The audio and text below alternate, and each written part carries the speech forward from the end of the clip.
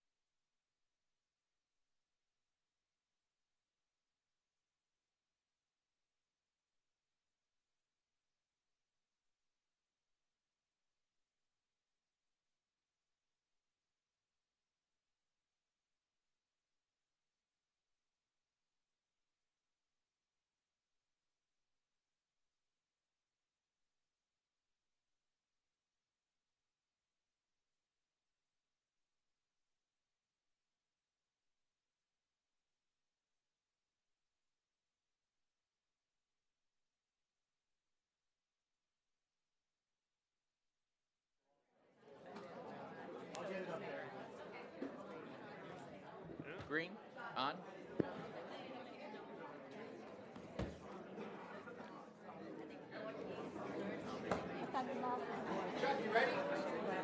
I thought he lost his voice.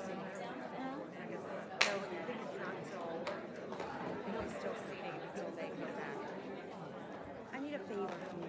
I don't know what. She said she was coming. So she wanted all these dates.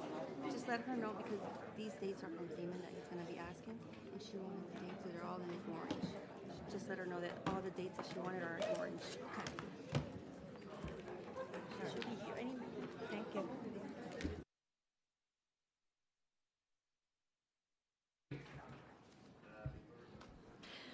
Good morning. This special meeting of the School Board of Broward County, Florida is now called to order. Dr. Hepburn, are there any items to be added to the agenda? No items to be added. May I have a motion and a second to close the agenda? Second. It's been moved by Dr. Zeman, seconded by Mrs. Leonardi. All in favor of closing the agenda say aye. Aye. All those opposed say no. The agenda is now closed. May I have a motion and a second to approve all final orders? So move. Second. Moved by Dr. Zeman, seconded by Mrs. Leonardi. Is there any discussion? All in favor of approving all final orders say aye. Aye. Aye. Those opposed say no. All final orders have been approved. I now declare this special school board meeting is adjourned.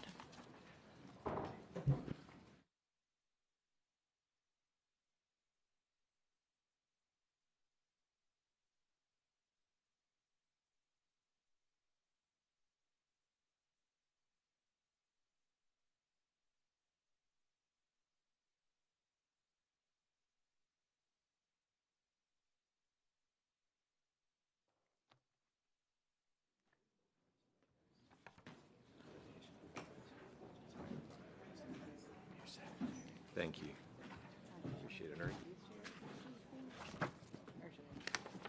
Yeah, it's fine.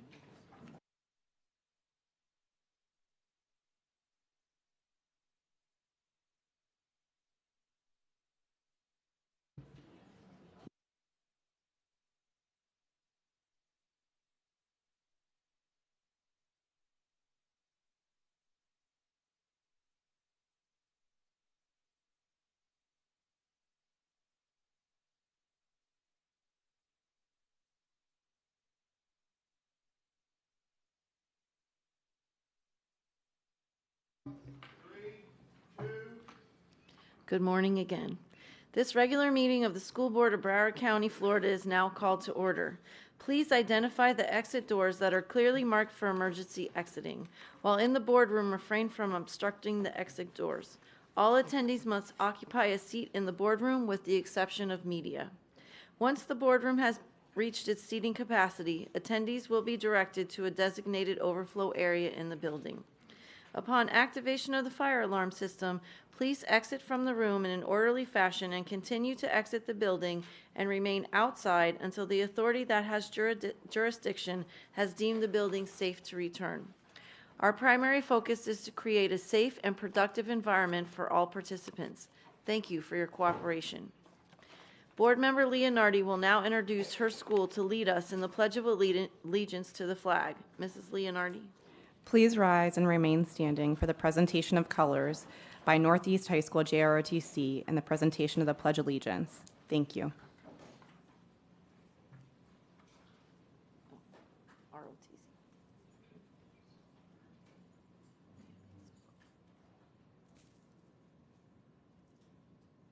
Color guard, attention, carry the colors. Forward, march.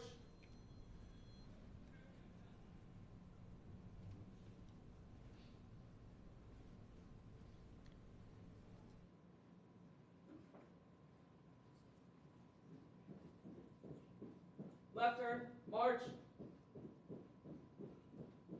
Color guard, hold. Present arms.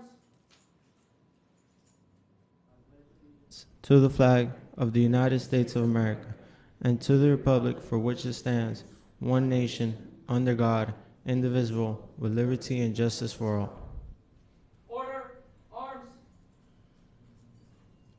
Mark time, march.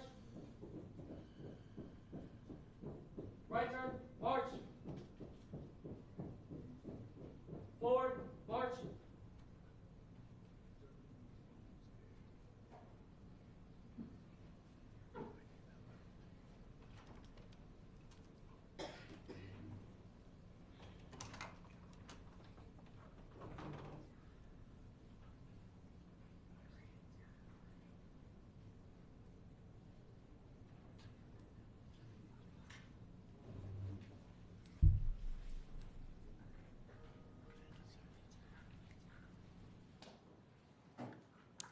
Thank you to the JROTC team at Northeast High School. Thank you. Board Member Rupert has requested a moment of silence for a student from Monarch High School. Mrs. Rupert is requesting a moment of silence for student Dylan Grove, who tragically passed away recently. Dylan was in the 10th grade at Monarch High School. His loss is deeply felt by his family, friends, teachers, and our entire school community. Please join me in a moment of silence for Dylan.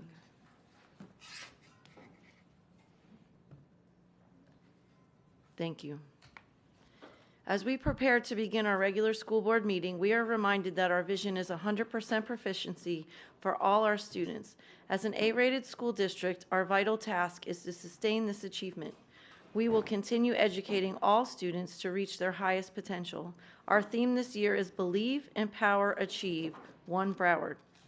May the chair have a motion and a second to approve the minutes for the following meetings. September 4th, 2024, special school board meeting. September 10th, 2024, regular school board meeting.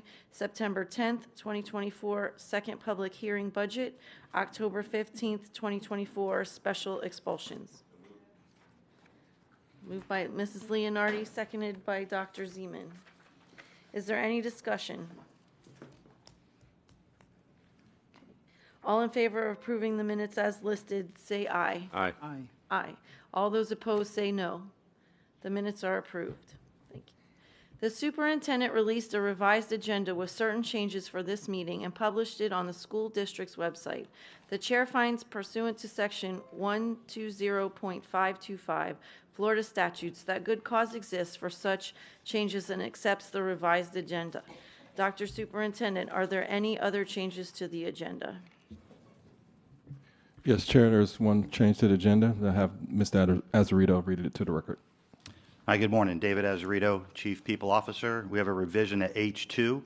In this section, instructional suspension, termination, dismissed during probationary period, we are removing Brittany Brown Cassius. Thank you. May the chair have a motion and a second to close the agenda? So moved. All in favor of closing the agenda, say aye. Aye. Aye. All those opposed, say no. The agenda is now closed. The school board will consider today's agenda items in the order and operations as outlined in the School Board Policy 1020 and Robert's Rules of Order. School board members and the public have access to all written agenda comments related to today's agenda. The Chief Communications and Legislative Officer polled the board of any agenda items they wish to address in advance of the meeting. The following consent items were identified. So we're going to go through them. Oh, Mr. Austin's not here. Mrs. Pham, are there any items that you would like to pull on the single letter items? Just brought in my, thank you. Yes, ma'am. They just brought in my black boxes. They didn't You get want carried me in to from come my car. back to Please. Okay. Thank you. Oh, no worries. I pulled H2, H4, J2, and FF1. Dr. Holness. Thank you, Madam Chair. B1, Okay.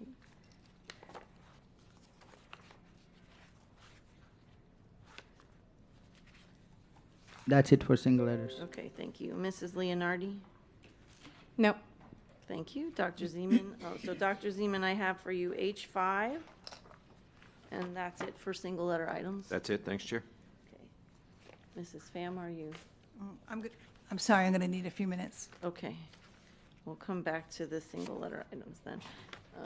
Okay. Is there anyone from the audience who would like to speak to a consent item that has not already been requested for discussion? Okay. Mr. Alston, do you have any single letter items? Okay, great. Thank you. Okay, we're going to go to the double letter items and then we'll come back to Mrs. Pham for all of them. So let's see. Mr. Alston, any double letter items? Okay. I already read mine, I guess, already. FF1 for me. Dr. Holness? None. Thank you. Mrs. Leonardi? I'm good. All right, that's going to be easy. Dr. Zeman, for double letter items, I have for you DD4, EE1, JJ1, JJ2, JJ3, JJ4, JJ5, JJ6, JJ7, JJ8, JJ9, JJ10, JJ11, JJ12, JJ13, JJ14, JJ15, JJ16, JJ17, JJ18, JJ19, 001, 002, 003, 004, 005, 006, 007, 008, 009, 0010, 0011, 0012, and 0013. Anything more? No, but the audience and you can calm down. That's a mistake. So apologize for the typo that got all of those. I'd like to talk about JJ1 and JJ20, but none of the in the middle ones. Sorry for taking so much time. Oh, no worries. And on the 00 item, it's just 001 only. JJ1 and JJ20. Yes, ma'am. Okay, so let me cross those. And then 001 One. only. And then GG1 too. Okay. GG1. Oh, sorry. GG1. Okay. If you'd like, I could just read the list so we're good. Sure. BB5, CC1. Oh, wait a minute. I didn't have BB5. Oh, that's the presentation on Council of Great City Schools. Okay. Okay. I'm sorry. Yes. Yeah. Okay. Which I'm happy to skip if the board is inclined. CC1, DD4, EE1, GG1, JJ1, JJ20, and 001. Okay. Thank you. Okay, and Mrs. Pham, are you ready? Yes, ma'am, thank you. Okay, single letter items. Yes, I have H5, I have B1, O3, and that would be the single letter names. Okay, and then the double letter items. AA1, BB3, DD1, DD2, DD2, DD3, DD4. Wait a minute.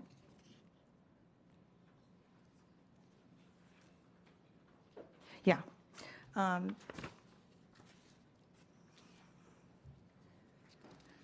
JJ10.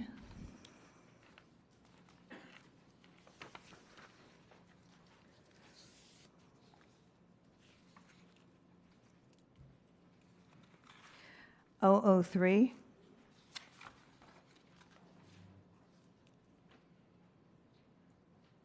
I'm not sure if it's 003 or 004. I'll check that, but it's one of them.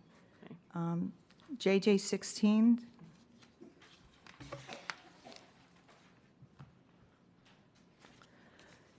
Um, 0010.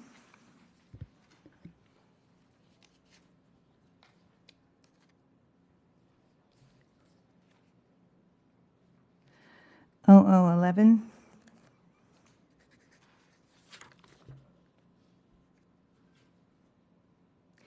OO12.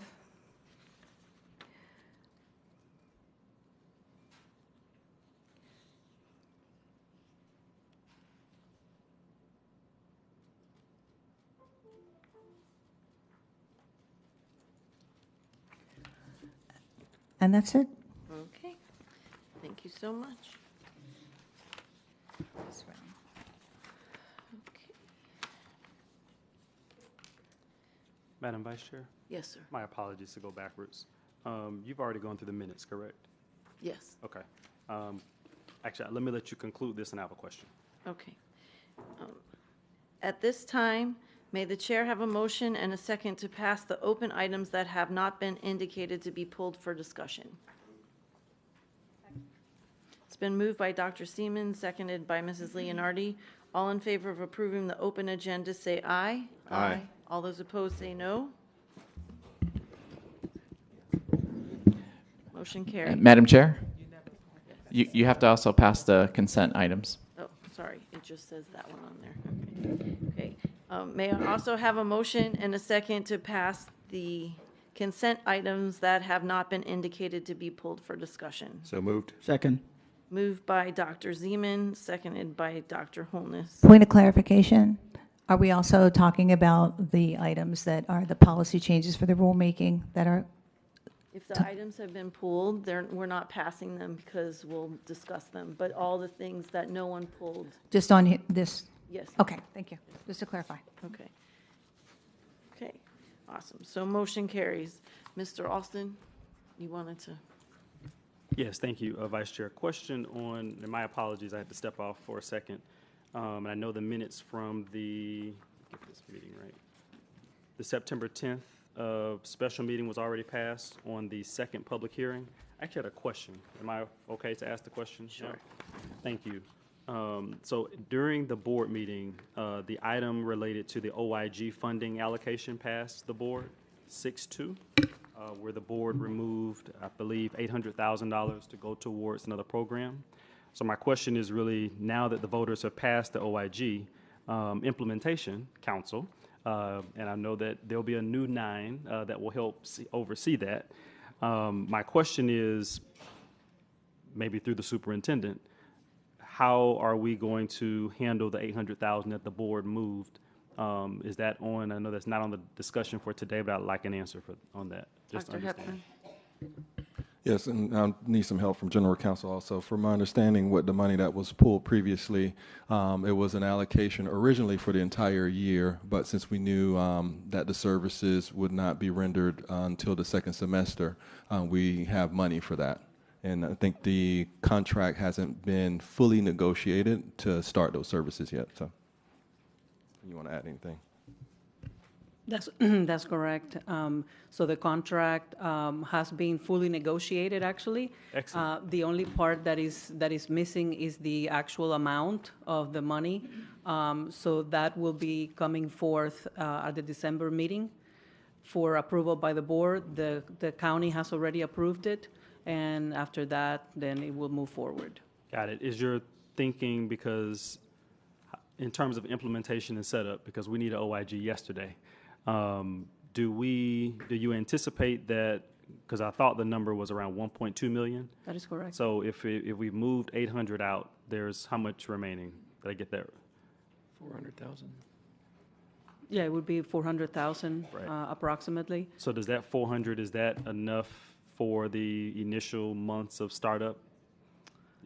Because it's probably closer to the 6 month if it's a quick startup. Correct. So that's a discussion that we would have to have with the county and the OIG's office. And as soon as we do that this week, we'll go forward from there. Great. And what's the anticipation of startup? So if it's approved in December, at the December board meeting, it should start up right after that. So instantly? Correct. Great. Thank you so much. This district needs it. Thank you. Thank you. The next item of business on the agenda is H3, a motion to approve non-instructional appointments and leaves for 2024-2025. May the chair have a motion and a second on item H3? So moved.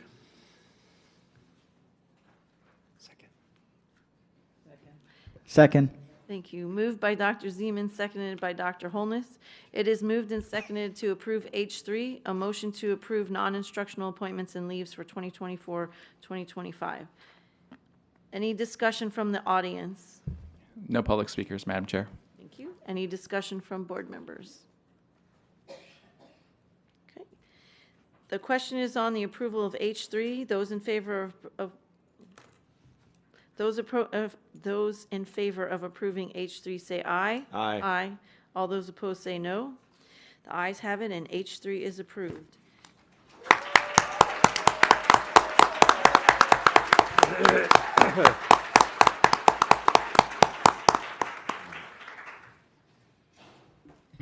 The chair would like to take a moment to recognize new staff appointees. We would like to congratulate each of you for your career advancement with Broward County Public Schools. We value you and your families. If we could give the appointees another round of applause.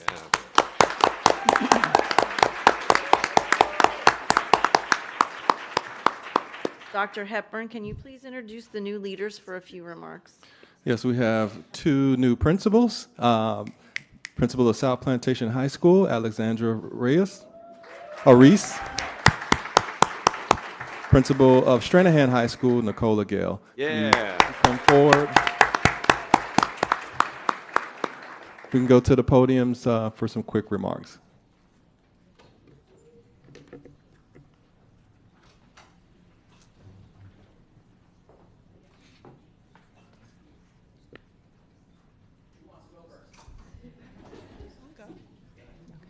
Good morning, everyone. Again, my name is Nicola Gale. I would like to thank Dr. Hepburn. Also, I'd like to thank the school board members and senior leadership.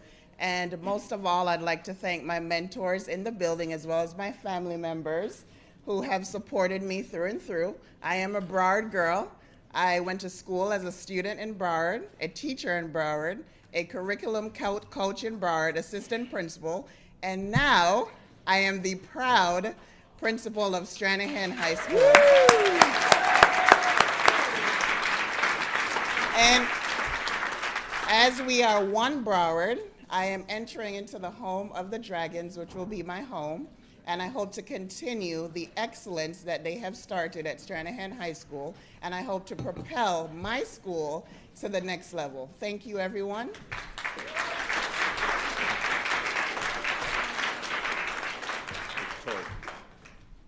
Good morning. My name's Alex Reese. And first, I would like to thank the board, Superintendent Hepburn, and all of my mentors in the room for their faith, confidence, and trust in me. The School Board of Broward County and their dedication to our students, every student, is truly inspiring. I would like to take this moment to thank Principal Griffin and the Boyd Anderson Zone for really making me feel supported and part of the Lauderdale Lakes community for the past 6 years. I'm honored to be here today as the new principal of South Plantation High School.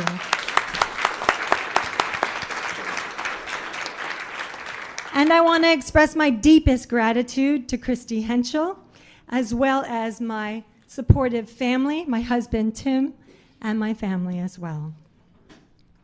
As I take on this new role, I am filled with excitement and optimism. South Plantation is a community of extraordinary students, dedicated teachers, and supportive families. Together, we'll build on the strong traditions of South Plantation High School and aim even higher.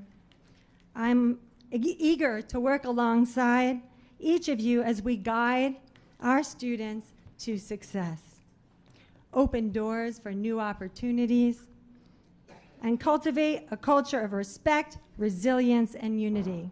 Thank you for this incredible opportunity, and let's make this a year of student success, great achievements, and lasting experience for our South Plantation High School community.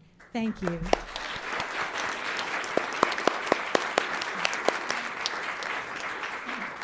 Thank you so much, and congratulations on your new principalships. At this time, we will now recess this regular school board meeting for a board photo with the new staff appointees.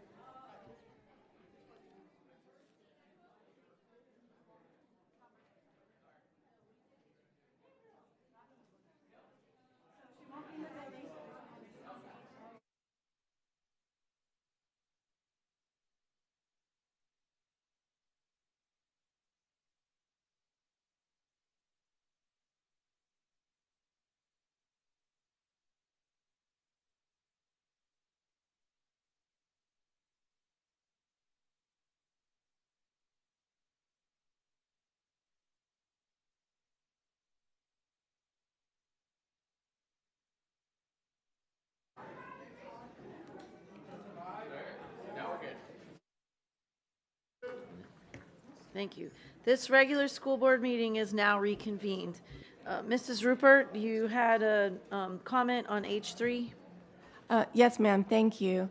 I was looking through the information, and it's a little loud. I actually have a suggestion to add current previous work calendar days. I think when the public looks at the items, sometimes we include it if we know the work days, and other times we don't. But when you're talking $20,000 to $30,000 pay raise, I think it makes the public understand if they were on a 244 and they went down.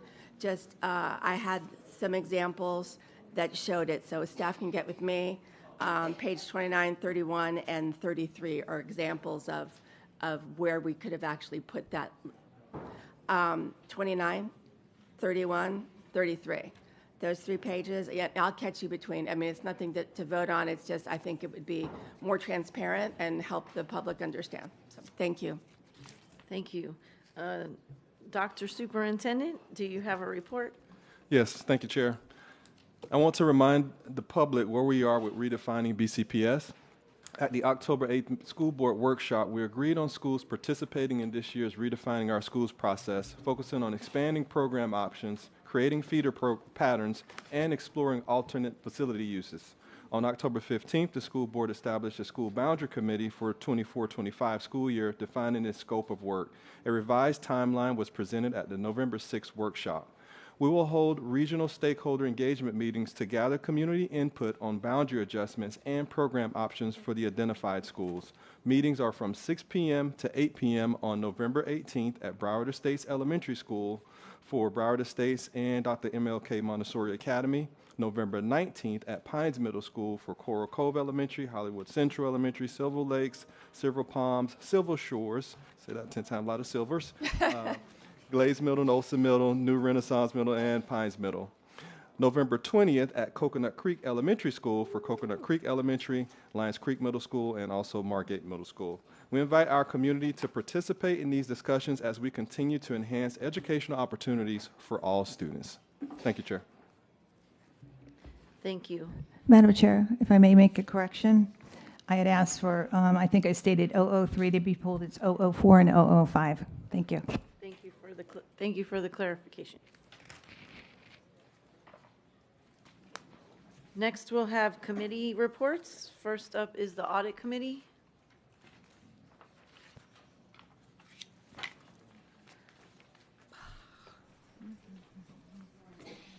Good morning. I don't think it's on. It is? Oh, okay. Then I guess I'll have to use my committee voice. Good morning, Dr. Natalie Lynch-Walsh, Chair, again, of the District's Audit Committee. I believe we just had elections at our last meeting. And at our October 1024 meeting, we passed a couple of motions. Those will be coming to you in December, but one of them is time sensitive because we have our next meeting tomorrow. And those motions are as follows. Let's see, too many different backup. The first motion was to continue streaming audit committee meetings on Beacon. Our last meeting was streamed. We're not sure if tomorrow's is supposed to be streamed, but this motion passed unanimously. The motion was we recommend the board continue live streaming audit committee meetings via Beacon so they are available to the public, and it passed unanimously. The second one was about was following the audit of payroll policies and procedures of selected locations with the aim of reducing errors, increasing efficiency and effectiveness. The motion was that we recommend that the district urgently implement an electronic payroll system, eliminating all paper, including adopting a workflow system. That also passed unanimously. And a few of us remembered that we seem to have passed a similar motion, and maybe not just one, so I went and dug up the prior motion, which was from the May 18th 2023 discussion of the payroll procedures audit, which I provided to the board, our attached minutes. And that motion recommended the district research what other districts are doing for payroll and timekeeping and use those results to implement an electronic system. So that's a motion from May of 2023, and it is now November 2024, and there's been, as far as we know, no movement in that direction. So if we could find out whether our meeting tomorrow will be live streamed or whether I will be playing Beacon and Facebook Living it, please let the chief auditor or someone know. That would be great. The motions that we passed prior, one of them was the HCT motion. It came to the board in October under the audit committee motion item. And I signed up to speak to L1. I'm not clear on whether that's open or not. It was my understanding it got moved to right after committee reports, but it's kind of a moot point if you passed it on consent. So if that could be brought back, if it was passed, that would be great. Because we passed a motion, it came to you in October, and the motion included commentary from July, and that was not included with the motion, even though it was part of the motion. And that's problematic, as there were 5 bullet points that needed to be included. I just sent you these motions that I read prior, and those had backup that in theory would not come to the board. As far as our meeting tomorrow, one of the things we're going to be focused on is the fund balance. We talked about the discipline audit. That will be coming back. But fund balance, we got some backup from staff last night, late. Our essential question, there was a payment for the charter school settlements, and this is important. There was a payment made to charter schools. From an accounting standpoint, did staff accrue it in fiscal year 24 or not? It's a really simple yes or no question. You either booked it in fiscal year 24 for a payment, the amount of which you absolutely knew about, or you didn't. It appears to be, based on what we received last night, sitting in the fund balance. We did not get a detailed breakdown of next year budget appropriations explaining the $54.6 million. The journal entries that we got, there seemed to be missing journal entries. When I did journal entries, you had to have a debit and a credit, and if something was coming out of something, it would be nice to know from whence it came. We asked for approvals and other disclosures for the amounts being placed in the assigned fund balance. There is a note of $32 million being additional referendum, but it says settlement next to it. What does that mean? I hope we'll have staff on hand to explain. We asked for a breakdown by bargaining unit. And again, the charter school payment, fiscal year 24, yes or no? Thank you. Next up is Broward County Association of Student Councils and Student Advisor to the Board. Good morning, Madam Chair and board members. Landon Spellberg, Student Advisor to the School Board. We're excited to update you on our work since last month's meeting. We've made great progress on our Speak Up, Speak Out sessions, including recent visits to Coconut Creek High School, Atlantic Technical High School, JP Taravella, Hollywood Hills, and Lauderhill 6 through 12. To talk about those visits, we heard some great feedback, especially when it comes to the technical high school and the 6 through 12 experience. We got some great feedback about the experience that students are having at those schools, and it was great to learn more about the innovative programming that's offered there. Upcoming, we'll be visiting Coral Glades, Coral Springs, Everglades, Fort Lauderdale, Dillard 6 through 12, Boyd Anderson, and Plantation as we continue to take our Speak Out sessions across the county and get great feedback from our students about what's going well in their schools, what improvements need to be made, and ideas and suggestions that they have for improvement. Last night, we were able to join Vice Chair Hickson for a student town hall. We had over 30 students attend our town hall to be able to get some great feedback about the different resources that students have in schools and the ideas that they have for improvement. So looking forward to future discussions, and also would love to partner with each of you to host one in your district virtually or in person, to be able to have a conversation with the students in your district about their school experience. Tomorrow, the superintendent will be joining us at the Broward County Association of Student Councils to meet with over 400 students about redefining our schools. The students will be broken up into small groups to be able to have a conversation about the Redefining Our Schools initiative, and specifically about the programming side of programs that are offered in schools. So we look forward to getting some great feedback in front of the superintendent tomorrow.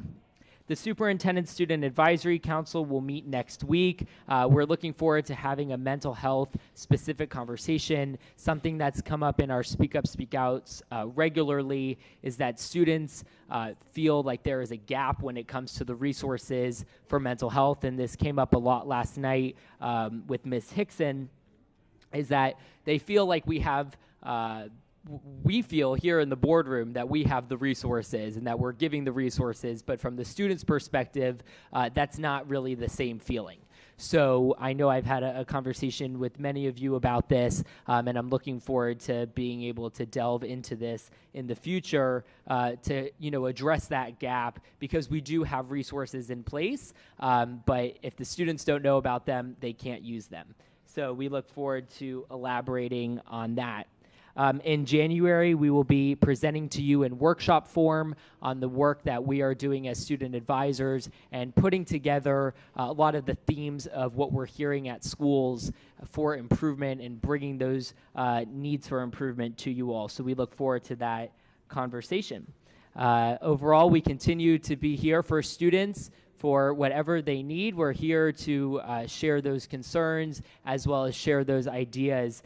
So as always, students can reach out at student.advisor@browardschools.com or through our social media pages. And we look forward to another month of meeting with students and hearing what is going on across the district. Thank you very much. Thank you very much. Next, Broward County Council PTAS and PTSAS. Okay. Broward Education Foundation, District Advisory Council.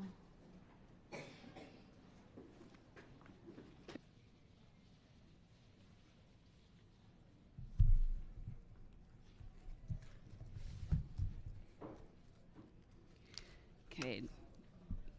Natalie Lynch Walsh, District Advisory Council Chair. District Advisory Council met on November 6th at Plantation Middle School. Our meeting was delayed starting for 20 minutes because there was no one there to make sure that the Teams portion of the meeting would be up and running. I don't know what's going on communication-wise, and that was sort of ironic because the staff that was going to speak to the academics knew that they were coming via Teams, which we found out, I think, earlier that day or the day before, and yet nobody made sure that Teams was functional. I'm hoping it was a gigantic misunderstanding and not purposeful. That being said, we did pass a couple of motions, and we have a number of motions on L1 today, most of which are now irrelevant, but some are still relevant. So we passed a motion after a discussion about the calendars and needing to have calendars approved earlier. We recommend that the Broward County Public School Board develop, finalize, and receive school board approval for school calendars at least 2 years in advance by the first school board meeting held in October. That's to avoid where we are now and to plan ahead. They wanted a better calendar proposal and a confirmation process. The request within the written motion allows for better planning for both families and staff. And there's a note in here, the district has not begun any planning for the change in the school start time as required by the new state law. So when the new law has passed and will come into effect, This is to help the district plan ahead. There was also discussion about surveys that are being administered to students. North area will be bringing that back once they identify some specific surveys that they're concerned about. As far as back to school goes, there's one concrete example where life skills and wellness, that is the one thing you have to print out. It doesn't tell you to whom it should be delivered, and you have to hand carry it into school because you can't email it. It's the only form, seemingly, that you couldn't approve electronically. And the effect is, if they don't get it, then they can administer this survey to your child. I would argue, based on experience, as I did that night, that that would increase the response rate, because if you don't opt your child out, they are automatically opted in. So that's one example. And North Area noted that there are surveys that pop up on the website that are being given to students, and the parents don't know anything about it, so that one we'll revisit. Central brought the Long Range Facility Master Plan Steering Committee. We had a discussion there, but did not have quorum. We did have quorum at DAC. So once again, the request is for, and they changed the motion at Central to include, to specify that the steering committee is a committee reporting directly to the school board. So just like the Bond Oversight Committee was established via a resolution by the school board and reports directly to the school board, that is their request in this recommendation that has now passed at Facilities Task Force, and it's passed at Central Area, and it's passed at District Advisory Council. It passed unanimously each time. Whereas on 11/9/2021, the School Board of Broward County approved AECOM's proposal to develop a two-phased long-range facility master plan framework, and whereas the framework included a facilities condition assessment and a long-range facilities master plan and a steering committee, and whereas the steering committee is defined as a team of BCPS senior staff and community stakeholders to guide the creation of the capital planning framework aligned to the strategic plan, manage costs, and review policies, whereas AECOM submitted the deliverables as approved by the school board, we recommend the school board formally adopt the AECOM framework and adopt a resolution establishing the steering committee as a committee reporting directly to the school board. So we'd like a response to that. As far as the academic presentation went, we did not have the revised presentation, nor did we have the school-by-school breakdown. All of the areas now have that. But there were concerns about being able to compare apples to apples, the 6 to 8, grades 6 to 8. They need to pull back the high-achieving kids and look at all the kids. Thank you. Thank you so much. Diversity Committee?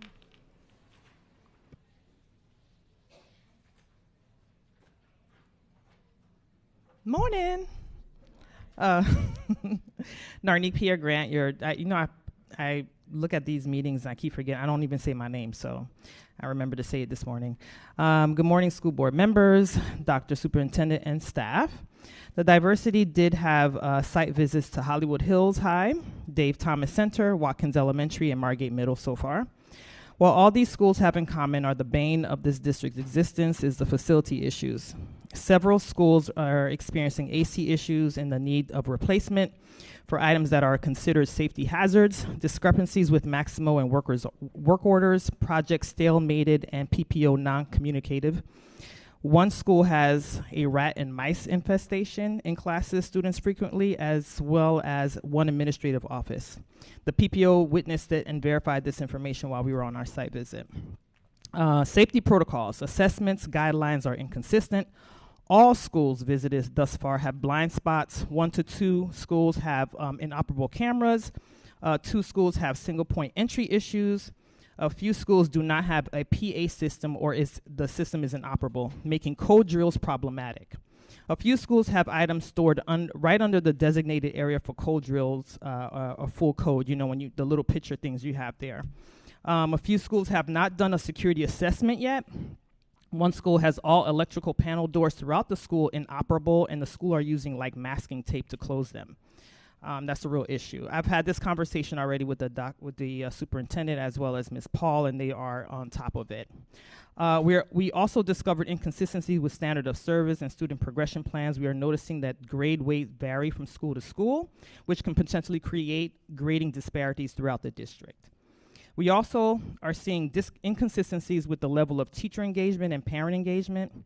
There is also a concern on how the district engages the Broward County community. We have placed a request on the process by which the district vets, compiles, and sends out announcement messages and addresses to the public. As I mentioned in my last report, a recent address from the district has uplifted one group in our community and unfortunately marginalized another. While I believe this was not intentionally done, a group in our community was affected and the district should address it. The standard of service condition expresses the importance of maintaining the equity and educational safe spaces in our district. We recommend moving forward, if the district takes a position that the district acknowledges all affected communities, encourage open dialogue and support, clarify anti-discrimination policy, and conduct family and community outreach through your parent community involvement task force and the communications department. We are still seeing schools with media clerks instead of the media specialists, which should be in accordance with the HB 1476. The committee has observed the assessor data is still not displayed on individual school websites. We were told by Kathy Keith in the Department of Diversity School Climate that it's because there's an issue with focus in the transitioning of data. So we hope that someone from that department can look into that. The recent audit of discipline was discussed, and the committee is concerned with the number of discrepancies. We will be fully discussing the findings in our December meeting. Technology protocols, access, warranties, and distribution are currently inconsistent. On a good note, we did observe some great programs available in the school and in the schools, and we would like to make sure that during the redefining process that those programs are considered for duplication throughout the district. I will always end my report with this phrase: the power is with the people, not the people with perceived power. We work better together than apart. I reiterate the importance of our community input and collaborations, and with that, I wish you all a great day. Thank you. Thank you very much. Next up is employee union groups, BTU, BPAA, ESMAB, FOPI, COPA, PBA. Okay. Next then is ESE Advisory Council.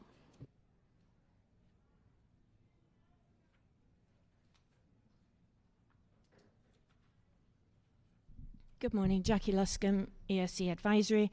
At our last ESE Advisory General Meeting, we reviewed your draft cameras in ESE classrooms policy. We passed a motion about it to enshrine all our feedback. I won't go through that motion now, it's lengthy, but basically we had a lot of feedback largely about some of the limitations being proposed against parental rights in there, and the proposed limitation, although I know that was addressed at workshop, of limiting this essential security layer to just the first 300 people with their hands up. That's not how the safety and security of our kids can be assigned. It needs to be for everybody.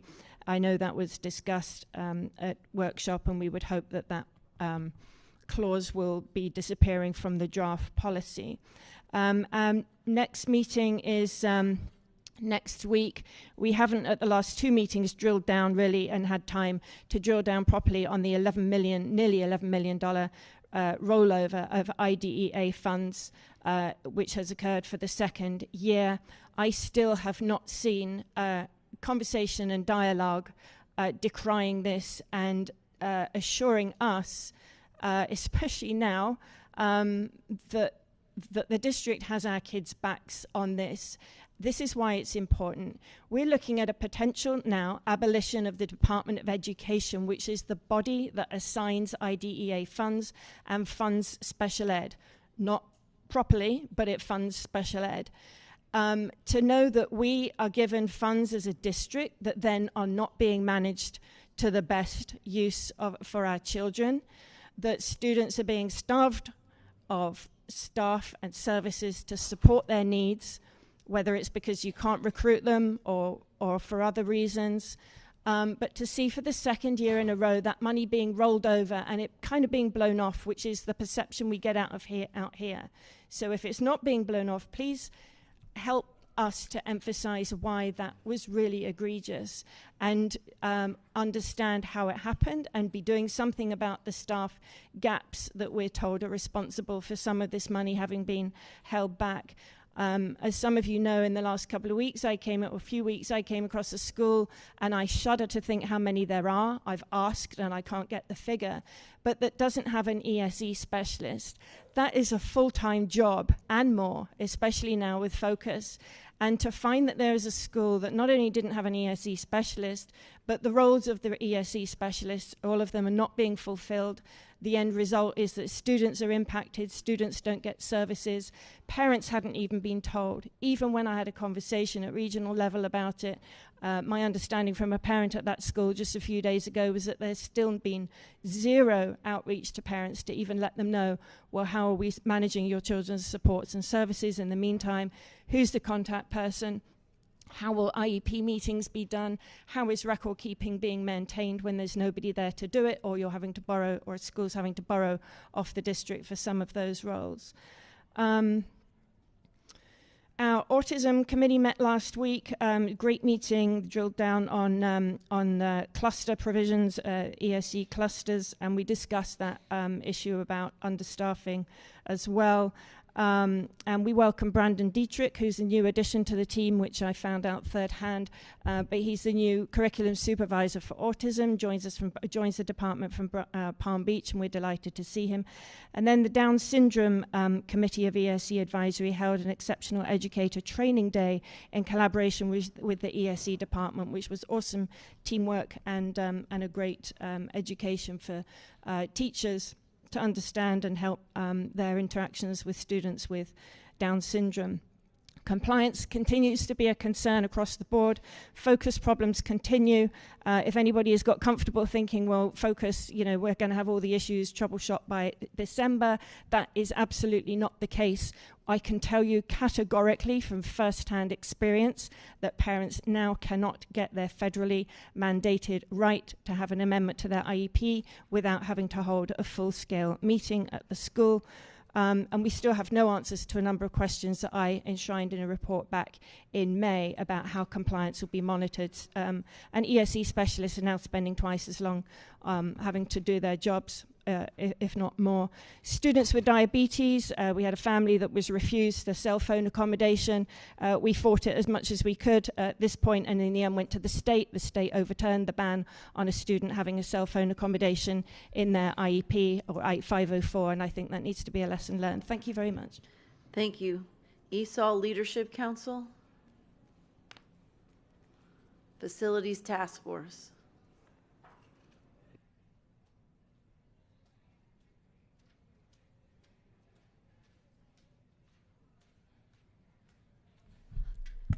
Good morning. Dr. Hepburn, Madam Chair, and esteemed board members, Kimberly Mulhorn, as the chairperson of Facilities Task Force. Thursday proved to be another eventful meeting, particularly as I had the honor of serving as chairperson. If you're not prepared to address the challenging questions or commit to transparency or speak truthfully, then FTF may not be the appropriate venue for you.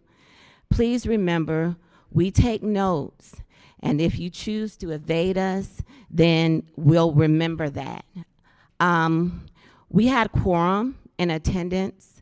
Our meetings are scheduled the first Thursday of each month at 7 p.m.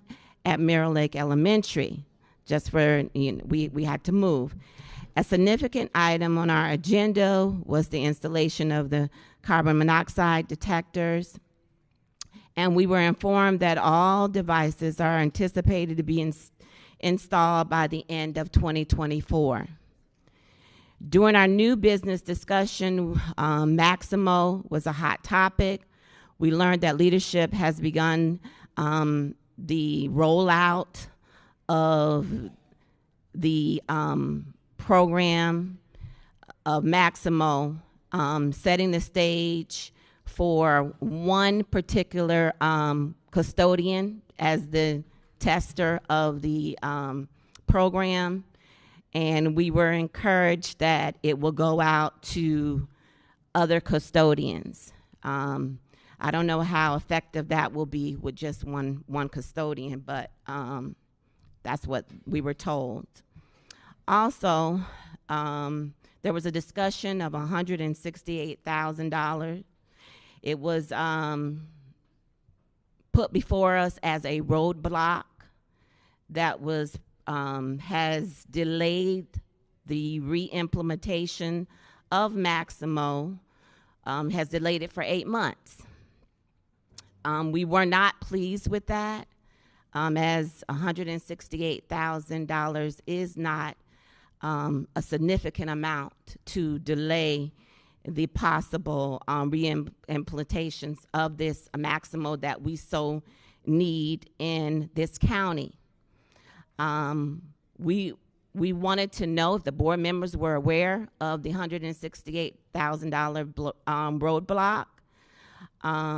We know that that was the first time as a committee that we had heard of the delay. So we passed a motion requesting a detailed project timeline for Maximo, considering that it has been delayed again. Furthermore, we had a motion that was made to send the 20th statewide grand jury report to the Office of Chief Auditor for external review. This was passed unanimously amongst us, and we thought that it would be great for the auditor to go over it, and considering that it had a lot to do with facilities. And we wanted to have a review of it and get a report back to our committee also. Again, we welcome everyone to our meetings. Dr. Hepburn, Mrs. Paul, we welcome you so that we can have some dialogue in our meeting and our committee and with our community. Thank you. Thank you very much. Next is Gifted Advisory Council. Green Advisory Council. Human Relations Committee. Multilingual Advisory Committee. Parent Community Involvement Task Force. Small Business Advisory Committee. And Technology Advisory Committee. Okay, thank you. That concludes the committee reports. Next, this is the time of the agenda where we have split the general public speakers to incorporate a morning session. Each registered speaker is reminded to present their agenda comments in accordance with Policy 1020. First up for public speaking, we have Mr. Ronald Barish.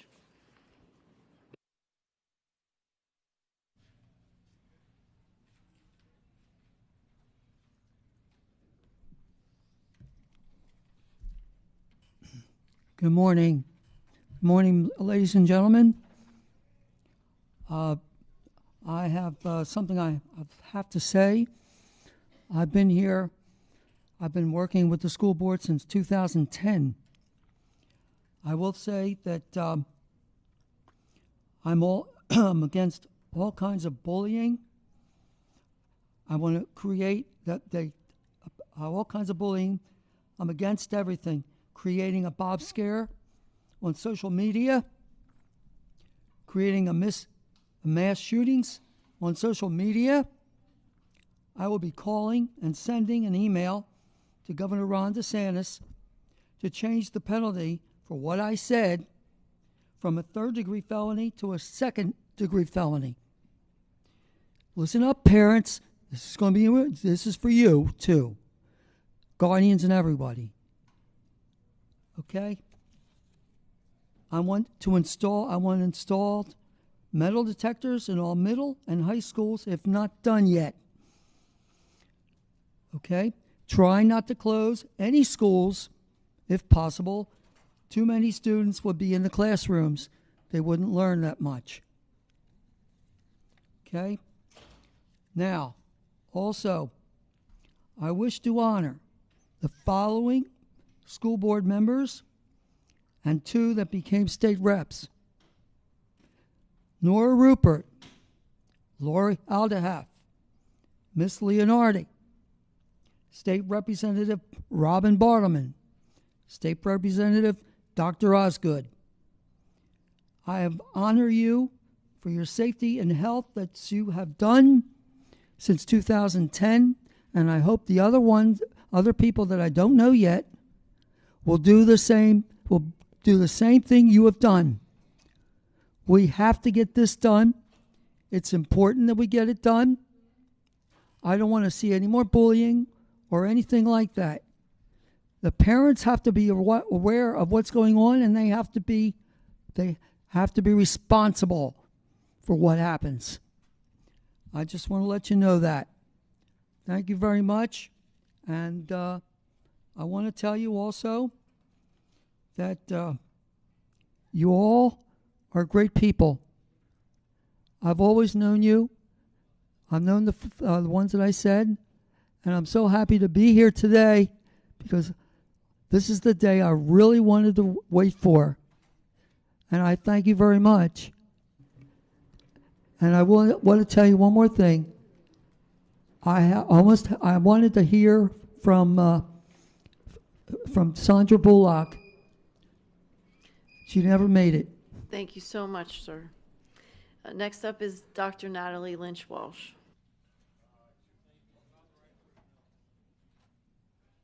Good morning again. Natalie Lynch-Walsh, Plantation, Florida. I'm not even sure where to start anymore with this, but let's read some facts. I noticed you guys had the superintendent appraisal system. I don't even bother pointing out that this is flawed anymore. It doesn't seem to tie to the contract because the most important thing to me in this contract is at the very beginning under official duties. And it says in the contract, Howard Hepburn, EDD, shall faithfully perform the duties and responsibilities of superintendent of schools as specified in that position's job description as from time to time adopted by SBBC and as prescribed by the laws of the state of Florida, the rules of the Florida State Board of Education, school board policies, and this agreement as may otherwise be assigned by SBBC. They attach a job description, and it says the superintendent shall comply with all SBBC directives, state and federal laws, applicable rules and regulations, and school board policies as exist or may be adopted or amended. And you know, of course, that there are Florida statutes in 1001, I think it's 0.3 something, 0.4 usually applies to the school board. So due process has been discussed, and I appreciate that Mrs. Hickson brought up the looking into, although I think it's now being called an after-action review or reflection. Things drag on, interestingly enough, when you don't follow due process. Due process is used as a weapon or as a get-out-of-jail-free card around here. When you want to punish somebody, they bastardize due process, as we saw with Dr. Shaw Roll. And as Mr. Alston masterfully pointed out in great detail as to all of the flaws in how this place operates. Conversely, when you want to not hold somebody accountable, we don't follow due process there either. Because despite, you guys can put out as many memos as you want that you followed the law, but it was not followed. And in the last one from General Counsel, our girl can't even get the statute she's quoting correct. The number is transposed. Please Google Florida statute 112.523. Good luck finding it. There is a statute, 112.532. In my experience, if you're going to call someone on the carpet or tell them, you know, too bad, so sad, get your stuff right. Thank you so much. Next up is Paul Volan. Good morning, Dr. Hepburn, Madam Chair, board members, and staff. My name is Paul Volan, and I'm the executive pastor at the Pentecostals of Cooper City. Thank you for your service to our students and community. I'm here today in a good faith effort to both communicate and find a resolution for an ongoing issue. As a church, our goal is to change the world around us by loving and serving our neighbors well. Because of this desire, we were very happy to enter into a Partners in Education sponsorship with Cooper City High School in February of 2023. We paid our funds and our thank you signage was placed at the school as the policy allows. We were told that our signs would stay in place until March of 2024. In early December of 23, we realized our signs had been taken down. Upon inquiring, we were told by local school officials that there had been a complaint regarding religious organizations and that our signs had subsequently been removed. This was done by the direction of the Broward County Schools Office of Legislative Affairs. This action had not been shared in advance, even though we had an agreement in place. We were given no further information, and the county failed or refused to communicate with us and remedy this circumstance. After multiple attempts on our own to resolve this matter, we retained counsel who communicated with the district. In July of 24, the district responded to our counsel and requested 90 days from July 1st, which concluded October 2nd, to remedy the treatment of the church, conceding the banners were hanging 8 months before they were removed, 4 months shy for the full year sponsored. Moreover, the district stated that it would complete the policy revision process so that all banners for the 24-25 school year conform to the revised policy, and that once the revised policy had been approved, the school board, at its own cost, would agree to have a banner made for the church and will hang said banner for a 12-month period.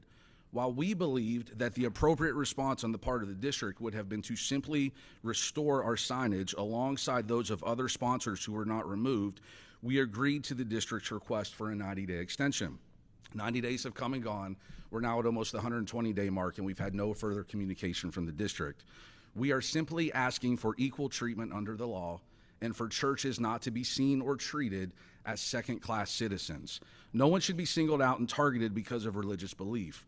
Our goal is to resolve this situation quickly and with as little difficulty as possible. We have no desire to move to next steps.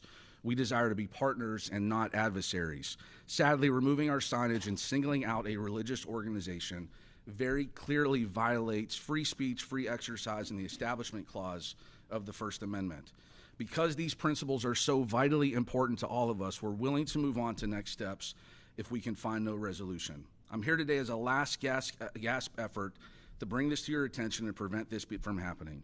Please do the right thing and restore our signage before November 18th as communicated to all of you in correspondence from Liberty Counsel. We would love to continue to be supportive partners. Thank you so much for making this happen today. Thank you very much. Next speaker is Dr. Trudy Jovanovich. Okay. And next up is Ms. Corey Pinero.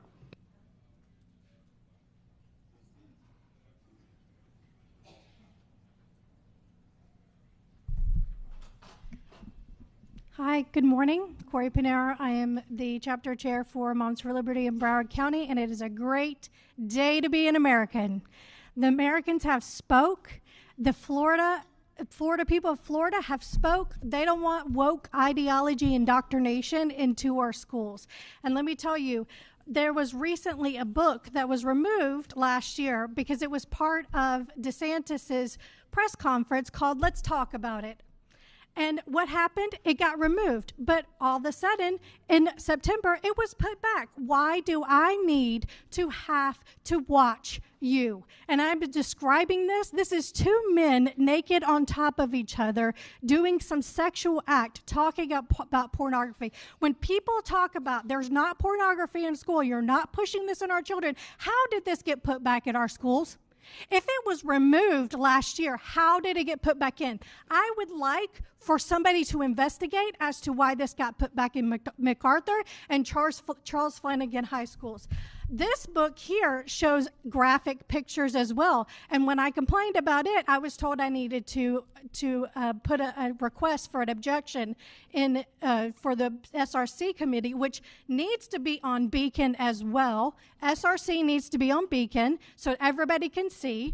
But this was also state, I know you're watching, also put back in our schools. So let me just tell you right now, there needs to be a huge change because it is coming. Change is coming to you guys, and y'all are not going to like it because you can teach our children to be loving and kind, but not push sexuality on them, because all this stuff is gender confusion and sexuality. It is not about inclusion. It's not about this stuff. It is about teaching our children to learn about somebody's sexuality, period. If I was to tell my 10-year-old, oh, you know, it's about love, and he says, oh, I love my best friend who is a boy, I must be gay. No, honey, you're not. It is not about just loving somebody. It's about who you have sex with. So I also would like to say that before, whenever people were talking about online, people talk about me online, and that's fine. You can talk about me online all you want. I do not care. I know who I am. But when we talk about transitioning our children in these schools, we're talking about socially transitioning them, giving them a different name, referring to them as a different gender. That is what we are talking about, not sex changes in the bathrooms. And also, I would like to say that in this committee, the SRC committee, I have been told, one, to put my child in private school. Somebody going to pay that for me? I also have been told that, that somebody pulled a pornographic book, gave it to 2 of their students, discussed it with them, and then went to the counselor, and then went to the parent. It is backwards, and y'all need to change. Thank you so much. Yeah. Next, I'd like to ask for us to have a motion to bring back agenda item L1. Can I please have a motion and a second to bring L1 back to the floor? So moved. Second. Thank you. It has been moved and seconded to bring L1 back to the floor. Is there any public comment on L1? We have 2 registered speakers for that, Ms. Narnique Pierre Grant and Dr. Natalie Lynch-Walsh.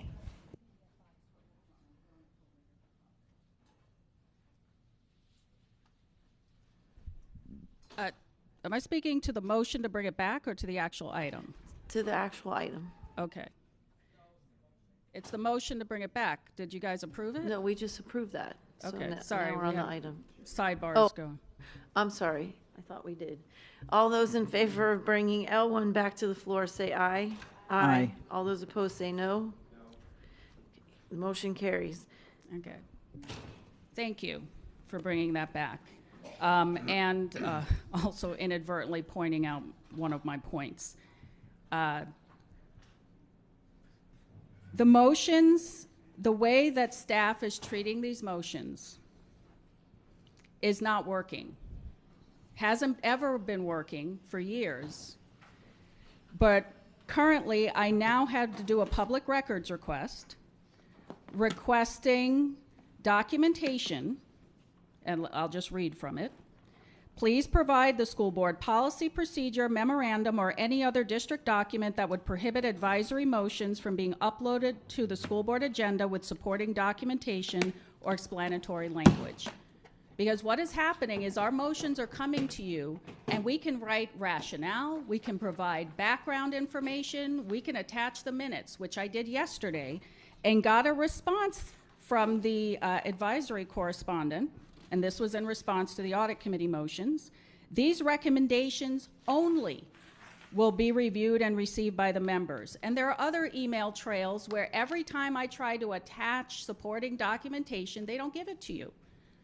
So on today's agenda, and this is the only item being treated this way, we have a bunch of district advisory council motions, most of which are no longer relevant. One was policy 8010 on school boundaries. That's already been done. Then we had the choice, not quite sure where that landed. Wireless communication. We asked for it to be looped. We understand from the last workshop that you're looking for more research. I had somebody send me, I think, 8 or 10 links to quote unquote research. Research to me is not research unless it's peer reviewed, and you have to put things into context. If all the research speaks to before and after taking it out of a classroom, you can't apply that to the entire school day. You can only apply it to the impact it had from taking it out of the classroom. So you can't have research that doesn't apply and call that research. And statements have been made that cell phones cause mental illness. I would argue that the mentally ill probably shouldn't have cell phones, and people that can't handle social media posts, but that's a whole other problem. We did get sort of a response on putting a task force together at the state level. We supported ESE and Gifted's motion, and that's it. So I guess our question is, what are we doing with the cell phone policy? The survey would probably not pass the psychometric smell test, and hopefully you won't do another survey. And then the other thing on here is the facilities task force motion, which of course we're in support of at DAC. Thank you. Thank you so much. Next up is Narnick Grant.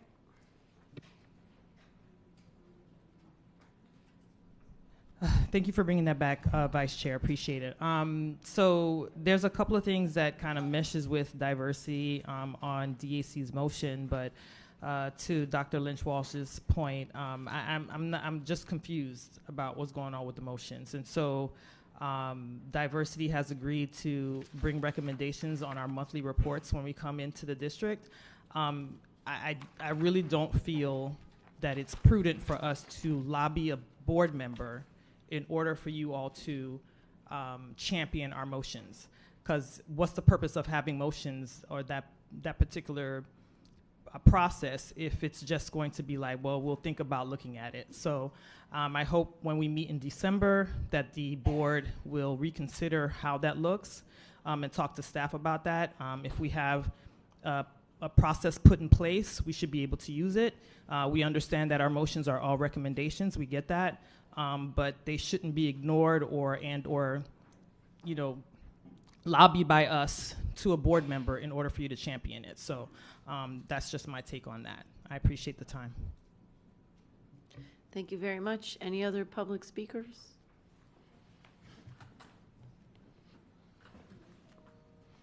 Okay, any board discussion on L1? Okay, all those in favor, well, we already voted on it, but all those in favor of L1 say aye. Aye. Aye. All those opposed say no. Passes unanimously. Thank you. Next item of business on the agenda is H2. May I have a motion and a second for H2? Second. It's been moved by Dr. Zeman, seconded by Mrs. Rupert to approve H2. All those in, any public comment on H2? Board discussion. No registered public comment. Thank you. Board discussion on H2. I have Mrs. Rupert. Thank you, Madam Chair. I would like to offer a congratulations to Ms. Jill Reitinger on her retirement. Speaking directly to you, Jill, you are to be lauded for creating and celebrating our students at Coconut Creek High School, especially our magnet program students. We love you. Their success is your success, and we all succeed helping our students. But I know that we will be seeing you still, and I'm going to let you maybe relax for a couple weeks, and then we're going to call you right back to help and volunteer again. So thank you. Thank you. Mrs. Leonardi? I just want to second those sentiments. I was a teacher under Ms. Reitinger, and she was just, I don't know that anyone in Coconut Creek is as adored as she is by our students and our community, and she was just an amazing mentor and educator. I just want to thank her for her service. Thank you, and I will triple that. I worked with her as magnet coordinator. We went out recruiting students together, and she's an amazing person. She'll be very well missed. I also want to congratulate the other 10 retirees on H2 item. We wish you the best as you move forward in your new journey. All those in favor of H2 say aye. Aye. Aye. Any opposed? H2 carries unanimously. Thank you. Next item up is H4. We did H4. So moved. Right. We did H4. Ms. Sorry. Hickson? H5. I think you did, didn't you? I Oh, I'm did, sorry. but that was, I didn't mean to do H4. Oh, yes, H4. I also want to, on H4, oh, sorry.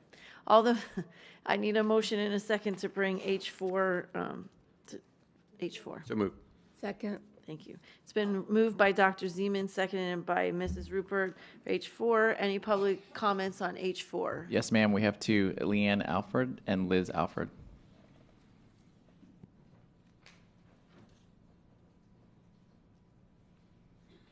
Are they here? Oh, she's coming. Okay.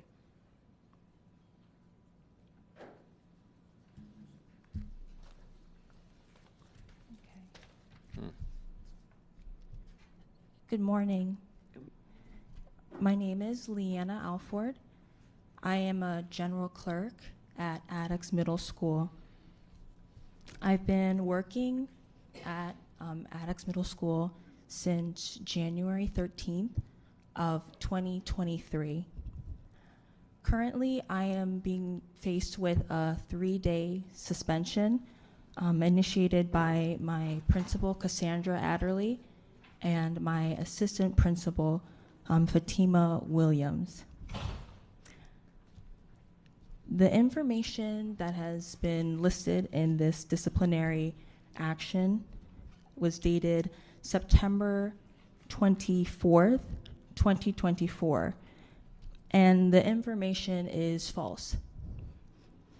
I have requested documentation from Cassandra Adderley to prove the falsities in this disciplinary action, but both the principal, Cassandra Adderley, and the assistant principal, Fatima Williams of Adams Middle School, have refused to provide me the information that I have requested.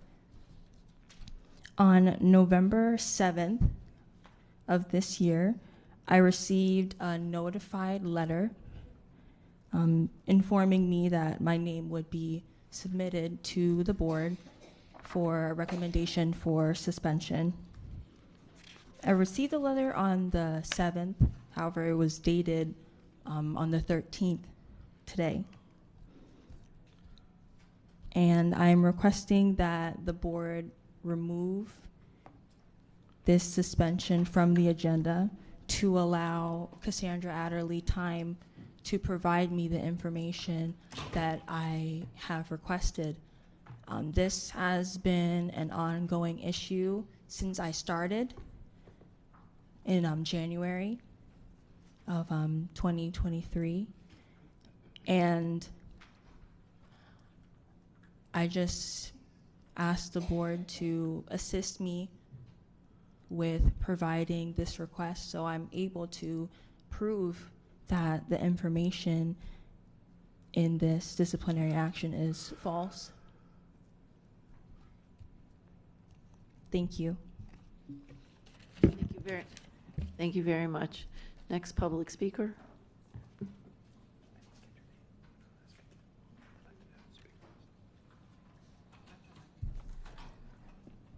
Madam Chair, there are no other registered speakers. Okay. Board discussion. Just a question, Chair. Name of the last speaker, please, if you could share that. Liz Alford. Thanks, Chair. Okay. Mr. Alston, did you have your hand up to speak? Thank you. Okay, thank you. Ms. Batista, do you know if this particular employee was able to go through all of the steps? So could you explain to us what the process is when there is a recommendation for consequences of suspension for an employee? Since I'm not familiar with this particular employee, maybe Mr. Azzarito can provide that information. But generally, I can tell you that this employee is not a teacher correct? That's correct. So that process is different from like the CC items where you have a complaint. In this particular case, if Mr. Acerito has some information, that would be helpful as to what exactly happened related to this particular employee. So, Go ahead, Mr. Mr. Chair, Acerito. Mr. Lozano is getting the file on this particular employee. However, as Ms. Batista said, as a non-certificated employee, once the procedure would be the allegation, it's investigated. This, I believe, was a school-based or site-based situation, so it went through the supervisor as well as professional standards. Employees given their due process to explain their side of the story. Determination is then determined if there's cause or no just cause, and then the 3-day suspension was determined. We're getting the actual file on the specific case right now. Yeah, if I can add, in addition, this process didn't just recently start. From what I'm looking at, as far as the process started in February of 2023. So it's been going on for over a year now with several meeting summaries and performance evaluations done by her principal, and discussions of disciplinary action on February 8th of 2024. So the process has been going on for quite some time. Okay, thank you.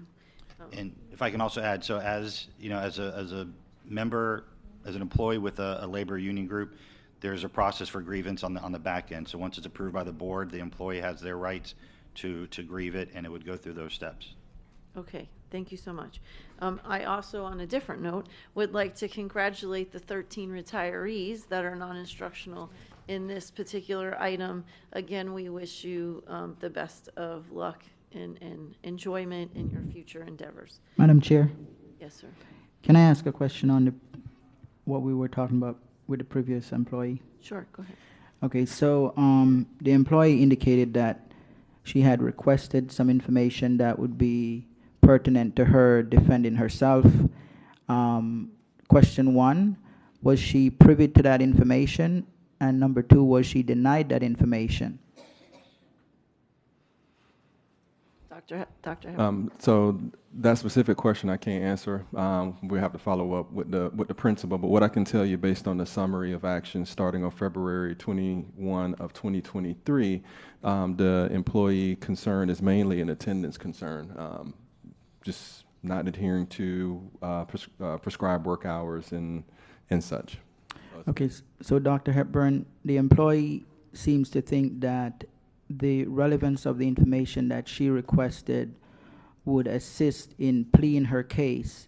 And I think if she's entitled to that, she should be given that opportunity. And if she wasn't, because we don't have that information now, I am requesting that we delay any consequence of this employee until we find out if she can be provided with that information, or if she was, and whether or not it would be relevant for her to use that information to plead her case.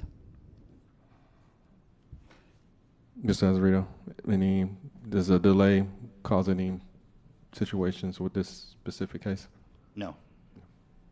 Okay, so can I make a motion? Sure. Okay, I'd like to make a motion to delay the consequence of this employee until we determine if she is able to receive the information she's requested, or if she had already received it, in order to be able to plead her case. Second.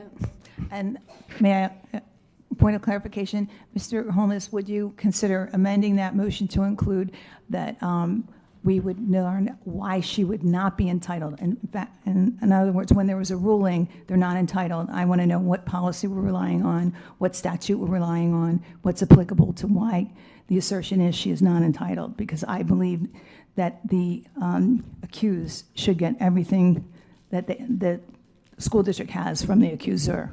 Thank you. Okay, I would like legal counsel to weigh in on the added part of what board member Pham is requesting. Ms. Batista, but I'd also question, in an item like this, don't we just want to remove that employee from the item? Okay. I don't think postpone is the... Well, you would postpone the item to the next board meeting and to bring her back to the next board meeting and to allow for whatever information to be provided to her. Okay, so Ms. Batista, Board Member Pham would then have that opportunity at the next board meeting to have any additional. Correct. Okay, so this motion is, Board Member Pham, this motion is simply to delay, to come back, and then Madam Chair, I'm sorry to interrupt. I believe you need to separate her out from the entirety of the item. That's what. Okay, so I'd like to make a motion to separate employee Liz, I didn't get the last name. Alfred. Alfred, from the item, the employees within that item, to separate her. So And to postpone to the next meeting. So that's the motion. it's been moved by Dr. Holness and seconded by Mrs. Rupert to, one, separate this employee from item H4 and then postpone it to the next school board meeting. Any public comment on the motion?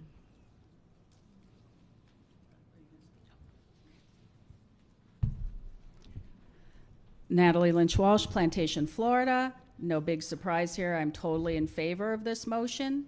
I think we've seen over and over how flawed and bastardized the process of disciplining employees, which the school board is in charge of establishing policies, including the dismissal of employees, and to do so consistently and fairly. And maybe if part of the process was people had to make a sworn statement, much like they do for officers, because we're learning a lot about what officers' rights are, if everybody involved in disciplining an employee had to make a sworn statement that everything that they were writing was accurate and truthful, we would see less of these, or they would provide receipts and people wouldn't have to come to a board meeting trying to defend themselves because the district says whatever, when I'm looking at a memo where general counsel can't even get her facts straight. Thank you so much. Next public speaker. Thank you for the motion, Dr. Holness. Appreciate that you are open up to see other people and what they're struggling with. And I hope that whatever issues this employee has in terms of attendance, because I heard Dr. Hepburn state that maybe we all be a little bit more caring to see what people are going through, because sometimes people struggle. And I don't know the whole thing because it's been a while, but I do appreciate that you guys are taking a step back to kind of review. And I appreciate it, Dr. Holness. Thank you. Thank you. Next public speaker. Ronald B. Barish. Just remember one thing. And according to the United States Constitution, any person that's innocent will be innocent until proven guilty in a court of law. Thank you.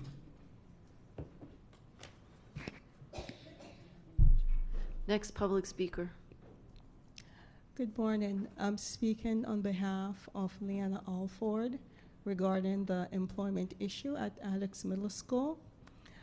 Yes, it was mentioned that it has been ongoing, and one of the reasons it has been ongoing simply because Mrs. Adderley refuses to do what's requested.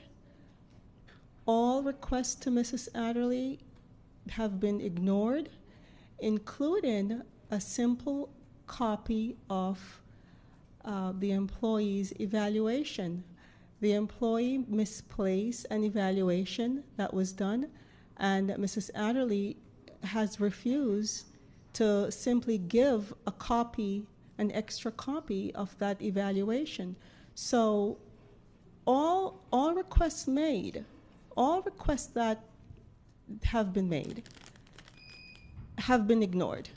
Thank you very much. Any other public speaking on the item? Madam Chair? Yes. I'd like to call the question on the motion. Okay. I guess roll call on calling the question. Oh, sorry. Mr. Azarito. I have the file if you would like me to read that first. He's called the question. So roll call on calling the question. Roll call on the question. Alhadeff. Alston. No. No. Pham. No. Hickson. No. Holness. Yes. Leonardi. Yes. Rupert. Yes. Zeman. 4-3, I believe it fails because you need 5 to call the question. Thank you. So we'll continue on. And board member discussion. Mrs. Pham. Thank you so much. Thank you for coming forward and speaking today. I personally would like to see the background on this entire file. If we can get that to the board members, if we don't get it to the board members, you can certainly send it to me because I'd like to review it. But I also would like to make a motion. I think that I feel strongly Mrs. Pham, that. we're still on Dr. Holness's motion, so you can't make Okay. another motion until we. Okay, after his motion, I'm going to make my own motion. Okay, thank you. Sorry. Any other board member discussion? Dr. Zeman.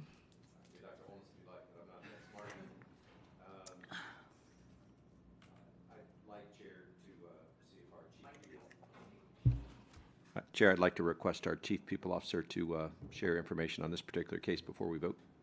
Thank you. Dr. Hepburn. Mr. Azarito. Through the chair, David Azarito, Chief People Officer. So all of the documentation on H4 suspensions, revision was sent to the board last night, so you have the copy of all of that information. But in this particular file, in this a statement from Ms. Adderley, the principal of Addicks Middle, on October 15th to Professional Standards. On August 27th, 2024, I held a due process meeting with Leanna Alford regarding her insubordination for failure to adhere to directives related to attendance concerns. During the meeting, Leanna Alford was unable to provide me with a compelling reason as to why I should not recommend her for a 3-day suspension without pay for her subordination. Therefore, I requested her name be placed before the school board with a recommendation for a 3-day suspension. The employee has previously had a meeting summary, which is not disciplinary, but it's a discussion about and expectations about attendance, as well as received a reprimand for attendance concerns. So this is a progressive step along that line. Can you clarify, Mr. Azarito, the progressive step? Was she having attendance issues? Then the principal met with her, provided a meeting summary. It continued. The principal met with her and provided a reprimand. It continued. Can you be very specific? So That's the board correct. So understands that? there was attendance concerns. They had a meeting summary. So again, it's a 3-day notice. We need to discuss your attendance concerns. They have back and forth. The individual can have representation there if they like, and then at the end of that, there's a meeting summary. That meeting summary discussed the attendance concerns. It happened some more along the way. Then there's another meeting with a 3-day notice. Employee can have their representation there. At the end of that, since they still determined there were attendance issues, there was a written reprimand. That continued. Attendance concerns continued. So now we're at this step where another 3-day notice, another chance to bring a representation, discuss what's going on, and then what the letter I just read from the principal is the result of that meeting. And so now we're at a 3-day suspension. And just to clarify, this started February of 2023, correct? 1 second.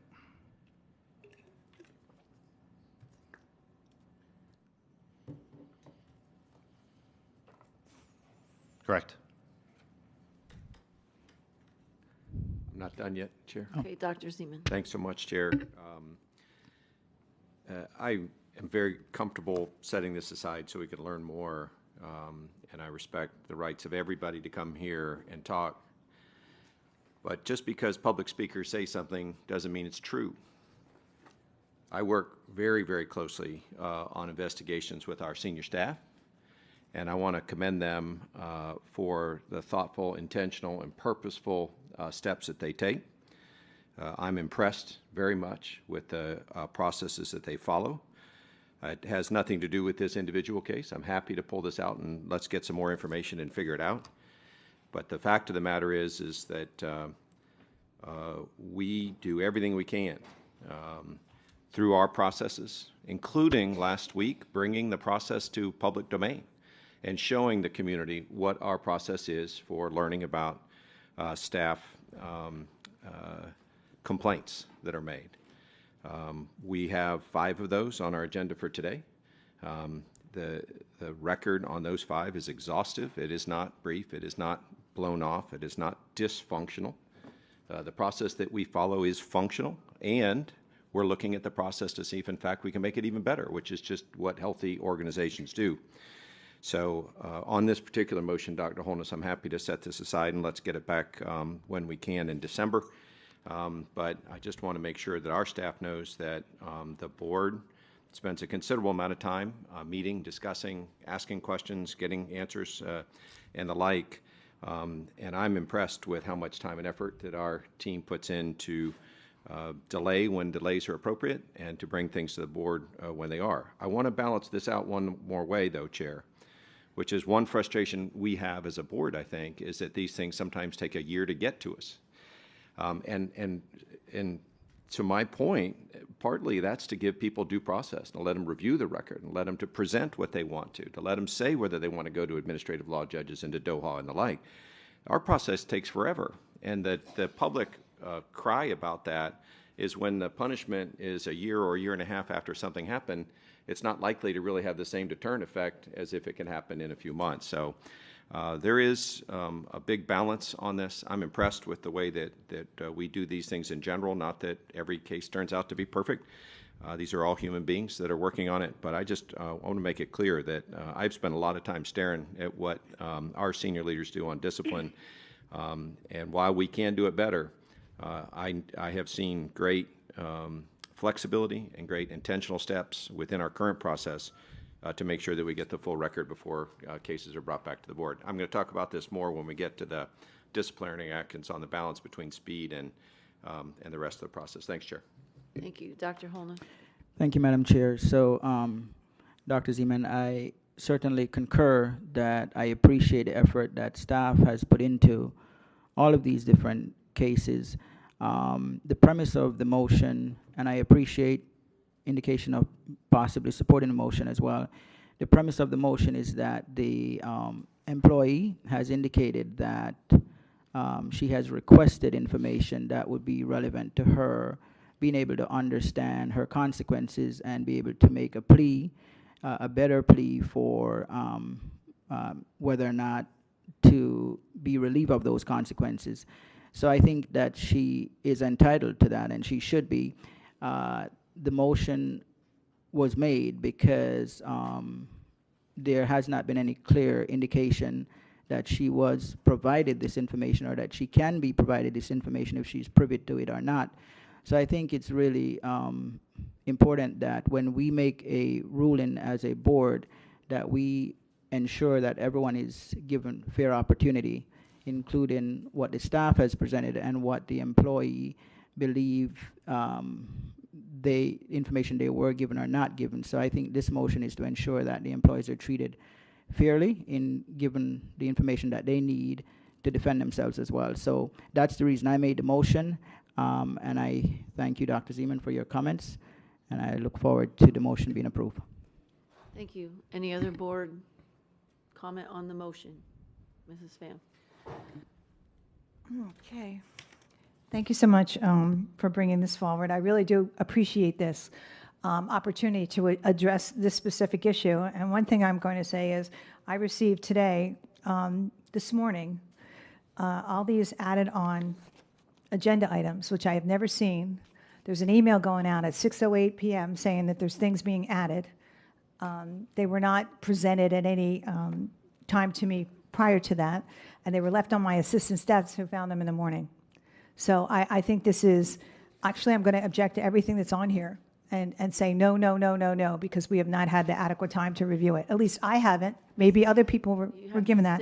So going back to that, this is on this motion. What my concerns are is this is not the first time that we've heard that the due process of people are being violated. We also heard it in Dr. Shaw's case, where she had requested information. If this teacher wants documentation, we should give it to her, and if we're not giving it to her, I want the documentation why we're not, and I want to know the legal authority, the precedent, why we're not. So we have to be fair and consistent across the board. We're not going to be a FEMA here and select who gets help and who doesn't.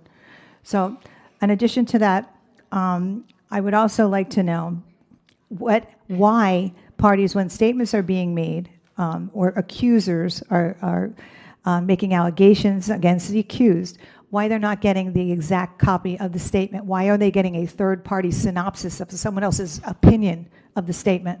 I don't like that either, because bias is included in that, and also prejudice. So I think we need to really took a good analysis of this and, pursuant to Dr. Holness's motion, go into more detail. What are we doing here? Why isn't she getting it? Why is she here asking for this today? Why wasn't this already automatically given? What's going on? So I appreciate what you're doing on the school district, but are you following the law? That's not the question of how well you're doing your job. It's whether you're following the law while you're doing it.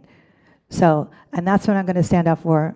And I support your motion wholly, Dr. Holness, that we roll this over and get to the bottom of it and at least get more than not even 5 minutes to review something of this kind of importance. Someone's life, their job is on the line. Come on, guys. We can do better than that. Thank you. Any other board discussion? Mr. Alston. Thank you, Vice Chair. And I was actually going to try to be quiet mostly today. So I appreciate your comments, Ms. Pham. I know this board has gone through a couple of different iterations. At one point, you know, if you got something the day before, there was heartburn. And then at one point, right, then it could come 2 days before, 6 days before, 7 days before. So I hope that you on this new board, that you revive that discussion, because there are some up here who've kind of been all over the place on that.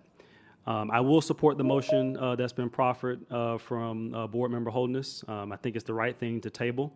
But I also want to strongly object from a comment that I think I heard from my colleague to my right that speaks to the investigations process. Because I'm not the superintendent and I don't work for the superintendent. I don't think I'm a part of his staff, and I don't think the board members are as well. So if I could, for council, I just want to be clear for the public. Board members are not involved with the investigative process when it comes to this. This is totally staff driven. Is that correct? Ms. Batista. Yes, that is correct. And board members only get involved when it comes to the board. Clearly, there's information that's shared to board members in advance to make informed decisions. Is that correct? Ms. Batista. Yes. Okay, I just want to be clear, at least to this individual and to others, that board members should not be involved with day-to-day operations. And I want to be clear about that, at least from this one departing board member, because it won't be my issue, Ms. Rupert, who's been here, who knows the process very well. So thank you, council, for clarifying. Any other board discussion? Great.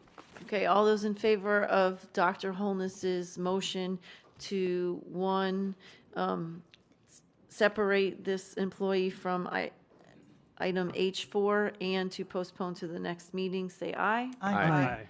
Any opposed? Motion carries. No. Oh, okay, so one dissenting vote. So we'll go back to the item then.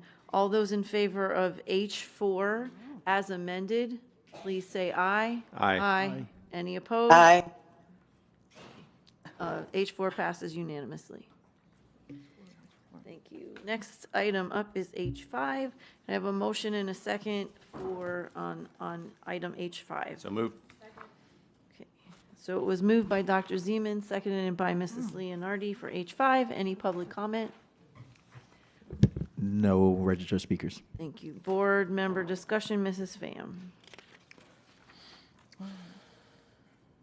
H5. Okay, thank you. Sure.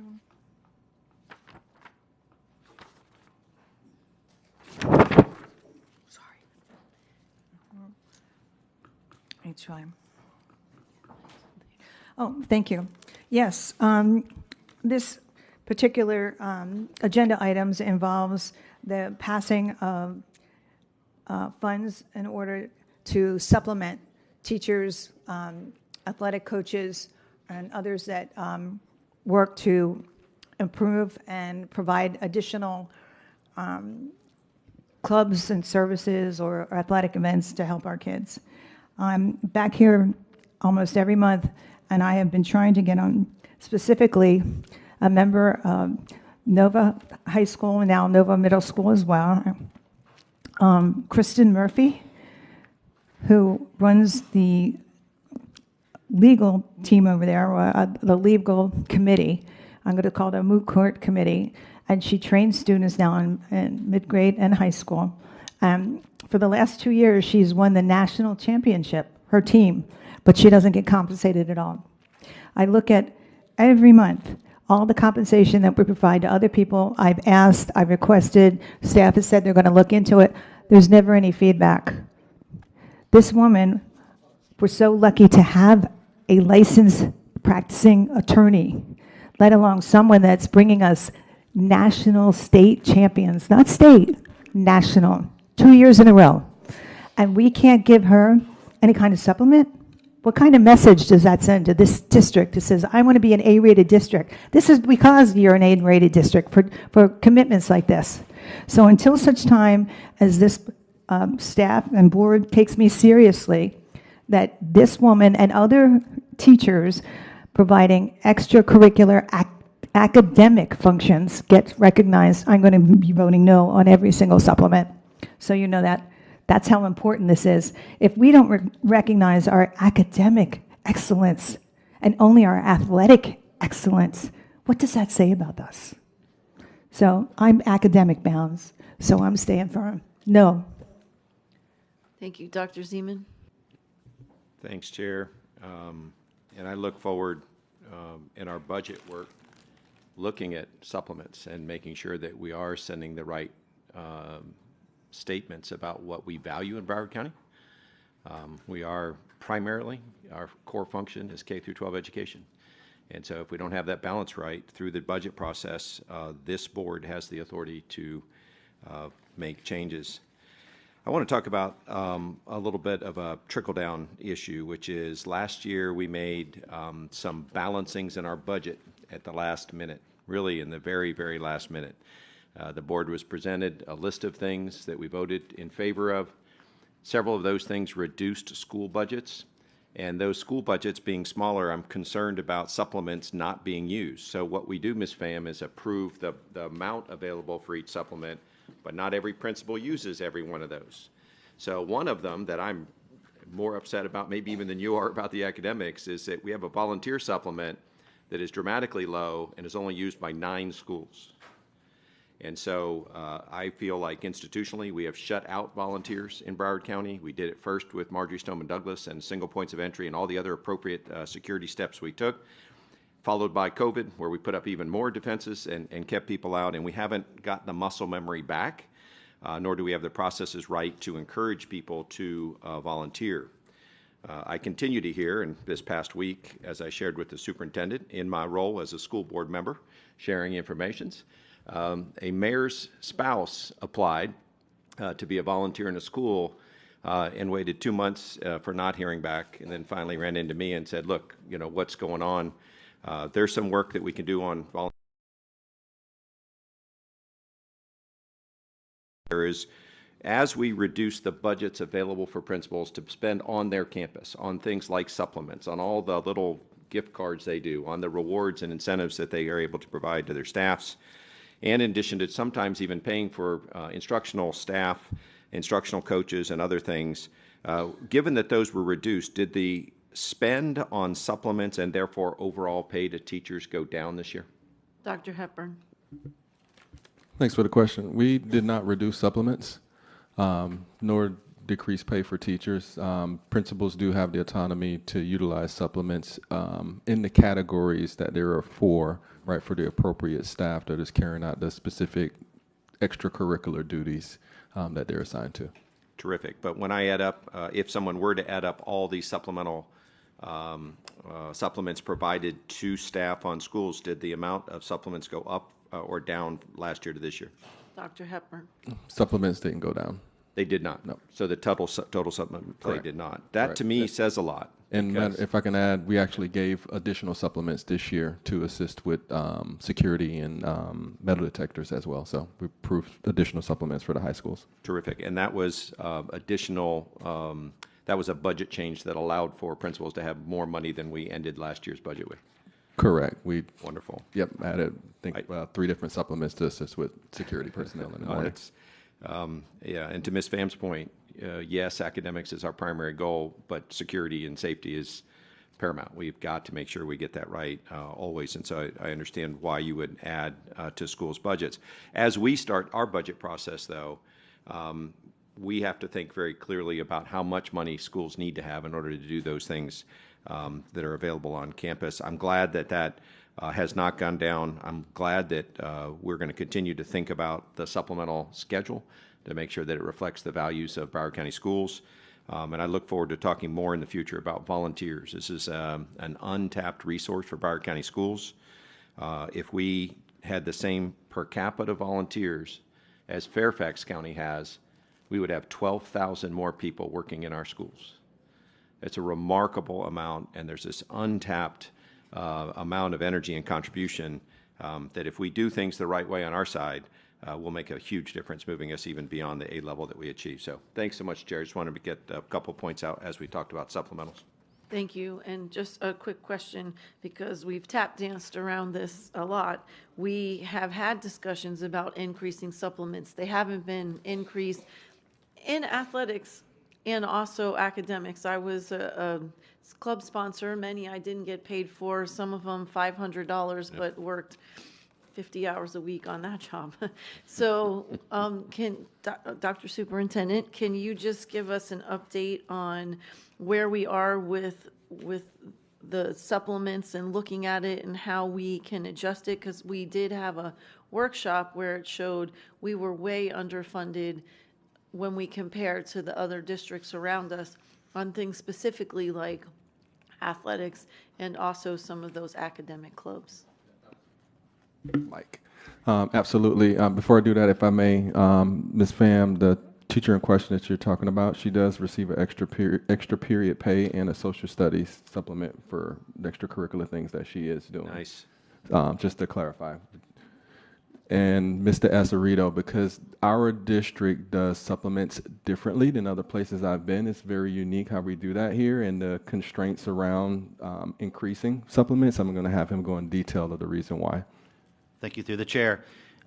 Exactly. So all of our supplements are in the BTU contract, and there's many non-BTU members that are coaching. So we're in the process of working with the BTU to move the supplements out of their contract that are athletic. Can leave the academic ones in because those are mostly from our BTU employees. Once removed, it is part of collective bargaining, so we do need to come to you, to the board, to get direction on an amount, what we're looking at. We've already been comparing ourselves to the other districts, north and south. We are lower, as we stated in that workshop we talked about. So it's still in that process of trying to gain the direction from the board. So it's something we can bring very soon to you guys to gauge what you'd like us to do. But in the end, again, it has to go back to collective bargaining. Thank you so much for the update. May I respond? Mrs. Pham. Thank you. Can you add me to the list? Yes, ma'am. Just one brief comment to that. Don't take too long, because at the rate she's going to get poached. And one of these charter schools or private schools, she has 2-year track record of #1 in the country. We want to move along. When we have that kind of excellence, we don't want to lose that. Thank you. Dr. Hepburn, can you just restate what you stated, because I don't think Mrs. Pham. For the particular teacher, that particular teacher is receiving an extra period pay supplement and also a social studies supplement for the extracurricular services she's providing to our students. So just a clarification. I remember you bringing this up in the past, and we did do our due diligence to do some research and found out that information. Thank you. But Mrs. we'll see how it goes. The future will be all telling. Mrs. Alhadeff. Thank you.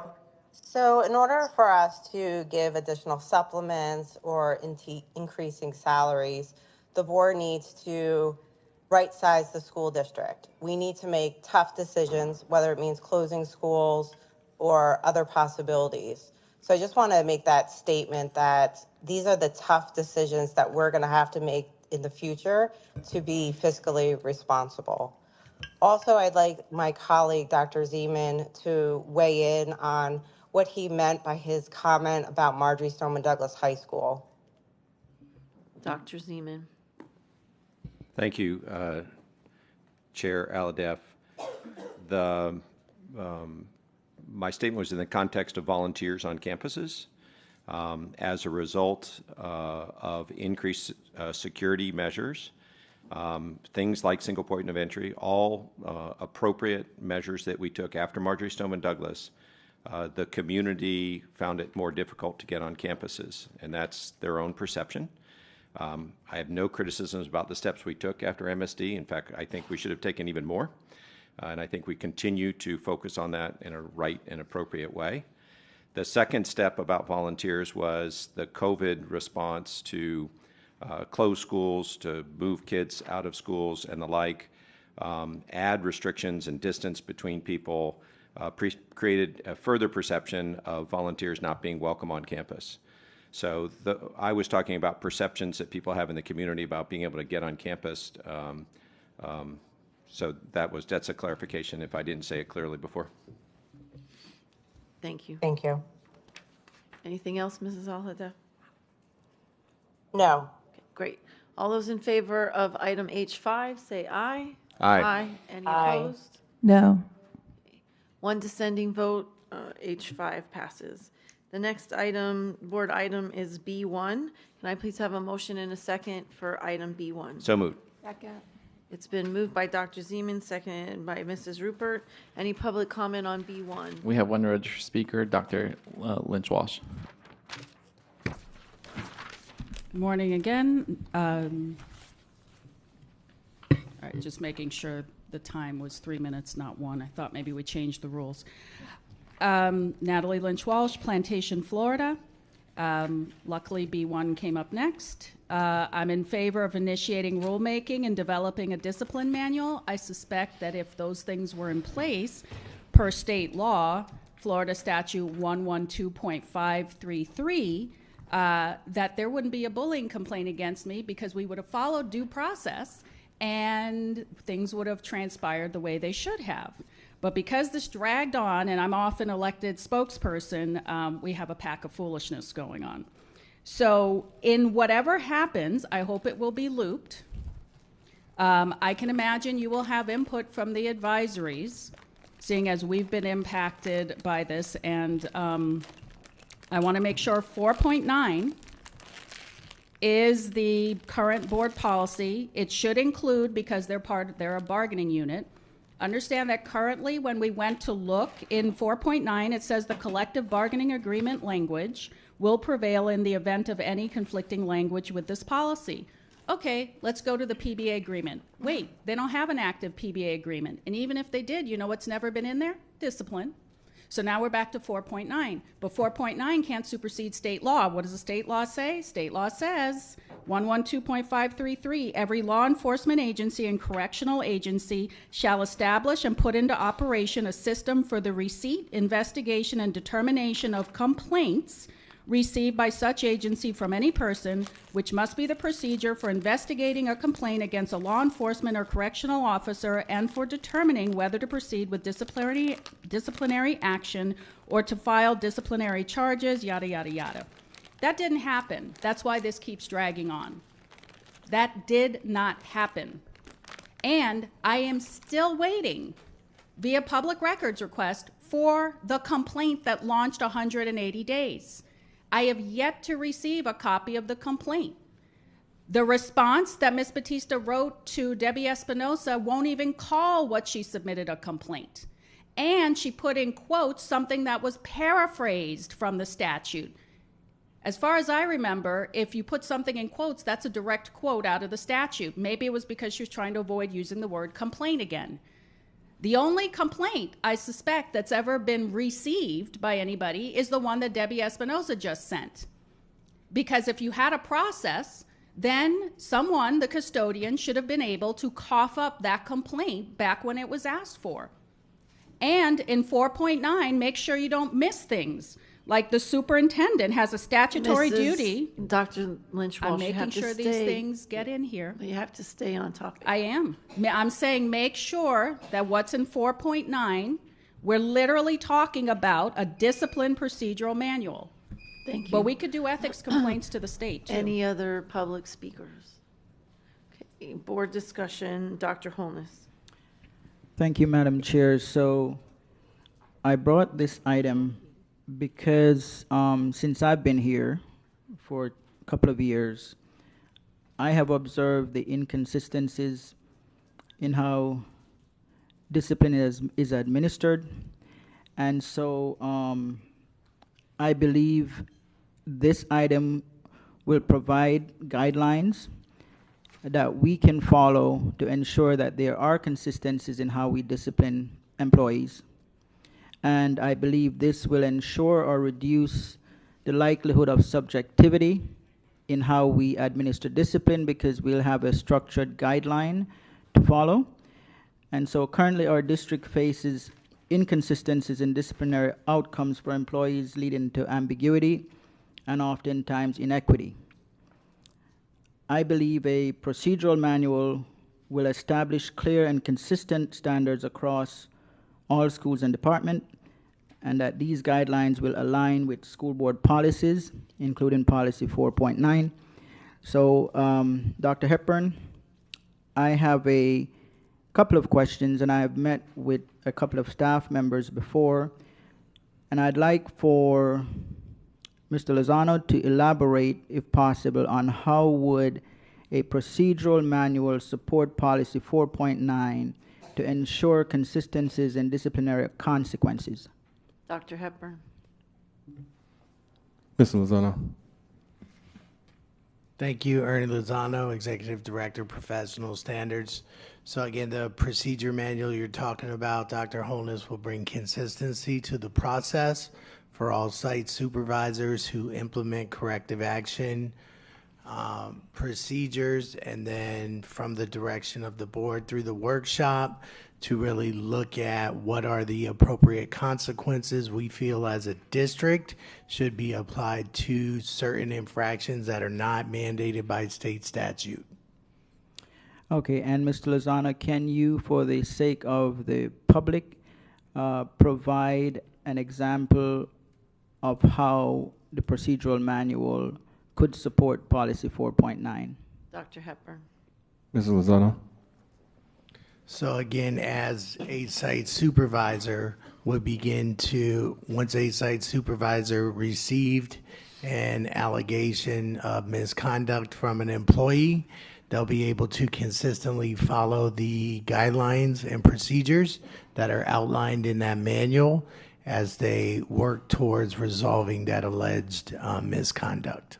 Okay, and I remember in prior board meeting, we talked about looking at other similar districts in terms of consistency in how discipline is administered in major school districts. Have we started doing that, and how will this impact the procedural manual? Dr. Hepburn. Mr. Lozano.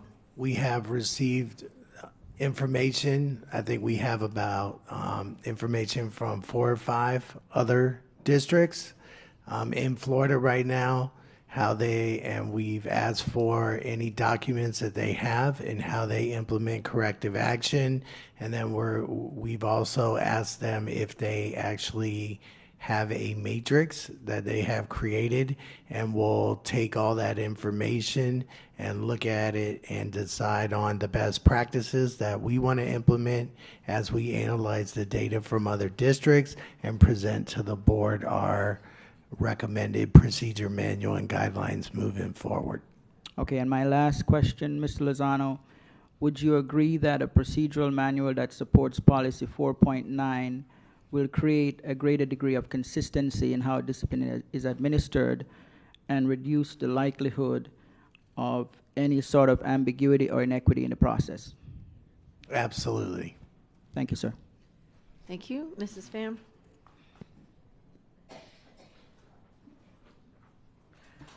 Oh, thank you so much. I have a few questions first. We're talking about creation of policy. Do we also have a policy for discipline for parents in place? And if we do, what is that number? Dr. Hepburn.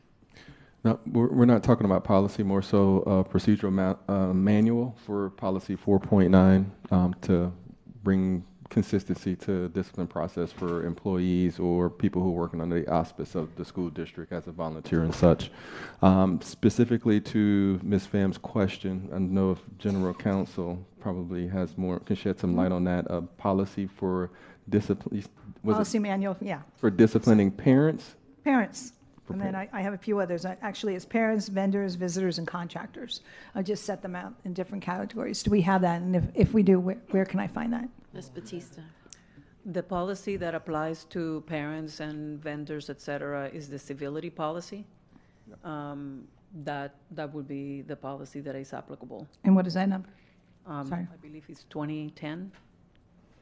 I believe it's 1010. It's 1010. 1010, okay. Any other policy numbers, or it's limited to 1010? Limited? Just say it out loud. I can't hear you. You're correct, 1010. Okay, thank you. All right, one of the things that I'd like to explore is we're looking at staff actually contributing and making recommendations, right, for this procedure and policy. But I find that there's a conflict of interest with staff participating. I know I would feel more comfortable if we got other districts' manuals and then we'd send them all over to a third party and also had them look at them and consider and then write this, and I'll tell you why. In the past, we have, on some of the committees, we have committees voting for salary increases, teachers voting against other employee groups and including themselves to vote what amount they should get. And they're not recusing themselves. They're voting to get paid more than others. Mrs. Pham, you got to focus on the discipline. I understand, but this all goes back to this point. That's why I'm saying a conflict of interest exists when you allow the people that are being, I don't want to say disciplined or judged or even appreciated to judge what amount they should get. It becomes disproportionate because of a conflict of interest. So my suggestion would be, I like to have a procedural manual, I would, but I don't think that it should be done in-house. I think it should be outsourced, and just to keep the conflict of interest out there, and I see you nodding yes, Dr. Zeman. So anyway, that is my recommendation. Thank you. Dr. Hepburn, do you want to address what that would look like? Madam Chair, if I may. Ms. Batista. Go ahead, Ms. Batista. Very briefly. So a procedural manual, if it affects the rights of employees, it should be part, you can be called a procedural manual, but it would have to be part of the policy. So that's number one I wanted to clarify. And then the second item that I wanted to discuss is that we do have a process right now. We have a contract with Coward & Coward, and they have, they're an outside vendor, and they are looking at our policies. So that would be one avenue that we can follow to be able to get this policy manual in place. Okay, great, thank you. Any other board discussion on B1? Okay, great. All those in favor of B1, say aye. Aye. Any opposed? B1. Aye. I mean, no. Yeah, like I said, I want to outsource. Thank you. It's just B, okay. So no. One dissenting vote, item passes. Next item up is J2. Can I have a motion in a second? So moved. Second. It was motion made by Mrs. Rupert, seconded by Dr. Zeman. Any public comment on J2? Yes, Kimberly Morhon.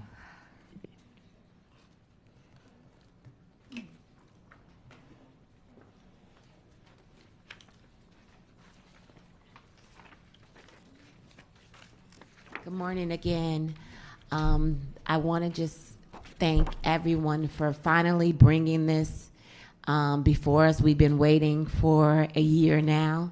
Our facility is ready, and we're excited that we have this collaboration with the community-based foundation.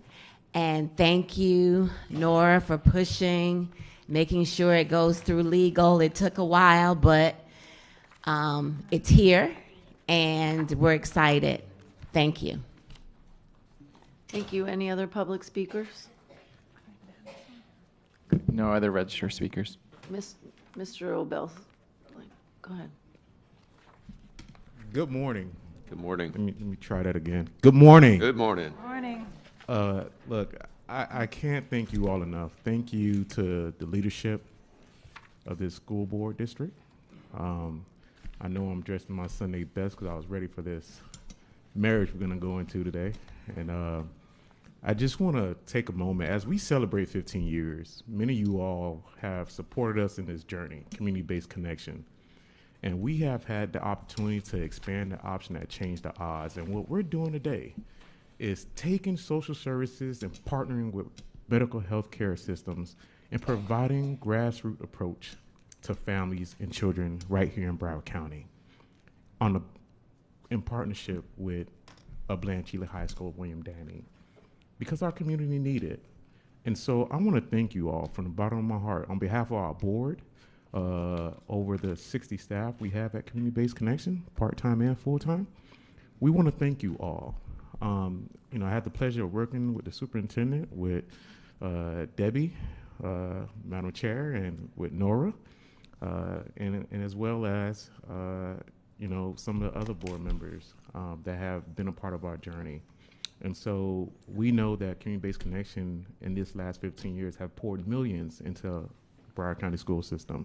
And we're grateful for the partnership that we have together, and we look forward to doing more work together. I do want to add one thing, is that as we go into this next phase of another 15 years, shameless plug that on Saturday, December 7th, we will be celebrating our Green Blazer Gala. And I do welcome all of you all to partake in that, because you all have been part of the journey. So we're not just celebrating 15 years of Community-Based Connection, but we're celebrating 15 years with the school board district, because our organization was founded in partnership with the school district to start at Sunland, what's known as Sunland Academy today. And so today, if I'm correct, we have touched, just this year alone, we have touched already 3,000 families. And that's a testament to this partnership. So thank you, Madam Chair. Thank you, Superintendent. Thank you, Ms. Rupert, and all the supporting board members that's been a part of our journey. And I got to tell you, I love working with you all, and I look forward to identifying more financial resources and corporation partnership to continue to enhance what we're doing in the community. So thank you so much. Thank you. Any other public speakers? Mrs. Rupert?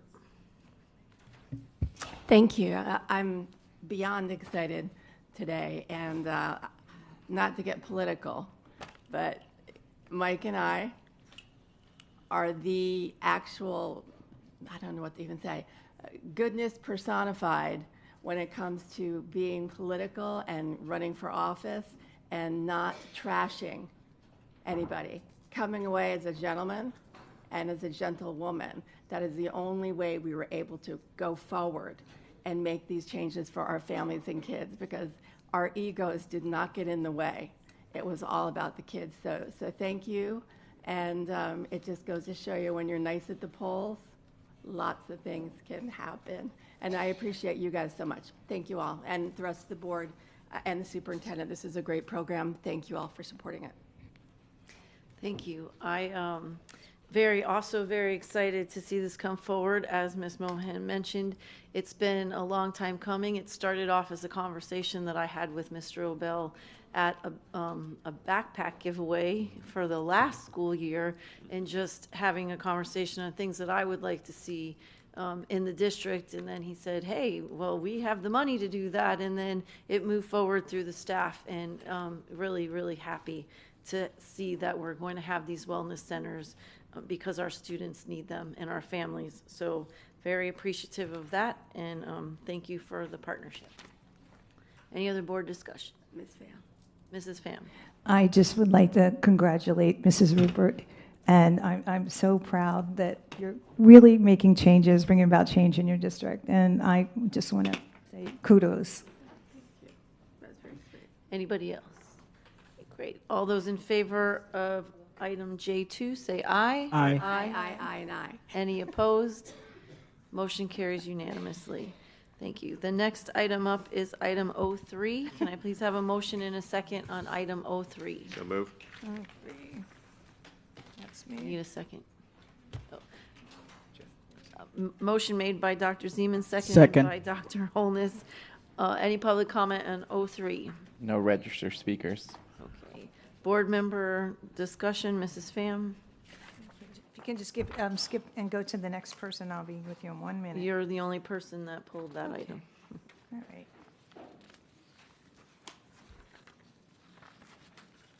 Chair, while she's getting her points put together, and I've shared this with our superintendent, you know, it's come to my attention that there are procurement policies that Broward County Commission uses that are fundamentally different than ours. I know that we're going to look at that and think a little bit about that in view of 03, but I look forward to learning more about that to find out if they can figure out how to do things like they have a 12% set aside for certified interns to do work on their services contract. And what that does is it promotes everybody hiring apprentices and interns to learn how to do the profession while they're accepting government contracts to do the work. So government, you doing good government by making sure that everyone who gets a services contract are hiring apprentices so that we grow the next generation of blue collar and other workers. So more information is coming on that, but it is very connected to what we're doing today in 03. Great, thank you. Mrs. Pham, are you ready? Thank you. I must have, I don't have any notes on this, and I don't see any notes on my other page, so I just must have misspoken. Okay. Thank you. Thank you. All those in favor of 03, please say aye. Aye. Any opposed? 03 passes unanimously. The next item up is AA1. Can I please have a motion and a second on AA1? So moved. Moved by Dr. Zeman, seconded by Mrs. Rupert. Any public comment on AA1? No registered speakers, ma'am. Any board discussion? That's Mrs. Pham.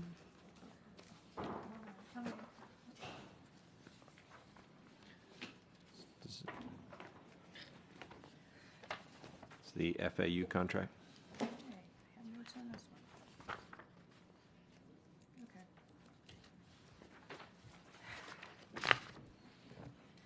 Yes, ma'am. I see that this is a cost of, let's see, it was, I believe, 300 and some additional $1,000. Nope, here it is. Amount from 130 to 261. And I have here an increase of $130,815. However, in looking at the notes, this one of the things it goes to is increasing social emotional learning, which we're all trying to steer away from that, because we want our children to learn facts and not be driven by emotion. So I will not be supporting this. Thank you. Any other board member comment? All those in favor of AA1, say aye. Aye. Opposed? No. Passes with one dissenting vote. Thank you. The next item up is BB3. Can I have a motion and a second on BB3? So moved. Moved by Dr. Zeman, seconded by Mrs. Rupert. Any public comment on BB3? No registered public speaker, Madam Chair. Board discussion, Mrs. Pham. Keeping me on my toes here. Moving as fast as I can.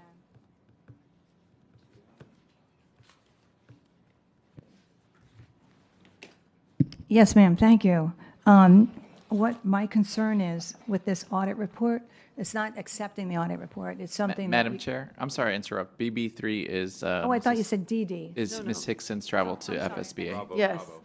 I wondered why. We're going to audit your request to go to the conference. It did really? I thought he said DD. I promise I'm going. BB.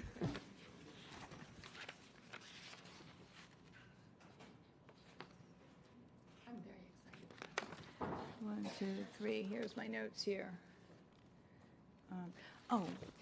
This is actually request or payment of Ms. Hickson's travel cost. We're all going to a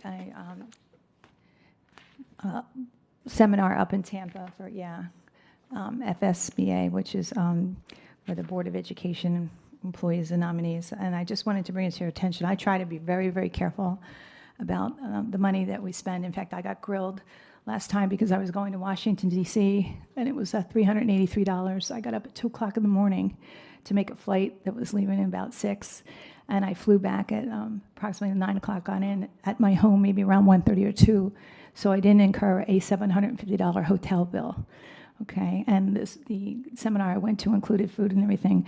I just wanted to note that in my traveling up to Tampa, my costs are $1,200 and some dollars, and yours are more than $1,600. And I'm renting a car, and I'm just wondering if we could all, each board member, do their part, because I definitely stay and getting out up at 2 in the morning am doing my part. And I just want all the board members to be mindful that we don't need to stay in these really plush hotels. If the hotel is something that I wouldn't pay for, I go somewhere else. And I'm very cognizant about saving the district money. And I think we should all be that way. So if we each save $400, it just adds up over time for every event we go to. So I just wanted to bring that out, that we need to be very aware of our spending because we're setting and leading by example. Thank you. Thank you. That's how I'm going to vote for it. Any other board member discussion? All those in favor of BB3 say aye. Aye. Aye. All those opposed? Motion carries unanimously.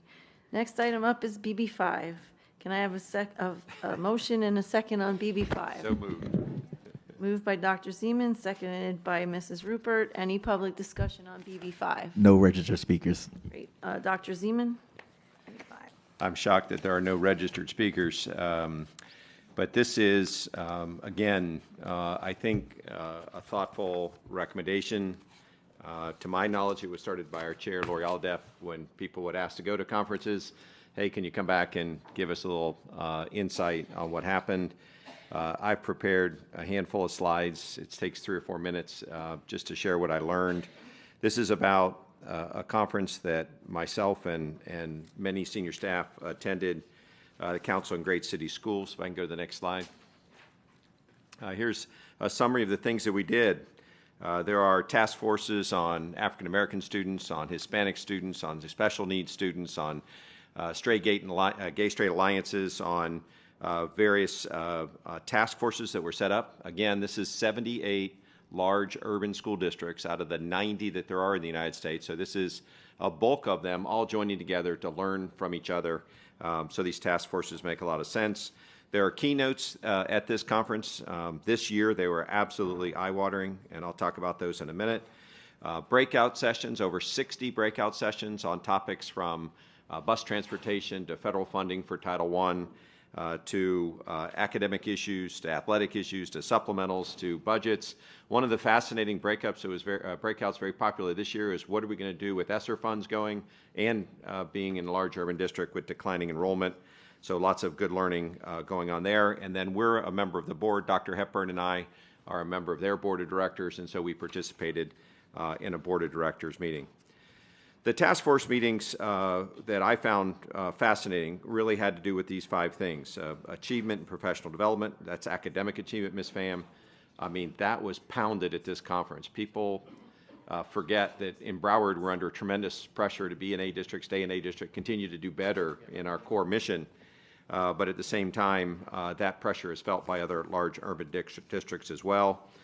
Black and Latina young women, Black and Latina young men, Latin young men, English language learners, and then the 5th, a lot of discussions about leadership, governance, and the like. Next slide.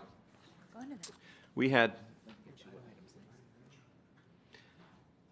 some keynote speakers that were brilliant, people like Chuck Todd, people like Katya Ezarita, the astronaut, Isabel Wickerson, who just published a book called Cast, an absolutely fascinating presentation. What's cool about these speakers is every one of them graduated from a public high school.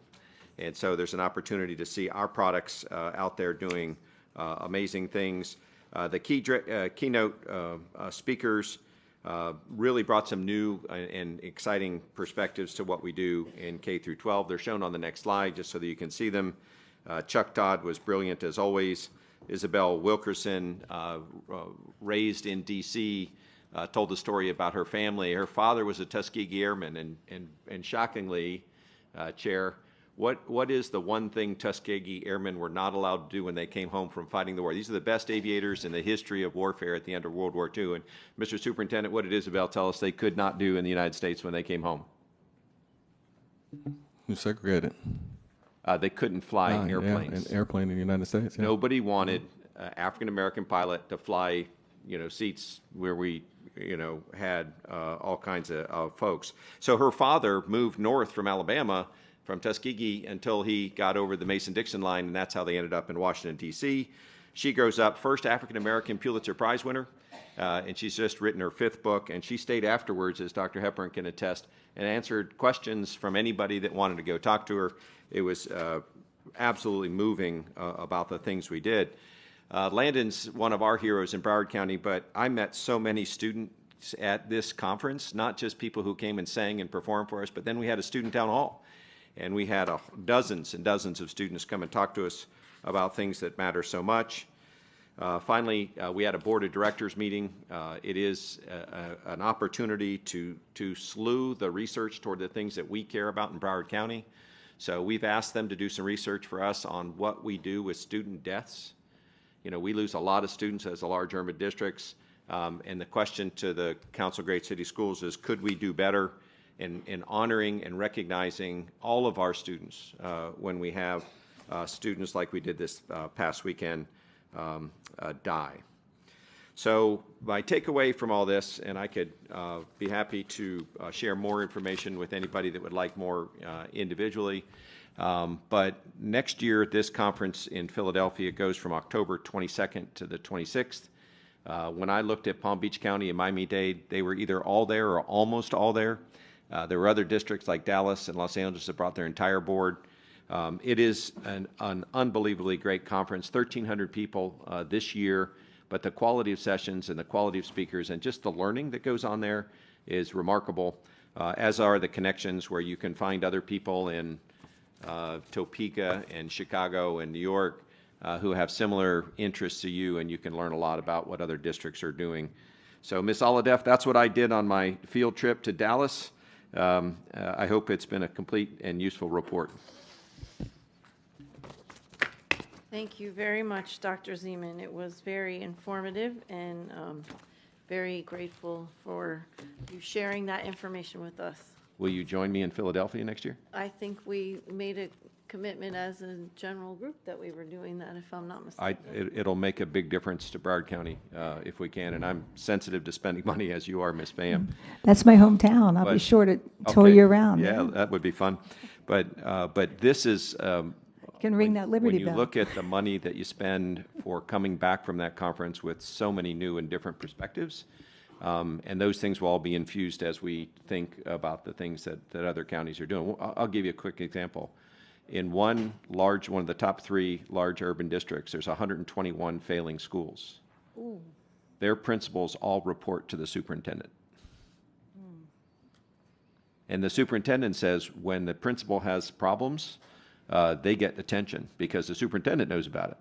And I don't know that that's a good answer or not, but it certainly opens your mind a little bit to what the organization, other organizations are around K through 12 education. So thanks, Chair. Thank you so much. The next item up for business is CC1. Can I have a, oh, I'm sorry. We have to vote on the BB5.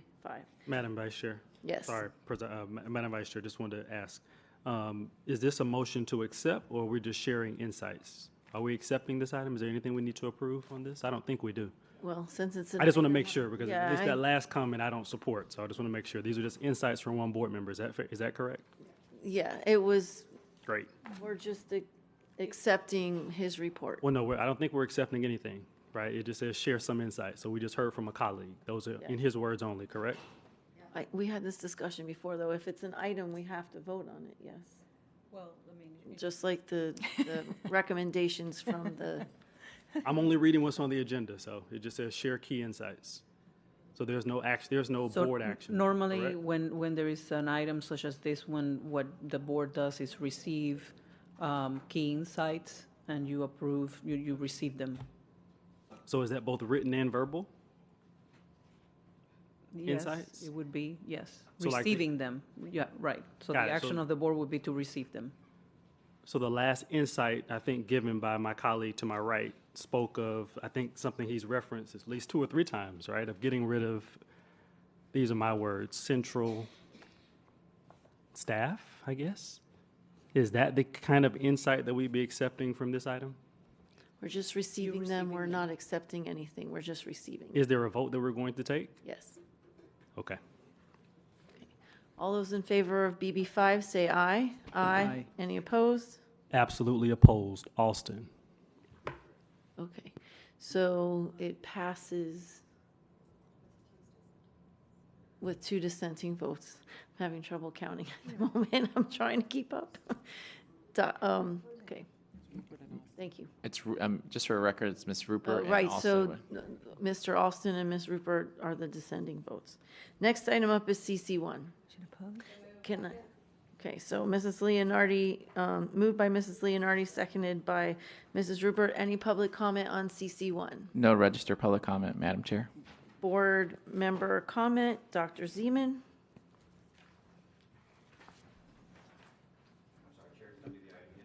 CC1. Thanks so much, Chair.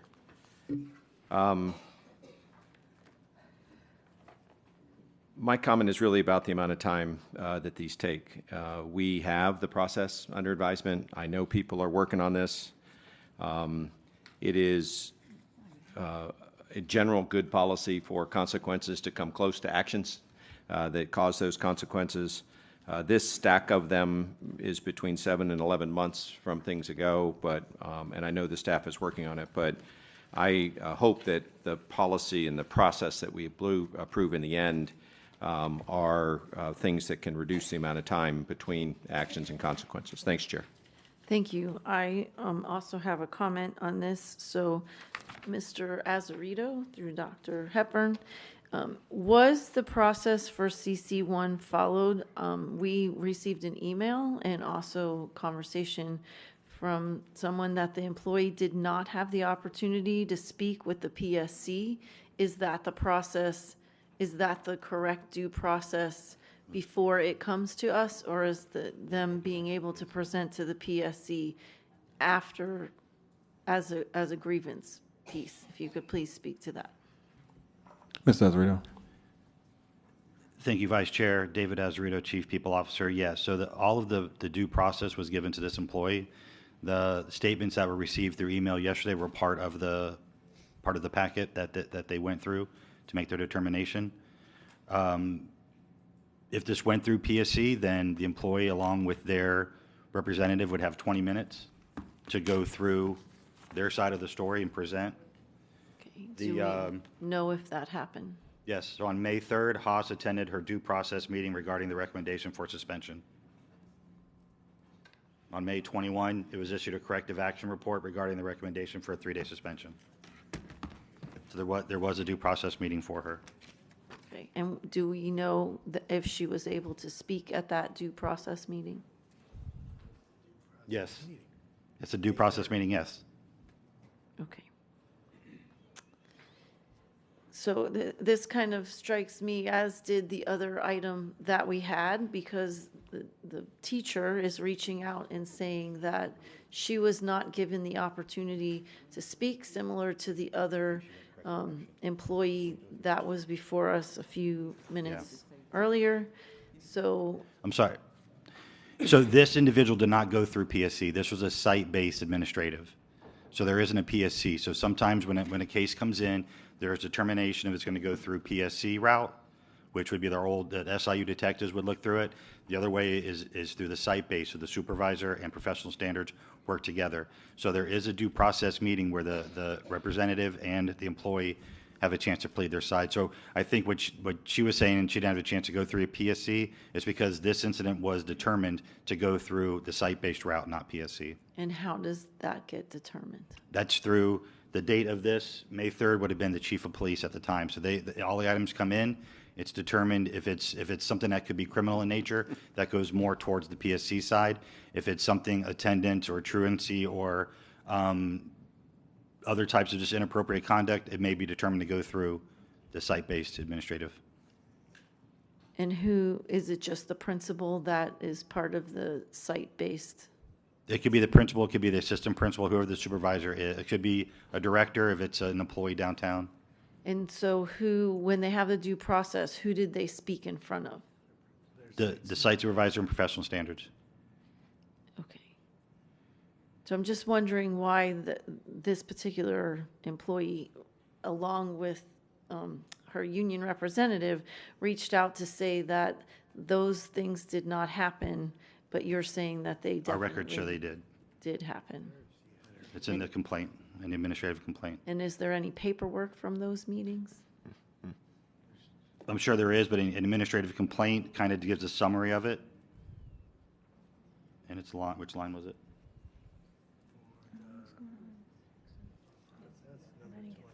Okay. So Okay. line 23 of the administrative complaint talks about the due process. So on May 3rd, she attended her due process meeting regarding the recommendation for suspension.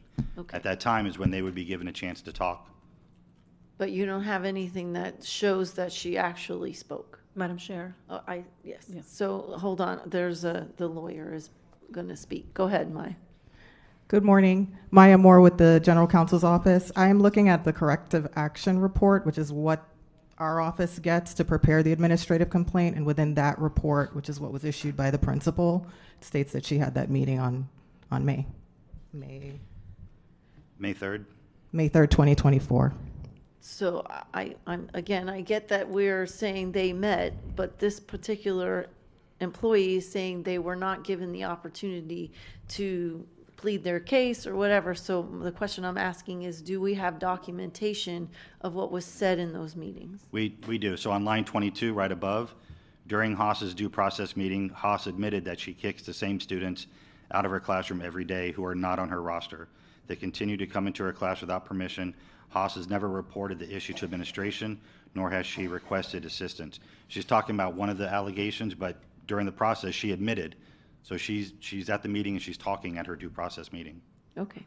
It's also on the second page of the corrective action report. Okay. It says that she admitted to yelling at the students and denied cursing at them, et cetera. Okay. Thank you so much. I just wanted to put those two things in context. Mrs. Leonardi?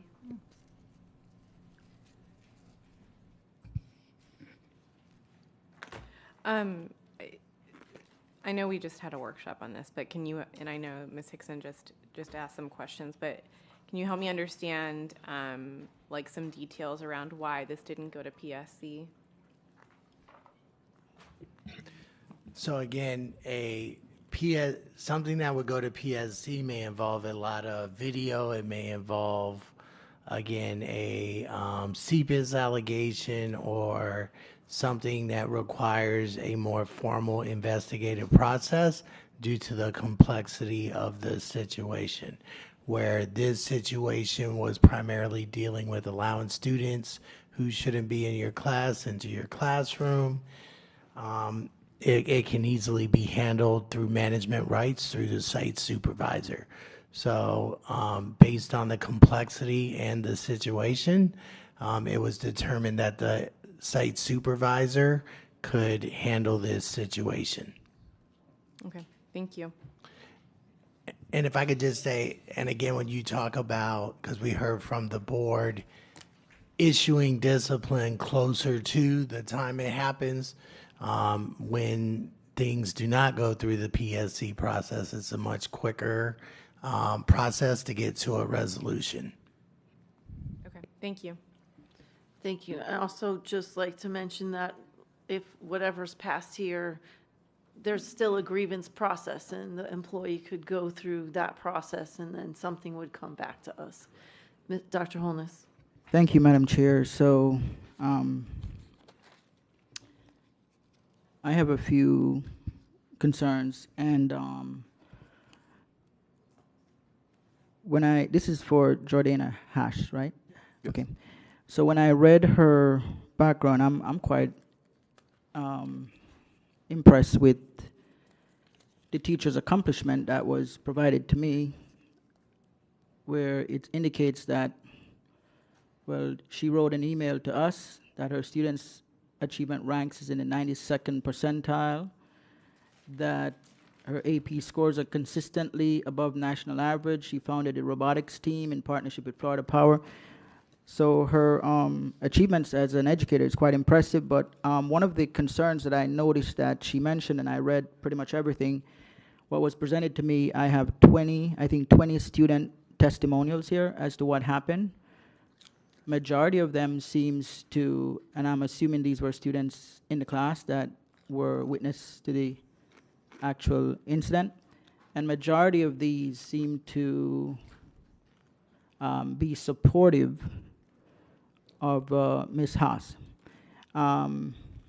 Ms. Haas indicated here that she believes she's been targeted and misrepresented, and she mentioned here in one of the emails that I want to note that Ms. Thompson last year tried to have me take responsibility for an incident in which another teacher used a former teacher's credential to complete a certification exam. This allegation was eventually dropped. And then she also provided to us, as I mentioned, several student testimonials, and it indicated here that the student who's in question retracted allegations of Ms. Haas touching or grabbing her. The other concern that I saw is that Ms. Haas had requested statements written by students on October 30th and also requested again on November 4th, and that this was provided to her yesterday at 8:20 a.m. So my question is, if a staff, a teacher, has allegations being made against him or her, and they're requesting information, and I believe that was kind of similar to the last, I think it was Liz, where information was requested and she stated she wasn't given the information. In this case, information was requested according to the teacher on October 30th, November 4th, and the information was not forthcoming until yesterday. So what is the reason for either not providing information or delaying the provision of information to someone who is accused of doing something? Mr. Azarino or Mr. Lozano, you can provide some details on the steps and what information is provided. I know in many cases we give them the investigative packet with all the information in it, correct? Correct. Also, some of the dates, so if there is information being requested October 30th and November 4th, the board agenda, the items have already been mailed out. So the notice for the employee saying that at this meeting your name's going to be on the agenda was October 8th. She received an affidavit of service also. So there's information about her already. October 11th is when she received it. And so if she's requesting information after October 11th, it's on the agenda for that. Okay, so what I have in front of me is that she requested information on October 30th and November 4th regarding student statements during the investigation process. She wasn't provided that information until yesterday at 8:20. And we're voting on this today.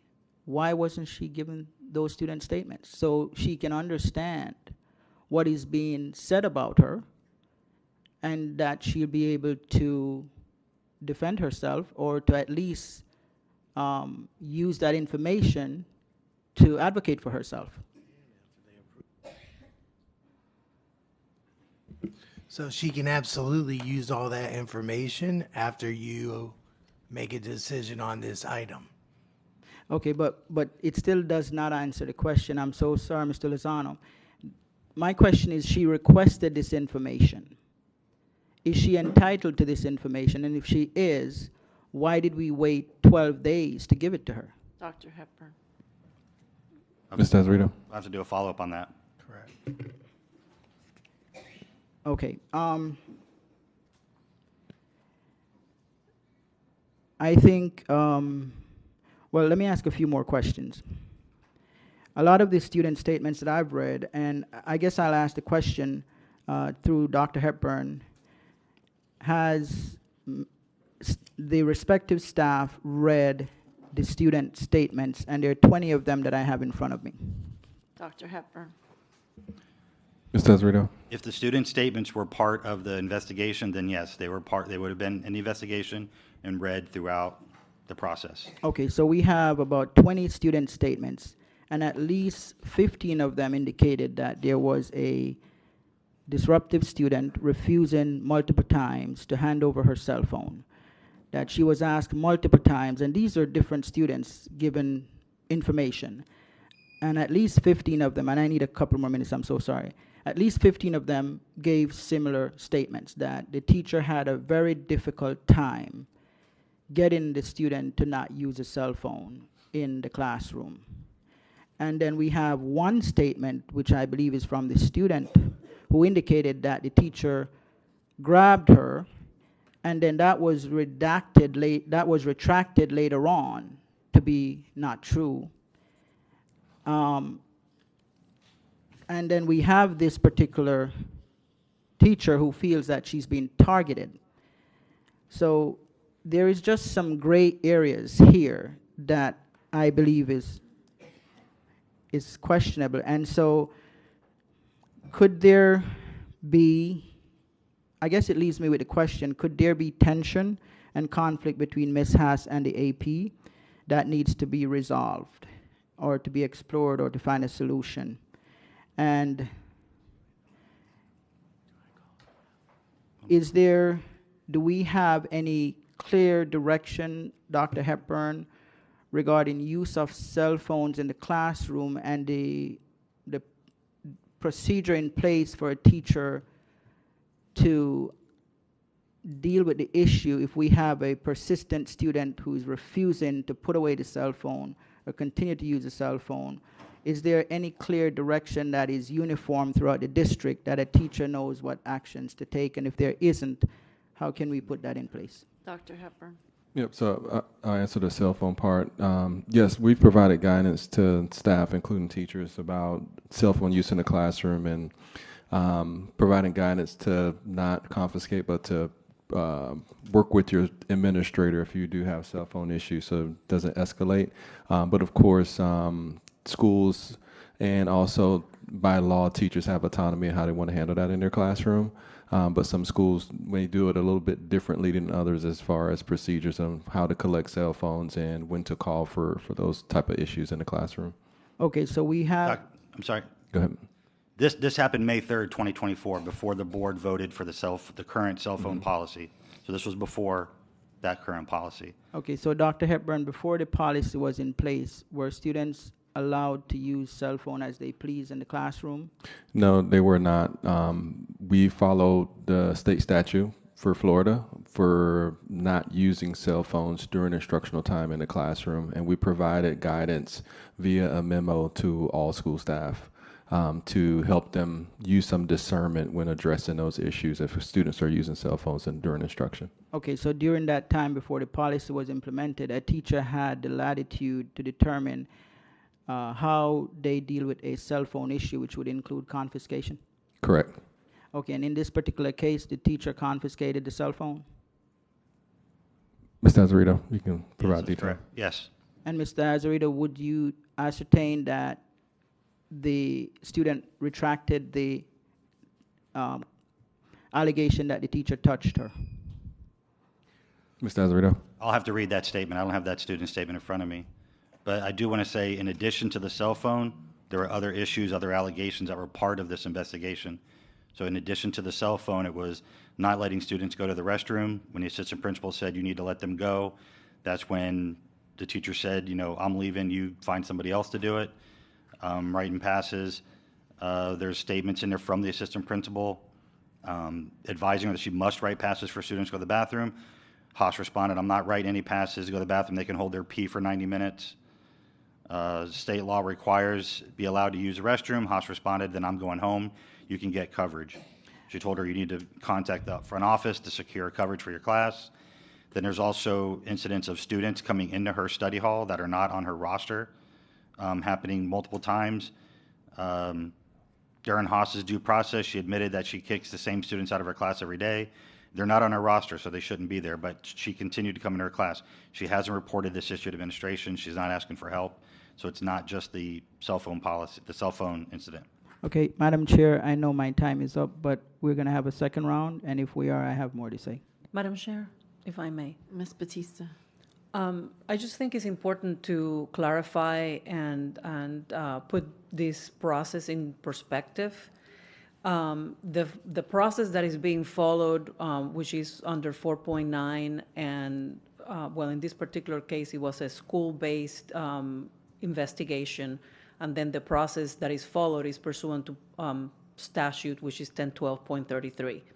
In that statute, it states that the employees must be notified in writing of the charges made against them, and that the school board may suspend the employee pending the outcome of the hearing. And if there is a hearing that is requested, as in this case, I believe the teacher is requesting a hearing, then it would be this board has decided that instead of listening to the evidence here and having a hearing in front of the board, that you have delegated that authority to the Division of Administrative Hearings, and an administrative law judge does that.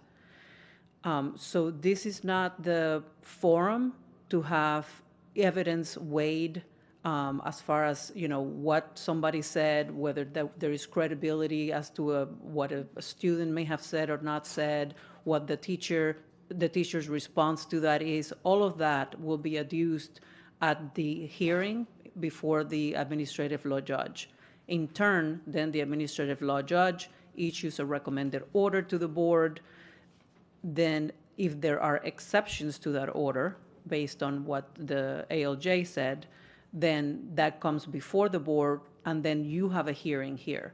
A hearing where both the teacher's representative and the superintendent's representative are present, and you listen to their exceptions to the recommended order, and then you make a final decision after reviewing all of the evidence. And that is the time to review all the evidence, weigh the evidence based upon the recommended order of the administrative law judge. Okay, thank you, Madam Chair. I just have a question on that. So we have presented before us as a board to vote to suspend a teacher. Is that correct? That is correct. So the review of, or the role of the board at this stage is to look at the complaint.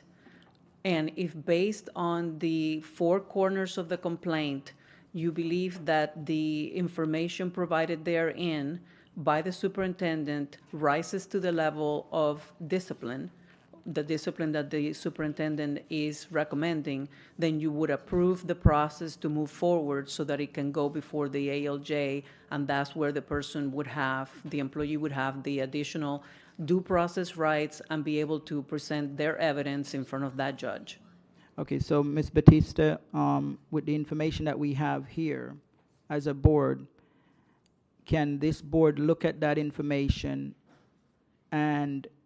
or does this board have the right to look at that information, determine if the information is substantive or credible or questionable, and make a decision whether or not to suspend or not to suspend? Ms. Batista. The only thing that you should do pursuant to the statute is to look at the complaint, and if you believe that you take what is written there as true. What the superintendent is sharing with you, you must take that as true.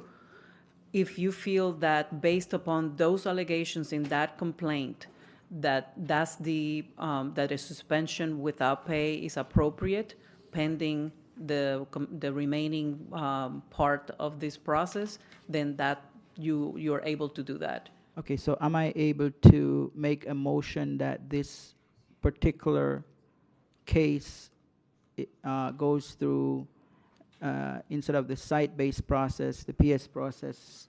Can I make a motion to do that? Ms. Batista. I don't believe that would be appropriate. That's something for staff to decide. They have their internal procedures. Those procedures were followed. And at the time, the SIU chief decided that it was not something that should be reviewed by SIU. If you feel as a board that that is not an appropriate process, you certainly have the opportunity to go back and look at those processes and define when and what the criteria would be moving forward as to how those cases are, whether they go through the SIU process or they go through the site-based process. Okay, so if the information presented to us today, we determine that this particular teacher, for whatever reason, did not receive information that she should have received earlier, can this board motion to postpone this item until that teacher has the opportunity to digest the information she received that she requested 12 days ago? Ms. Batista. So if you feel that the fact that, first of all, as we sit here today, we do not know whether the information was shared with the teacher or not, right? I mean, we don't know that. Right, well, the question was asked, and staff cannot confirm that, and if staff cannot confirm that, we can't assume it either way. Right, so normally I would tell you that when there are witness statements that are from students because of FERPA, the way that it is done is that they redact the statements and they provide that information to the accused. So whatever that may be, whether that happened in this instance or not, I don't know. I cannot tell you. But yes, if there is an issue where you feel that the fact that the teacher not receiving information would affect your ability or your decision to suspend at this juncture, then it would be appropriate to make that motion. If, on the other hand, that would have no impact on your decision to suspend, then you would just move forward and suspend and allow the ALJ to figure out whether the teacher had, was a due process issue violated with respect to the teacher. Okay, so I believe that information, if a teacher or a staff is entitled to information and the information is requested and not given in a timely manner, that person would not have had the opportunity, for example, to email board members or anyone to say, this is my take on it. I just believe that they should have the opportunity to be given what's entitled to them in their defense, and for them to so use it in the manner that they think would be beneficial to support them. And if an allegation against someone, a staff, that is entitled to information, and that information is given a day before the board meeting, that teacher or staff may not have had the opportunity to digest the information, to email the board, this is my take on it. So I think it would be fair to give that individual the appropriate time. And also the bigger concern is, why aren't these individuals given the information when they request it? Because I think it was the same issue before. So I think it would be appropriate, and I'll wait for others to speak, but I think it would be appropriate to make a motion to delay this so that this particular individual, Jordana Haas, will have the opportunity to review the added information provided to her yesterday and be able to take whatever action she sees necessary subsequently. But I'll wait to make my motion.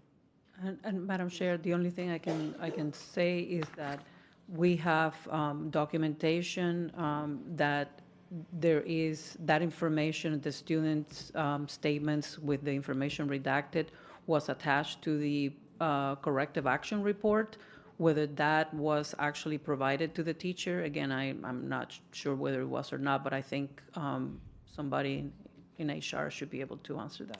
Okay, so that's the question, Ms. Batista, that I'm waiting to have answered, because the teacher claimed that information was not given until yesterday, and it was requested on October 30th and November 4th, and it wasn't given until the 12th of November. So at this point, no one has confirmed that she did receive that information, and I believe that it would be fair for her to have that information in a timely manner, and it would be unfair to provide that to her last minute, and then vote on a 3-day suspension.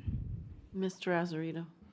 Yes, through the chair. So received the corrective action report, the CAR, from Professional Standards, where it says, during the due process meeting, you were provided with copies of the witness statements. You denied touching the student when you confiscated her cell phone. You admitted to yelling at students but denied that you cursed at them. You claimed that the students were conspiring against you and lying. However, the evidence does not support your claims. You admitted to leaving your students unattended. You claim that you requested a substitute and that after 30 minutes, no one showed up. Concerning the bathroom incident, you stated you have 2 bathroom passes and that students must wait to use the bathroom if both passes are in use. Concerning the students who are not supposed to be in your room, you explained that you kick the same students out of your class every day and they continue to come into your class without permission. However, you've not reported this issue to administration or requested assistance. And then it talks about her prior discipline. So the first statement there is that she was provided with copies of the witness statements. Okay, and when was that, Mr. Azarito? At the due process meeting. During the due process meeting, you were provided with copies of the witness statements, May 3rd. Okay. Thank you. Any other, and I'll ask a quick question. So you said there was other discipline. So is this part of a progressive discipline for this particular employee? It may be if it was for the same thing. So verbal reprimand for inappropriate and unprofessional behavior towards a parent and student. And that was 2018. 2022, verbal reprimand for inappropriate, unprofessional behavior towards a parent and student. June 2022, written reprimand for having students in the class that were not on the class roster. That was 2022. Then it happened again during this corrective action. December 2023, received a written reprimand for insubordination concerning inappropriate behavior comments towards students and staff. Okay, so it's part of a Yes. progressive discipline. Correct. Thank you. Any other board discussion? So before we move forward, Chair, just wanted to add, we did confirm that the employee did receive the statements during her due process meeting and additionally got the statements again just yesterday. So she received them twice. Thank you. Mrs. Pham. Thank you, Madam Vice Chair. One thing, I just want clarification before I make any kind of statements. Several times it was mentioned that the teacher felt targeted. Can you expand upon that through the chair? Dr. Hepburn. Mr. Azarito. I can only say that that's what the teacher says, if she felt targeted by the assistant principal. So there was no follow-up question to that, how are you being targeted in the record anywhere? I don't believe she's filed anything formally about that. And no one on the administrative side asked that question. How are you being targeted? How do you see that? Nothing? I'd have to follow up with. I'm not sure if they were asked. So I'm going to tread carefully on this, but I just want to make sure that every discipline that we bring forth, because we had this workshop last week to really go detail the process, so staff can educate the board on every step and how lengthy that process is and the amount of due process that employees are afforded during this process. So, you know, I suspect that many employees, if they know they're going to get disciplined, if they know they're going to be consequences for something, a percentage of them are going to contest it. We know that, but I have confidence in the staff that we are following the right procedures, be it if it goes through the PSC process or the administrative process on campus. So I just want to make sure that we're very careful that, as the General Counsel mentioned before, that we're not overstepping our bounds to really just draw a whole bunch of other different type of conclusions after staff has really dove deep into going through these investigations and doing their due diligence before we bring it up to the board. So I just want to be careful as we move forward on that. Thank you. And again, want to reiterate that sorry, go ahead. Yeah, that was just my first question. I just want to put on the record that I don't have any witness statements. I didn't have the opportunity to review them. I didn't have any indication of any prior discipline in my file. And my file was, and I'm putting this I'm saying voting no on everything. This file was put on my desk after working hours yesterday, and I didn't even have the opportunity to review it. So I don't feel comfortable making a decision on discipline to be administered when I haven't had the time to accurately digest and review the materials. But I understand where you're coming from, Dr. Hepburn, but I think these are some of the key questions that need to be asked. And if the staff isn't trained in how to ask questions, then that's a huge miss for me. Because this woman is saying, I'm targeted. Tell me how you're targeted. How are you going to be impartial and fair if you don't know it? Say, oh, you're targeted? Okay, but just move on to the next thing. I don't know how you do that, at least where I come from in the legal practice. So I would respectfully decline. I'm not going to vote on anything of these since I didn't have the files, and I think it's completely unacceptable that they're not even delivered to board members, and we're making decisions on suspension and expulsions when we're not adequately familiarized with what's going on, and that's all I have to say. Thank you. Thank you. Any other board? Madam Vice Chair? Yes. I believe the CC items were uploaded Friday. So the administrative complaints for the CC items were sent to the board. So the administrative complaint has all of the information in it. The H4 item we talked about earlier was sent to you yesterday, but these items were uploaded a little bit earlier. This was added yesterday. Why would I look at something that's not even pending yet if you're not ready to fly on it? Until you tell me that. Sorry, I'm not no, looking he's at it. trying to clarify, Ms. Pham, that. Sorry. Yeah, that the CC items were uploaded Friday. The backup for H4, which was earlier, was sent yesterday. So, and also just want to make sure, clarify that the employee does have an opportunity to appeal and go through a separate process, and that Ms. Batista just detailed too. So there's opportunity for that employee to go through another additional process to appeal the decision that's made here today. Okay. Any other board comment? Dr. Zeman. Thank you, Chair. I think it's really important to go back a week and think a little bit about what we got last week in the workshop on the process, right?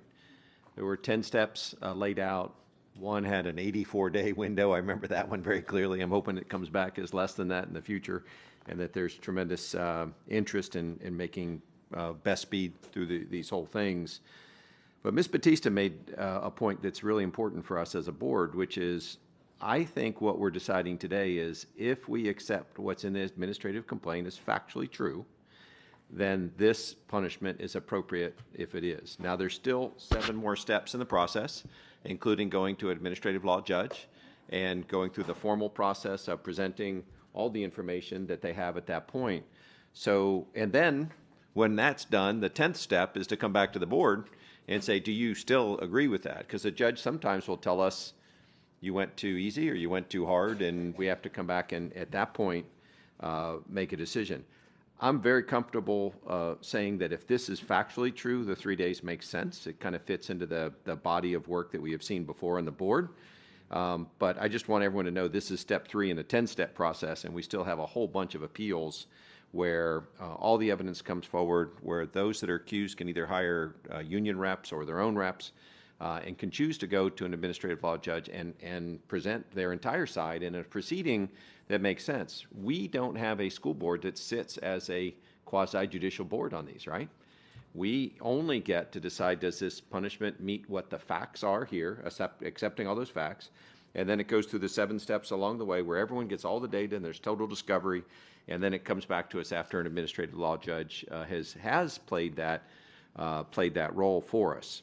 And I really applaud that process because I love having a labor law expert judge understand what the basis of law is for the claims, and to hear Broward County Schools and to hear the accused both have equal court time to make their case.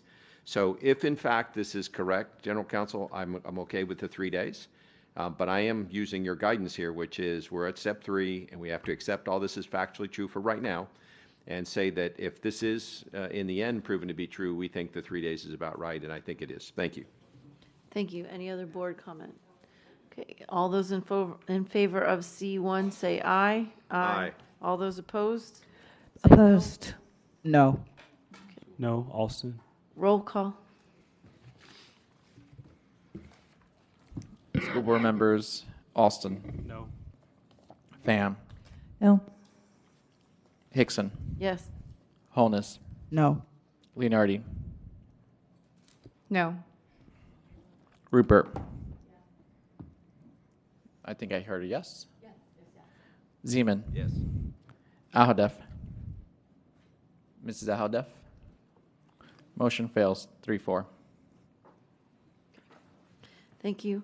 At this time, we will now move into our closed-door session for 45 minutes. All persons not scheduled to attend the closed-door session, please exit the room at this time. Board members, I am also advised that the General Counsel would like to request an attorney. Oh, well, 12 o'clock. Okay, closed door, sorry, because it said it would roll into. Okay, all right, just the closed door for right now.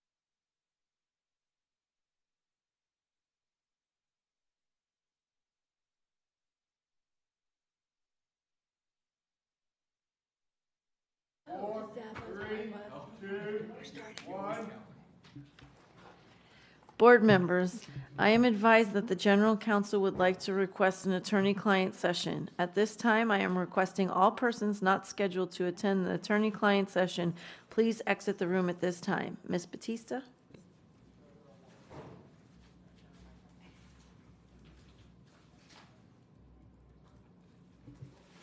Thank you, Madam Chair. I would like to request the school board convene 2 attorney-client sessions in order to discuss litigation pending before the 17th Judicial Circuit in and for Broward County, Florida, in the following matters.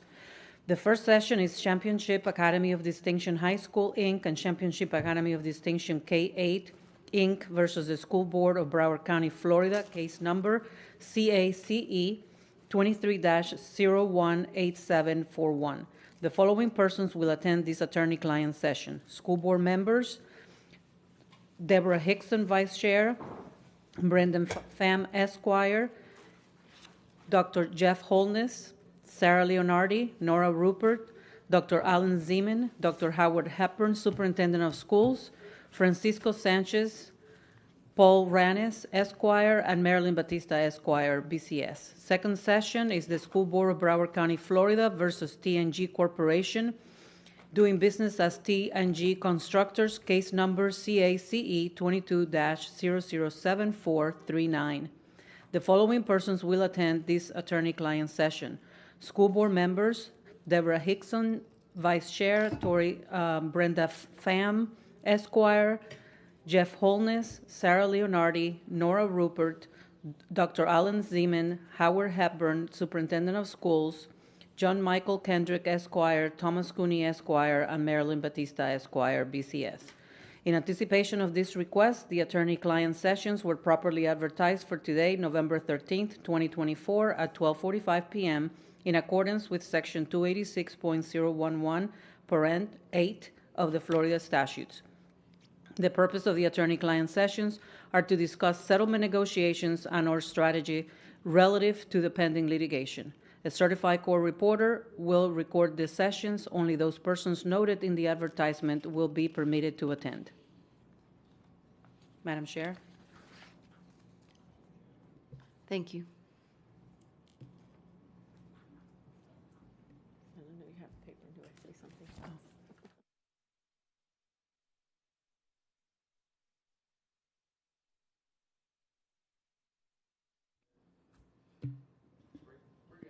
Okay. Oh, I hear it. At this time, the School Board of Broward County, Florida will recess the regular school board meeting for 2 attorney-client sessions. The attorney-client sessions will be held in the boardroom on the first floor of the K.C. Wright Administration Center, 600 Southeast 3rd Avenue, Fort Lauderdale, Florida, 33301. The attorney-client sessions will take approximately 55 minutes. At the conclusion of the business of the attorney-client sessions, the regular school board meeting will reconvene. All persons not scheduled to attend the attorney-client session, please exit the room at this time. Thank you.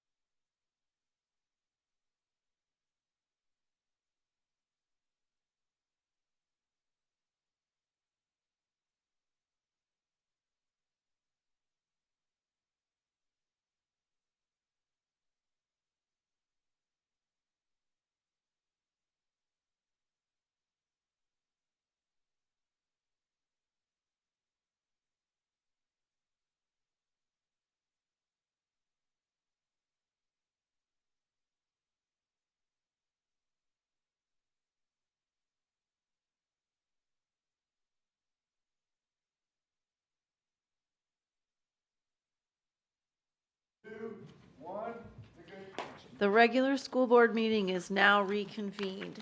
So the next item up for discussion is DD1. Can I please have a motion and a second on DD1? So moved. Moved by Dr. Zeman, seconded by Mrs. Rupert. Any public comment on DD1? Board member comment, Mrs. Pham? You had DD1, 2, 3, and 4. These are the audits. Yes.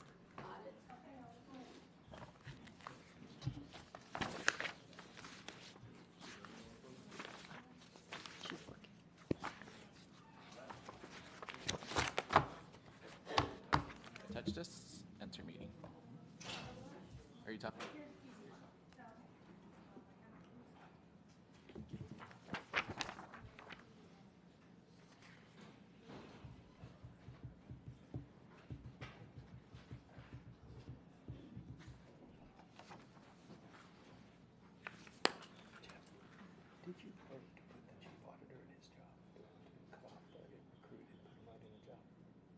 Thank you so much. I just want to thank you for doing your audits. I don't have any comments here other than that. Thank you. Thank you. Thank you so much. All those in favor of DD1 say aye. Aye. Aye. Any opposed? DD1 passes. The next item up is DD2. Can I have a motion and a second on DD2? So moved. Motion made by Mrs. Leonardi, second by Dr. Zeman. Any public comment on DD2? Board member comment, Mrs. Pham. Thank you so much. Through the chair, I thank you again for doing these audits. We really appreciate them. One of the areas of concern you had, it was listed as a high concern area rating. You said that the information was insufficient. Could you be more descriptive and tell us what was lacking, what information was there that you were seeking that you were unable to obtain? Dr. Hepburn. Mr. Rhodes. One second, I'm just pulling that one up. Okay.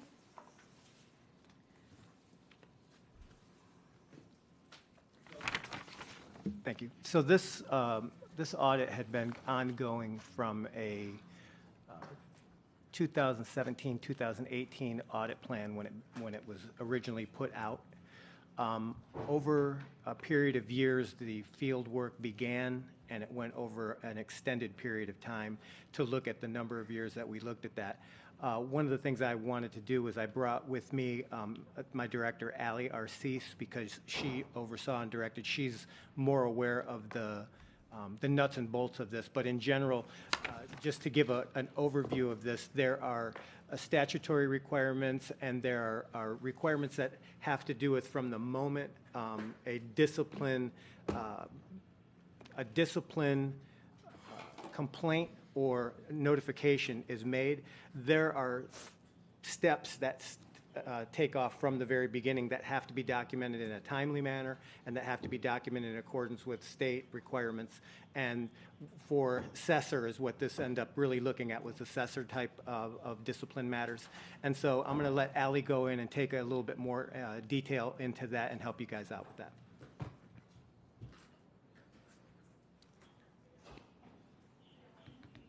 Nope. And Also, staff, we're hearing some noise up here. I don't know what it is, but if we can turn it down.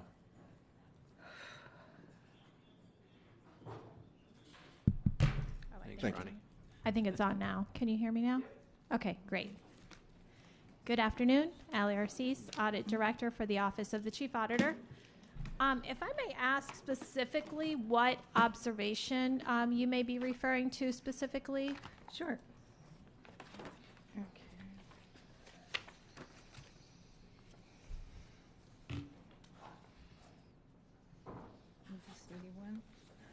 You gave me the other one. Here. Nope, hold on. There's several different categories where it talks about the concerns, and I think it's the second one down from the top, and it says a high concern, and you were unable to obtain sufficient information. Specifically, what I have is. Only because I was looking at them from an observation Okay. standpoint. But, I mean, I can go through several of them. I was interested in the high concern ones especially. These are specifically high concerns, the ones that I summarized. So In observation 1, there were no written procedures, so schools didn't have a written procedure to follow. In addition to that, the issues created a risk of missing serious violations because some of the records were missing. So that to us became a high incident. Because if there's information missing, then the proper discipline may not be applied correctly. In observation 2, it looks like there was a lack of documentation for disciplinary action, which prevented the school or district administrators from progressively applying discipline as well. So that's another component. If we're not able to apply the proper component, there's no historical information for that student, so then that becomes a high issue as well. Observation 4, we highlighted that there was no standard procedure for tracking case manager caseloads and follow-up for the supervisors at the beginning of this audit. They may have implemented something throughout the process because this went through several years of auditing. But at the that was very concerning, is that there was no procedures for them to follow suit to ensure that the caseload and the follow-ups were being done appropriately. And then observation number 5, the errors we believe were creating over and under reporting. So if we're reporting something to the state and it's incorrect and it's not being fixed and re-reported or resubmitted or adjusted accordingly, then the wrong information's either not being recorded correctly or it's recorded incorrectly. So that's the other component that we're over or under reporting depending on the concern. Through the chair. And how long have you given them, or are they being given to bring about compliance? And will you be getting back to the board with another report, giving us an update? So we do have a follow-up in our audit report this year. So we will be doing, so of course we have to give them time to implement the changes, allow them time to be able to update their procedures. But we do have, it is part of our audit plan this year that was approved. That includes a follow-up on a lot of these components that we want to make sure that not just the high, but the mediums as well. We're going to follow up on all of those as well. And through the chair, just for clarification, what time frame did you say that was? That was my question. What is the time frame? Oh, the time frame before the end of the school year. So, we're trying to balance out this specific division is lacking 2 auditors right now. They are actually onboarded today. So thank you for approving those auditors. So we're going to have training that we have to do, cross-training, because they're both within the same area. So it's going to take us some time to get them trained, on board, processing. So they're also going to be working on our behavioral threat assessment audits and some of the other operational audits. So we have a lot on our plate for this area. So I'm hoping before the end of the school year for sure, but we can make this a priority. Thank you. You're welcome. Thank you. Any other board member questions? Okay, great. All those in favor of DD2 say aye. Aye. Any opposed? Passes unanimously. The next item up is DD3. Can I have a motion and a second for DD3? I moved. Moved by Dr. Zeman, seconded by Mrs. Rupert. Any public comment on DD3? No public comment. Board member comment, Mrs. Pham? You said there was a motion on DD3? Just to bring the item. Oh, okay. No, Yes. All right, thank you. Through the chair. I found this really concerning. This is one of my schools here, and unfortunately, it's McFadder Tech, and there's more than $33 million in items and assets missing. And I just want to know, what are we doing about that? I'm looking on page 547, and it's a summary of the explanation. And if I'm reading this right, it says unaccounted for assets. Dr. And number Hepburn. 5, and it's 33,194,000, or maybe it's 33,000. But still, that's a lot of assets. So what are we doing? Dr. Hepburn. Mr. Rose, can you clarify the specific amount? Yeah, the amount is in excess of 33,000. Okay. And one of the things that I wanted to say about that is that the assets that were unaccounted for were purchased anywhere from about 1985 to as late as 2019. So Many of these items were completely out of their useful life and had a very, the ones that still did have some useful life left, they were only a very nominal amount that was left in the value of these items. And so we identified there being a high risk just because of the number of items that had been missing and not accounted for, but the high risk isn't associated with the actual value. Again, if anybody has a car that's out of its useful life, they know that if they're going to buy another car, they're going to be paying a lot of money to do that. But the truth of the matter is that we look at what the real value of the asset is. And so we try to give both in the table, we try to give both the initial cost of this as well as the depreciated value. And the depreciated value is nominal. Okay, and my response to you, thank you for that, is whoosh. Yes. Thank you. Thank you. Any other board discussion on DD3? Okay, all those in favor of DD3 say aye. Aye. Aye. Any opposed? Motion carries unanimously. Next item up for discussion is DD4. Can I have a motion and a second to, for DD4? So moved. It's been moved by Dr. Zeman, seconded by Mrs. Rupert. Any public comment on DD4? No register public comment, Madam Chair. Thank you. Board member discussion, Mrs. Pham. Thank you again. I'm following the money. Question on page 608, and it's Quiet Waters Elementary School. It's continued. This is DD4. Are we considering or are we implementing a probationary period? Because there's been retroactive changes to the payroll entry, so we get this under control and make sure that that's not an ongoing occurrence. Dr. Hepburn. I'm going through the item right now. Can you be specific, Ms. Pham, a probationary period for what specific purpose?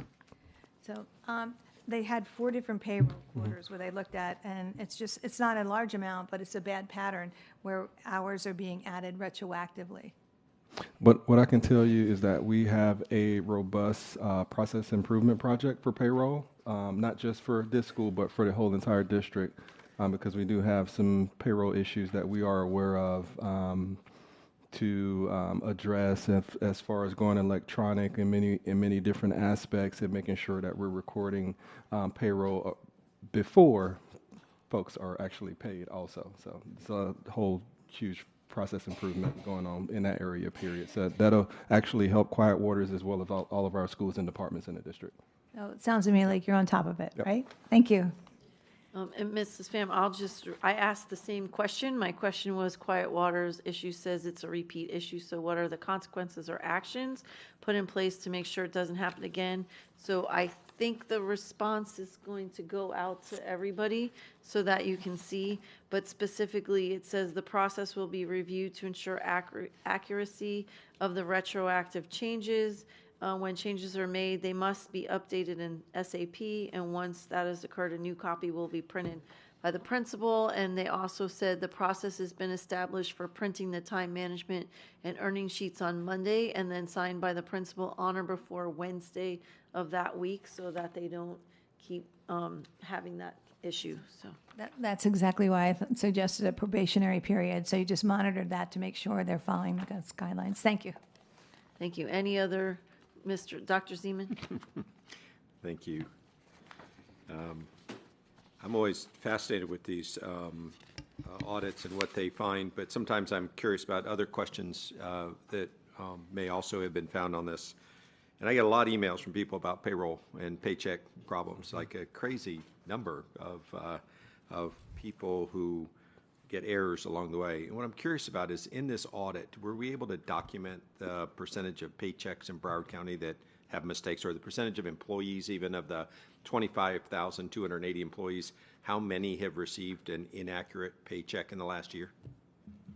Well, the short answer to that question is no, and the reason for that is because the way that we're doing our payroll audits currently through our annual process is to look at individual locations and individual payrolls to take a look and to see if procedurally and according to policy, if these payrolls are being done correctly, meaning all the information is gathered, reviewed, approved before the payroll cycle is closed out, so that all the necessary leave documentation, all the necessary, if there happens to be overtime, various departments and schools have different things like that, workshops that people might attend and then have to put their documentation in later. It may look as though it's some kind of an error or a correction when in fact it's just catching up with the documentation that has to go in after the event is taken care of. But for some additional information, again, this is another one that Ally oversaw, and it was they were working on some of these things as a part of this overall process for the last several years, at least the last few years that predated me. So she might be able to give you a little bit more information. But I was interested in the idea of across the district, because one of the things that we're doing as we conduct these audits is we're grabbing information that we think would make sense for us to include into an audit program when we did it more at a district level for a payroll audit. So instead of seeing it in little silos in schools or in different departments, we would now get the ability to take a look at that data. Let's say we found 2,000 corrections to payroll reports throughout the district. We selected a sample within that 2,000. We would then be able to drill down in and find out what's the root cause of that. Was it an error, or was it just simply something that had to be done later because the documentation wasn't available and they had to carry it over into the next payroll period? I can leave this with Ally to answer some additional questions, but I would like to echo Dr. Hepburn's point, and that is that the sooner that we can get the district into an electronic system instead of such a paper-intensive system, the sooner that we're going to be able to get this information entered into a system proactively instead of always looking at things in arrears, which is the thing that causes people to get paid late and to cause your phone to ring off the hook. Well, it's important, and I think it's important both in reality and in perception. Yeah. Because one of the things that'll happen in an organization is if you perceive, the workforce perceives the payroll system not to work, they stop complaining about it.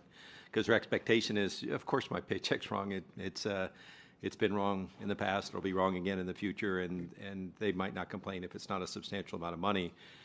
I just would appreciate greatly audits that go look microscopically at things, at a school, at a program, at even employees' experiences and things like this. Great audit methodology. I think it meets all the government accounting and auditing rules that I've ever learned, right? But at the same time, you're in the middle of something that's like a big policy discussion, which is, can we have a payroll system that works 99.99% of the time like industry has offered to us? And as we're transitioning to that, it would be interesting to document kind of what the real error rate is and kind of match that to the perceived error rate. I've watched the payroll system now, 3 different payroll cycles over the past 2 years that I've been here, to see like how hard is it to submit the data that needs to kick off. And it is an amazing amount of time and effort as well for people to just submit the data that's required to kick out the paychecks.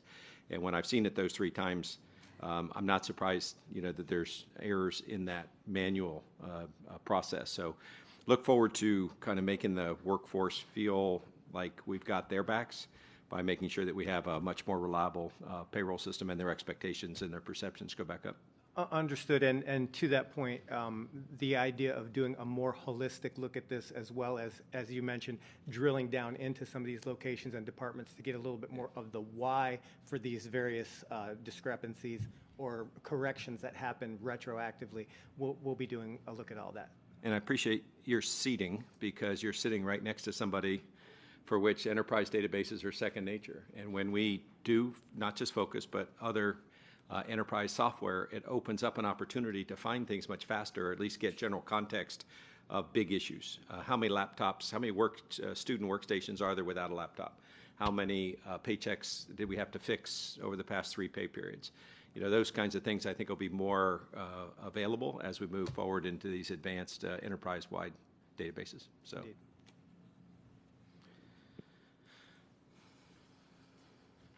Thank you. Any other board discussion? Okay. All those in favor of DD4, say aye. Aye. Any opposed? DD4 passes unanimously.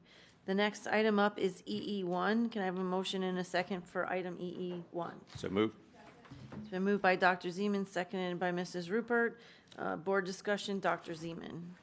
I apologize, I didn't hear the agenda number, Ms. EE1, the volunteer. Thank you very much. Yeah, one of my favorites.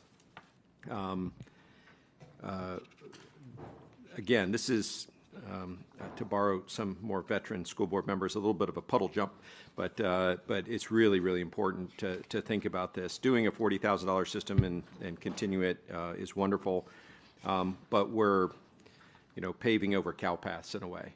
We're automating a system that does not work very well because we continue to have people who come to us, board members, staff members, principals, and want to volunteer, but we're not probably thinking about it in a way that allow us to achieve our greatest goals. So I'm looking forward to learning more about a volunteer program. Again, 12,000 people. If we just followed an example of a similarly sized school district like Fairfax, how cool on top of 25,000 full-time employees would it be to have 12,000 volunteers working for the betterment of our goals? So thank you very much. Thank you, Board Member Zeman. Any other comments on EE1? Seeing none, all in favor of the motion signify by the sign of aye. Aye. Any opposed? The motion carries. Could we bring GG1 to the floor? So moved. It's been properly moved and seconded. I don't have the sheet in front of me. Are there comments on GG1?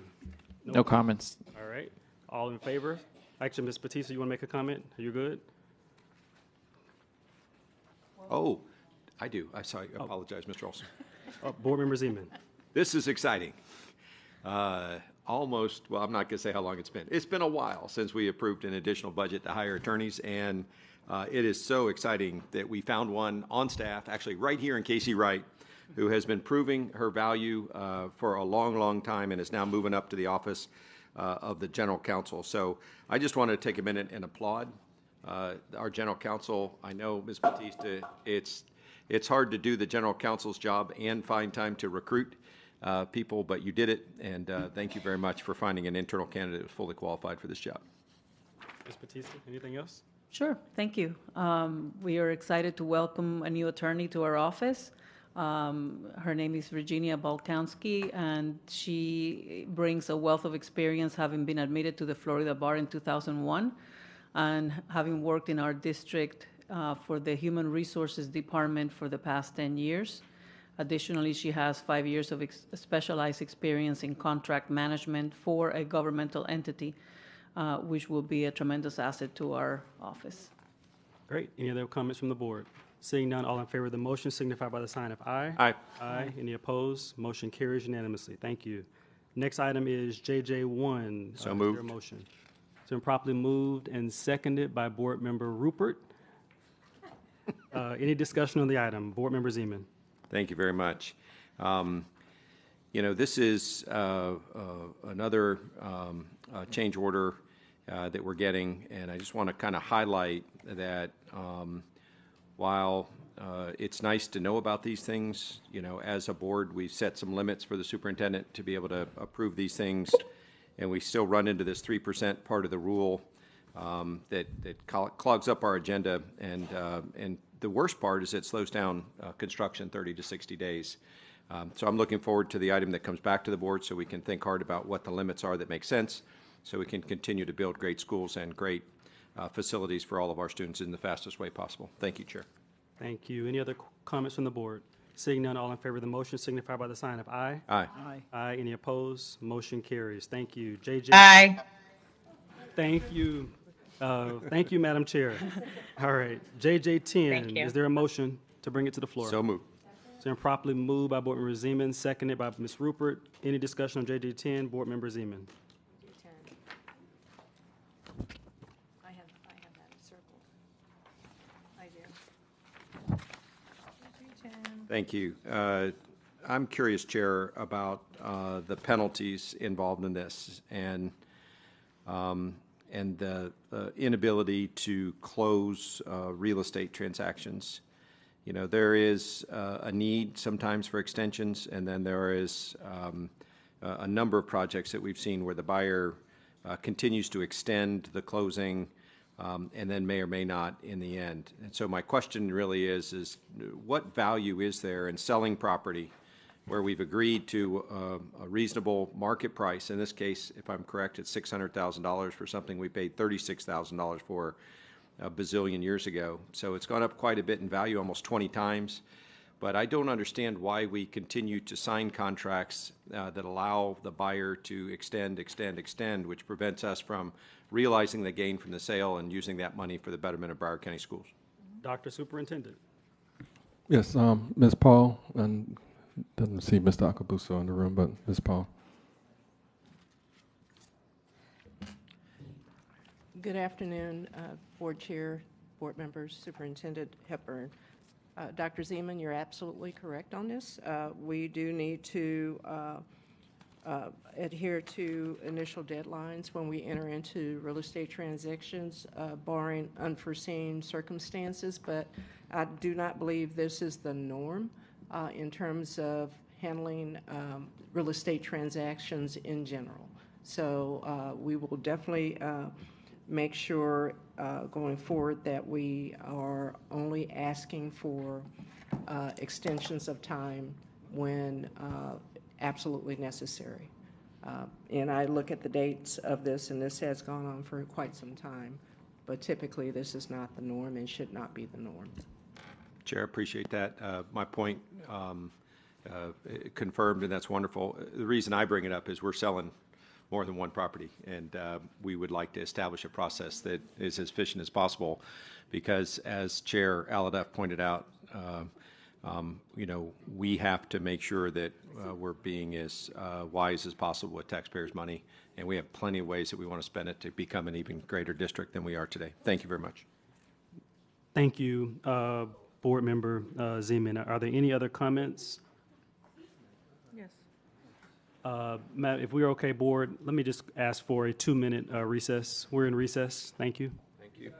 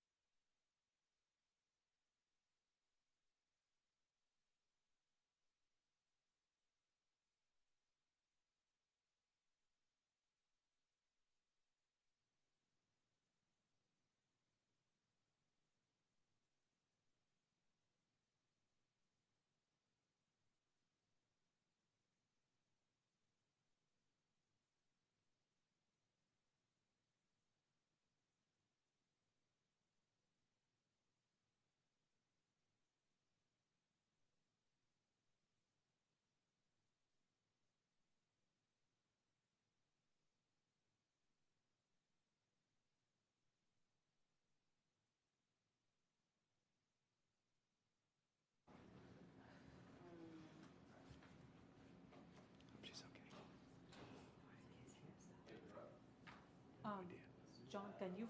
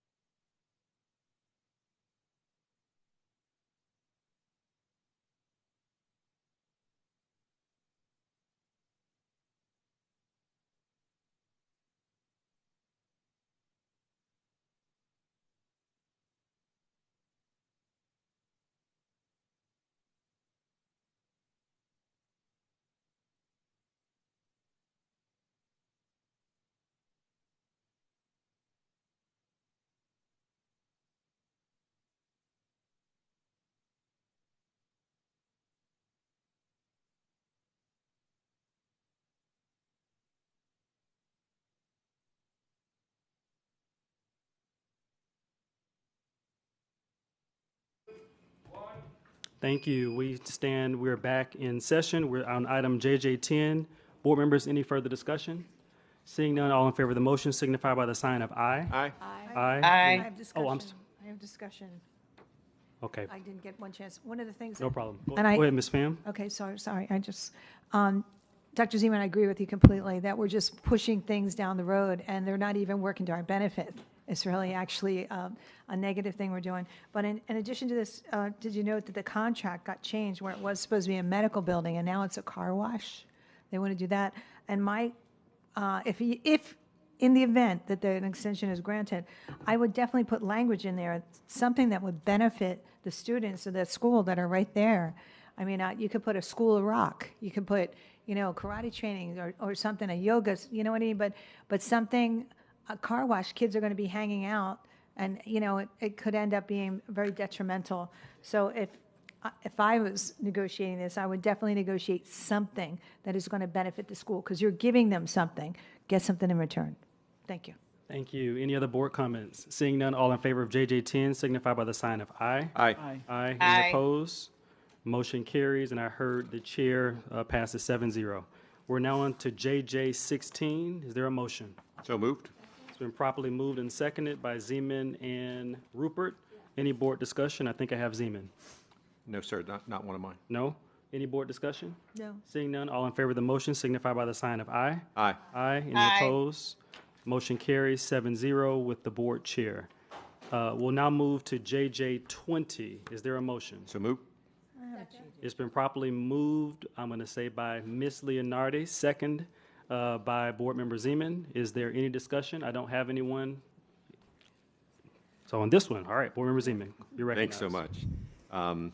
And this is great news. Not that one of our architects went bankrupt. It's unfortunate that Akai, someone who's done work for us for decades, has lost their license. But I just have to compliment our General Counsel's office for moving very, very fastly and saving the day. This is a case where a year ago we might have taken a year to go through the contracting to get a new architect. This is a really challenging thing, as AECOM and Atkins will attest, to get a new architect to come and take over a job that's 90% done. They don't like to do that. You got to rely on other engineers and other drawings and other concepts. It's just not something that works in the profession. But they did it. More remarkably, they got them to do it for the last 10% of the price. So unfortunately, architects go out of business, and you got to deal with it. But Chair, this is an example where Broward County Schools, on the construction side, new chief facilities officer, new chief operating officer, new system in place, and the outcomes that we're getting is faster delivery on construction, minimum almost world record time on change orders and on time impact analyses. And Chair, I don't think you saw that a year ago. So these are really, really remarkable changes in the construction system, all to the benefit of our students and our staff who are getting these facilities modernized and replaced faster than ever, just in time for us to finish the Smart Bond, which is awesome. And I'll get back to the Smart Bond a little later in my next comments. Thanks, Chair. All right, any other board comments? Seeing none, all in favor of the motion signify by the sign of aye. Aye. Aye. Any opposed? Aye. Motion carries 7-0 with the board chair. We'll move on to 001. Is there a motion? So moved. It's been properly moved and seconded. Zeman, Rupert. Any board discussion? I have Zeman. Is that correct? I defer to Ms. Rupert first, please, All right. Chair. I don't see that. Ms. Rupert. Oh, All there right. we go. Zeman. Yeah, happy to do that. This is, just a moment to reflect a little bit on more progress, which is, the public and all government agencies know that competing contracts wherever you can gives you greatest value at lowest cost. And this set of things is shifting back to more and more competitive awards. I just want to stand up on behalf of the county and say thank you. It takes a little bit of extra effort to do this, but all of these OO items, except one, are competitively sourced. And that means we're starting to get things at better prices and better contracts across the board. Thank you, Chair. Thank you, sir. Any other board comments on 001? Seeing none, all in favor of the motion signify by the sign of aye. Aye. Aye. Any opposed? Motion carries 7-0 with the chair online. Thank you.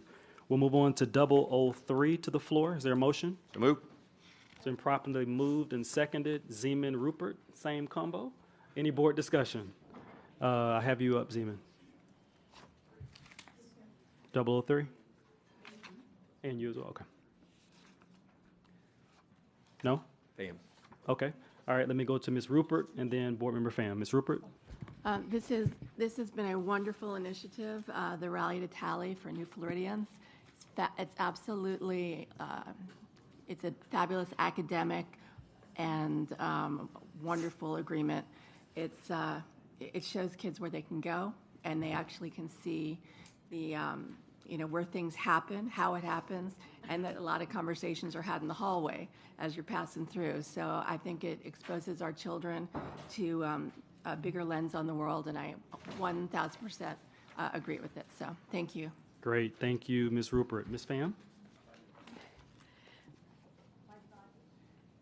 Didn't go on, sorry. My thoughts are similar to that. It's really a beneficial program for students and very eye-opening. So I'm encouraged to see that we're expanding upon it. Thank you. All right, any other board discussion? Seeing none, all in favor of Mr. Olson, I just had a question. Yes, Madam Chair, go ahead. You're recognized. Thank you. In regards to the Close-Up Foundation, is that new? Mr. Superintendent? Mr. Sullivan? No, they've been doing it for several years, but if I'm misspeaking, Dr. Fulton will jump in, but they've been doing it for quite some time. Okay, and in what capacity do they interact during Rally to Tally with the students? So I think there's some confusion. You're probably thinking of our Rally to Tally, Madam Chair, when we go with the students as a school board. This is separate and apart to that. And this is primarily funded through title funding. So it's not through the event that you're accustomed to going to. Okay, because that's what I was thinking it was, and I think my colleagues might have thought that too. But so there will be additional students from Broward County Public Schools. Yes, so this going to this. This and is separate. What is the timing? What are the date differences? For ours, it's sometime in March. First week of March, we do it with the delegation, the Broward Days. And then when is this?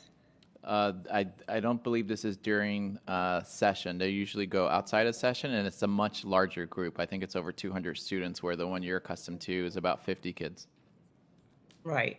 Okay, thank you. You're welcome. All right, Board Member Zeman. I just wonder, in light of rampant confusion, if sometime we might want to call this the Student Rally to Tally or something like that in the future, so we don't get confused. Or we can call ours the School Board Rally to Tally. Yeah, we changed ours to Capital Days. Yeah.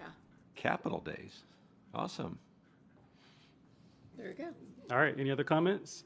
Hearing and seeing none, all in favor of 003 signify by the sign of aye. Aye. Aye. Any opposed? Aye. All right, motion carries 7-0 with the board chair. We'll now bring 0010 to the floor. Is there a motion? So move. It's been properly moved by Zeman, seconded by Rupert. Ms. Pham, you're recognized.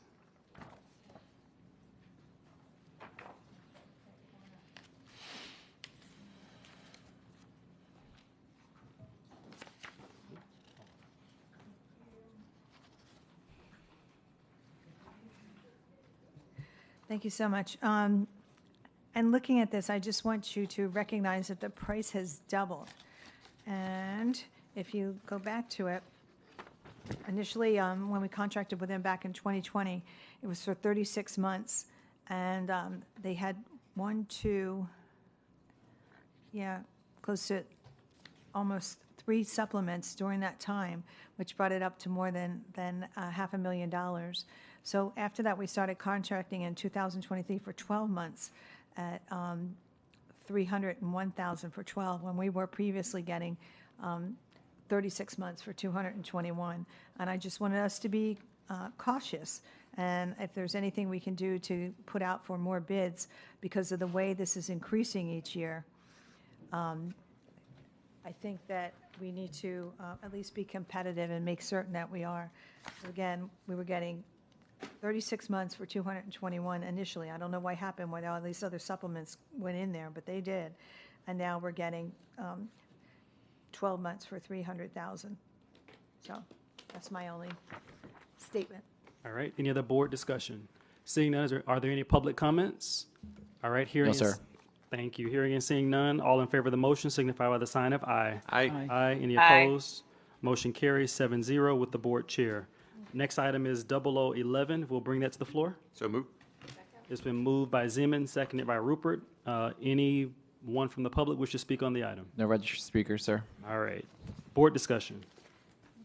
Seeing none, all in favor of the motion. I'm sorry, Ms. Pham. I have you down for 0011. I'm looking for my number 11, and I don't see it here. I see 12. Hold on. 12. I think it pulled out. Here you go. Okay, I just have my notes on it. Okay, all right, let me see with my 11. Something on page 2 that I brought up.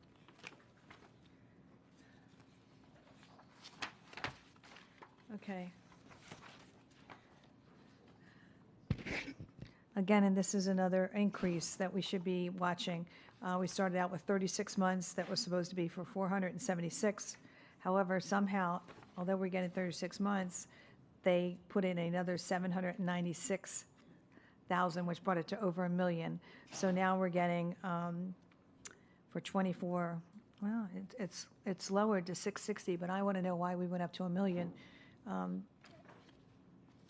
in 21 and why we're paying more money. Where we're paying, even though we're still in that 36-month time period. Why are we paying? So if anyone can clarify about that. Mr. Superintendent. Ms. Paul. Good afternoon. This is for district-wide repair of our fire and sprinkler systems in all of our buildings. So as they have issues, this money goes for repair parts to pay for it, as well as inspections and whatever else is associated with our fire sprinkler systems in all of our buildings. All right, Ms. Pham? Yeah, point of clarification. So this is not for services being rendered. This is or is it just an estimate for services being rendered and the other amounts being charged for parts? It's for inspection and repair of our fire sprinkler systems. There are 2 vendors assigned to this account, or to this item. So it's for testing, inspection, certification, and repair of all of our fire sprinkler systems in the district. And does that fluctuate from year to year?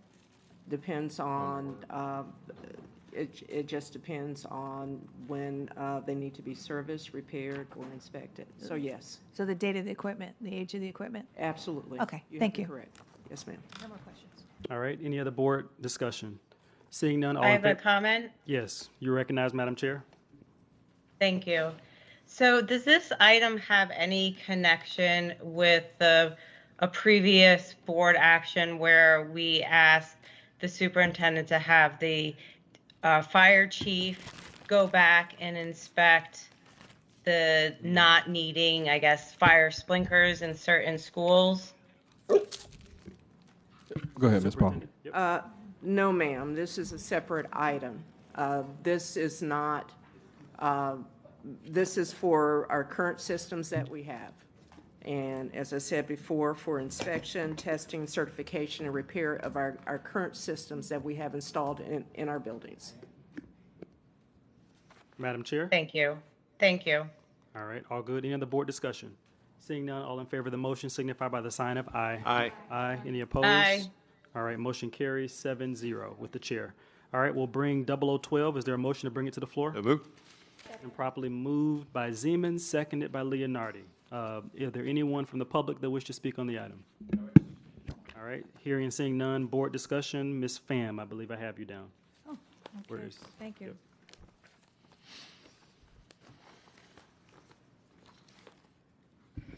Thank you. Okay, I'm looking at my notes here. Again, my concern is, and you're explaining it away, hopefully to me, that the term of its contract from 121 was 36 months, but yet we're still making payments of additional amounts during that 3-year period, even though the contract's for 36 months. So if you're telling me that's because of the age of the equipment, that additional services that weren't anticipated are now being charged, then I get that. If there's any other reason for that, I'd just like you to clarify. Mr. Superintendent? Yes, your summation is correct, Ms. Pham. We got a lot of aging equipment and aging facilities and need to be replaced. Aren't you glad I just monitored the situation like it's my own money? Okay. Thanks. Appreciate it. Ms. Pham, anything else from you? No, thank Any you. other board discussion? Clarify. Mhm. Seeing none, all in favor of the motion signify by the sign of aye. Aye. Aye. Any Aye. opposed? Motion carries 7-0 with the board chair. I think we need to bring back 004 and 005. Ms. Pham, did you want to reconsider those items? I before will we do tell that? you right now, 04. I think it passed already on consent, so we need to reconsider if you still want See. to Oh, let's discuss see. the Okay, items. hold on, I opened the wrong page here. This is, this was, yeah, I just you- like, wait, Chair. Ms. Pham, Yes, you do want to bring them back? yes. All right. Yes. Chair, Let me I think entertain. we did this. I think we brought 04 and 05 back. I was told have we? Yes, this passed, it was not pulled originally, so if you want to discuss it, it has to be brought back to the table. Thank you. My apologies. All right, so is there a motion to reconsider both 004 and 005? Yes, so moved. It's been properly moved and seconded. Any public speakers? Hearing and seeing none. Board discussion? Seeing none. All in favor signify by the sign of aye. Aye. Aye. Any Aye. opposed? All right, now 004 and 005 are back for discussion, right? We had to get it Would you back like on to do them together or We're going to do them together. All right, Okay. Ms. Pham. All right, thank you. Yeah, this is just for additional spending authority, and I'm just saying, I know we're really watching our purse strings right now, and what this is for is to, we already have a system that's working, and this just is to, like, add a special perk to it. We have Design Plus, now we have Design Tools, and now we're looking for Design Plus. If we can hold off, here's $78,000 we can save, guys. I mean, we're working through this system. Do we really need to go for the Mercedes right now? That's my question. All right, Ms. Superintendent. Ms. Hollingsworth. Good afternoon, Simone Hollingsworth, Chief Academic Officer. I'm going to have Ms. Sherman from our Innovative Learning Program and Department come up and explain that and what the $77,724 is going to be doing for us. Good afternoon, Board. Jacqueline Sherman, Project Manager for Innovative Learning. The Design Plus is actually the newest version of design tools with City Labs. So City Labs is our one of our partners that works with our Canvas courses to help us to design the Canvas courses, create the modules, create all the pieces that all of our courses, many of our courses use within different departments and different purposes for the courses with teacher and student use. Ms. So Pham? Design Tools, Design Plus is actually the Design Tools, the new name for Design Tools and part of that process. It's an integrated tool system that we work with within the Canvas LMS. Thank you. Board Member Pham? Yeah, through the chair. So just clarify, so what you're saying is we can't continue with Design Tools, we have to go to Design Plus. The Design Tools is the original program. Design Plus is their new program. The $77,724 is for the 3 years. Yeah, and do we need to do that at this time? That's my question, too. It is something that if we don't have it for future use, then we won't be able to continue with the designing of those courses that we have. Clarified, thank you. All right, any other board discussion, Ms. Superintendent? No discussion. All right.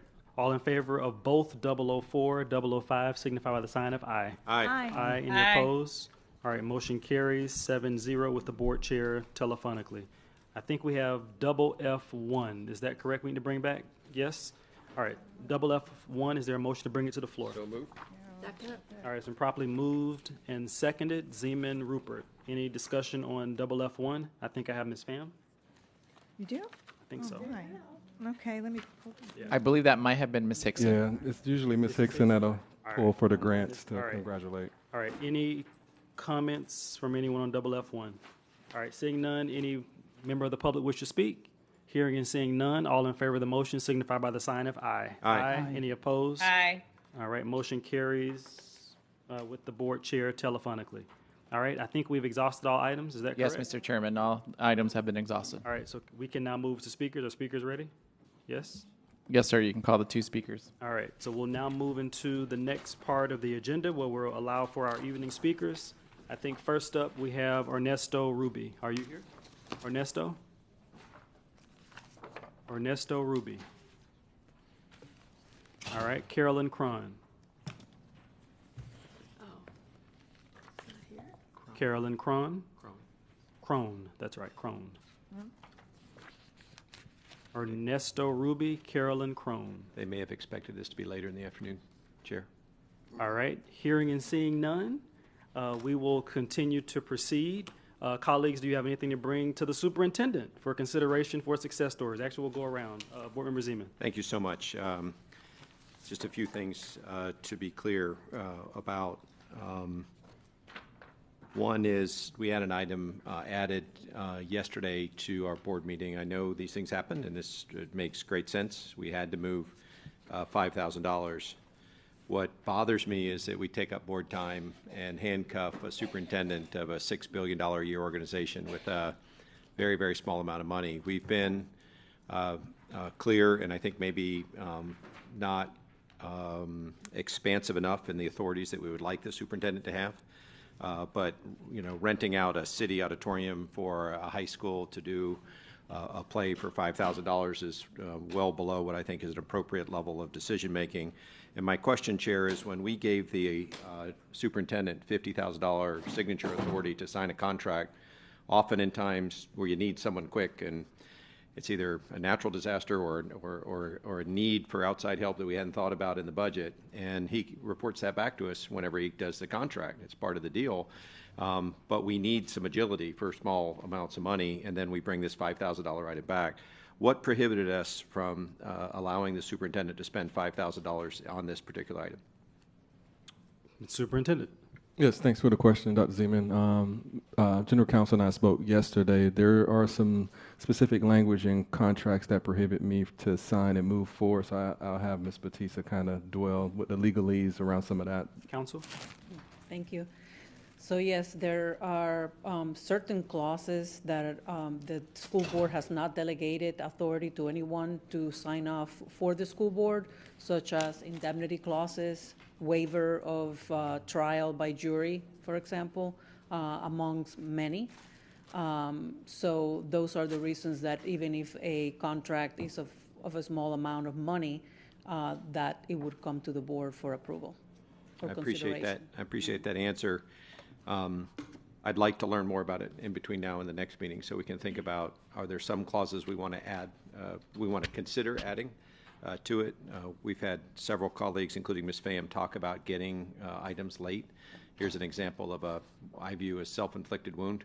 We just didn't give the right authorities for a small amount of expenditures, and so we bring stuff, Ms. Pham, at the last minute to the agenda. And so I look forward to learning more about that with the General Counsel, and we'll see if there are some clauses that would make some sense, maybe even some other examples of large urban districts that give their superintendents the authority to do that. The second bigger issue, Chair, is we are today 19 JJ items.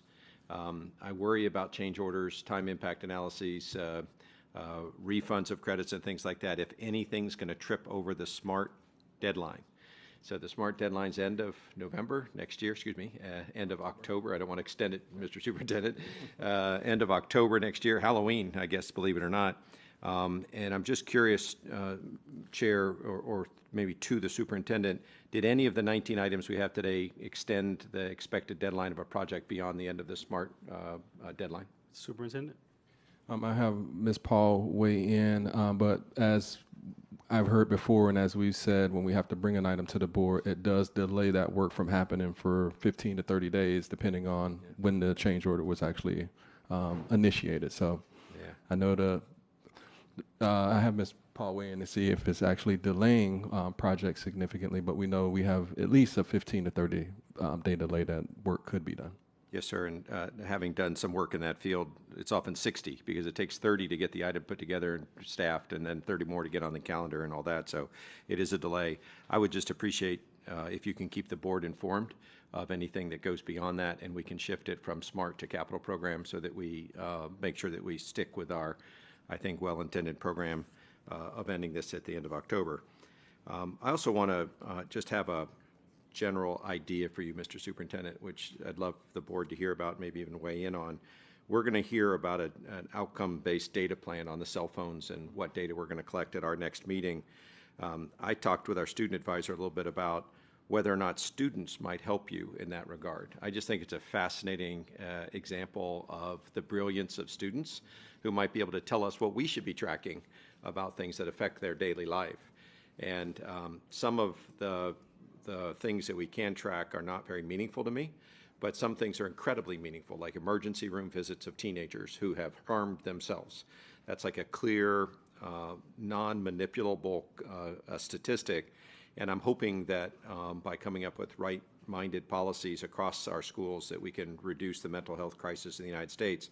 But I suspect that our student advisor, if properly employed in this regard, because he has nothing else to do in his schedule, might be able to contribute through his association. So I just wanted to throw that idea out publicly in case that they come back and contribute to what you're doing. If I may, Mr. Landon, we've had some discussions even up to this morning about the student advisory group helping us a lot around cell phone policy and other activities associated with it. Awesome. And thanks, Chair. For the last one, I want to thank Mr. Sullivan, who I raise and criticize and threaten all the time with all kinds of things, because he delivered a great room. This is really awesome to hear each other and to hear staff and to allow the public to talk. And for these things, this is our first meeting, so I expected, all kinds of startup costs, and this was a dang good meeting. And it's hard to do that. It's really, really difficult to do it, and you and your team pulled it off. So thank you, Mr. Sullivan. It was on my team. All right. Anything else, Dr. Zeman? I think I'll stop at that point, sir. All right, Dr. Holdness. All right. Madam Chair, you have anything? Yes, thank you. Yes, thank you. So first, I'd like to congratulate the Marjorie Stoneman Douglas High School boys soccer team for back-to-back wins. And my second thing is I just wanted to bring up, and not really know where this would fit in, but in our schools, if there could be some type of etiquette classes where we teach social skills, manners, conversational skills.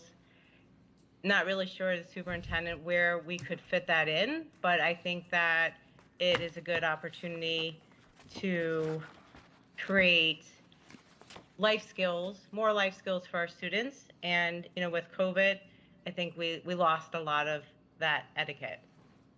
And then lastly, I would just like to thank Mr. Alston for your service to Broward County Public Schools, and I wish you the best of luck in all of your future endeavors. Thank you, Madam Chair, for the kind words. You want to respond? Sure. Yes. Thanks, Ms. Alder, for the input. I know I think a better goal would probably to ensure that all of our students are involved in some type of extracurricular activity, because that's where they actually learn those skills.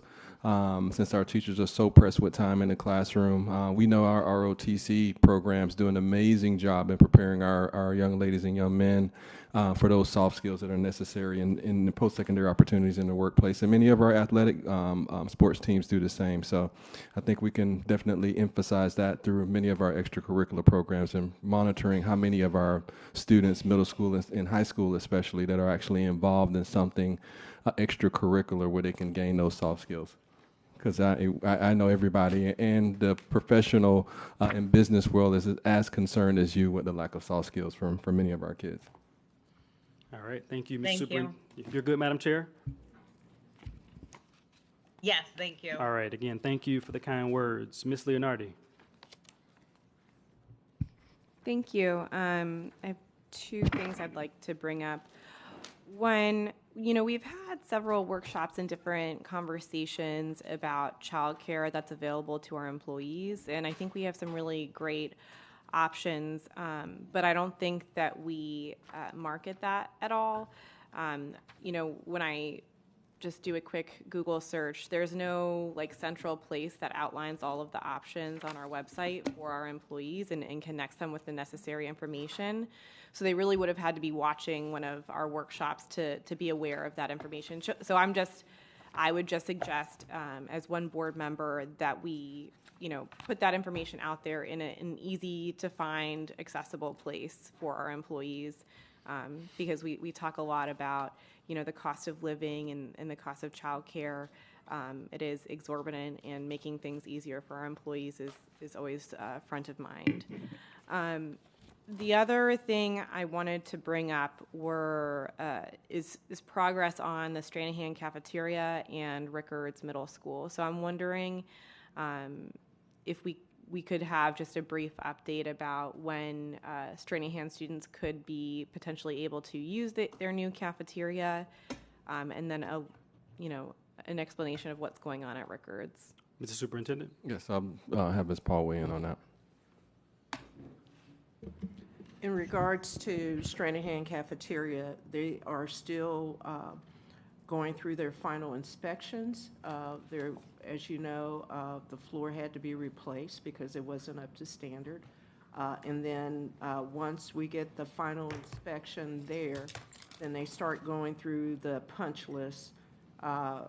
In other words, things that we will not accept on the cafeteria. So they are still in that process of doing that. The certificate of occupancy, I'm just waiting until they complete all of the inspections for that. Initially, we thought it would be sooner rather than later, but I'm more cautious because I want to make sure that those things are corrected, such as the flooring and some of the other issues with the inspection. So realistically, occupancy, the soonest would be in December, by the end of December, I think, if I'm being cautious. In regards to Rickards, we're still moving forward with it. We have, just for your edification, we have meetings every week on the status of all projects. I'm particularly focused right now on the projects that are at 90%, like the Akai projects that you saw. That company went out of business. We were able to move to another architect to take over that. And so we are really moving with a sense of urgency on our projects. I want to clear somewhere between 11 and 13 every single month up until October 31st, 2025. So again, we will provide you more detailed updates in the superintendent's news and notes. Also, I am available to meet with each board member if you have specific questions on any of the projects based on your availability. But we are putting pressure on the system not only to finish out the Smart Bond program, but to do it with fidelity. So again, I will provide you as much detail as you want on these projects.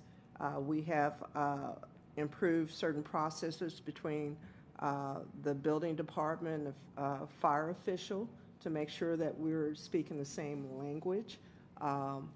We are trying to cut through a lot of the things that have held up projects over the years. And so the team and I are working very diligently to close out as many as we can so that they will not transfer over to the capital program. Ms. Leonardi? Yeah, thank you for that. I guess I have two concerns. One, both projects have experienced significant delays. And I'm wondering, again, what systems of accountability we have in place for those delays that we're experiencing, because again, they are significant. And two, how are we communicating with the school communities about this? Because I think specifically to Rickards, according to the follow-up that I got, it says the new anticipated completion date is September 10th, 2026, whereas the original date for completion was August 12th, 2025. So that's a year. So if I'm a teacher at Rickards and I'm expecting, all the information that I got was that I would be in my new classroom by August of 2025, no one said anything about another year in the portable school. So I'm wondering, what are the systems for communication to our school based staff, but also to the families that are looking to send their kids to Rickards, thinking that they're going to send kids to a new building and then it's another year in a portable campus. Ms. Paul? So, to be clear, I see my role as trying to recover as much of that time as we can from month to month, week to week. And that is the sense of urgency that I spoke to earlier. I cannot go back and recover 3 years where the project may have just sat there, but our focus is on moving the projects, reducing the barriers, bringing completed actions to the board as soon as possible for your approval. So as we go forward, you will see that I will have several late ads on projects just to move them forward. But we are in a recovery mode, to be clear, on many of these projects. When you look at errors and omissions, there was one there where we're going to go and try to recover some of the money from that time delay. So we are being very aggressive in trying to close out these projects. Accountability, I think we're on our second or third program management firm. The intent is to finish this program out with AECOM, the last year of their contract. I am holding them accountable for their actions and producing those guide of 11 to 13 projects closing out a month. It is extremely aggressive. I'm holding our contractors and our subs accountable. I've met with many of them to talk about specific projects on closing them out and speaking in very plain English in terms of what the expectations are of the new Broward in completing this program. Ms. Leonardi? Yep, and I think we didn't address the communication to the community. So I know we are putting additional information on the website, but we'll do a better job in making sure we contact the principal and their staff to get that information out, just so they know the specific timeline, how we're trying to catch up time and the like, and also the surrounding community too, just to make sure they have clarity on the whole entire process. We did this for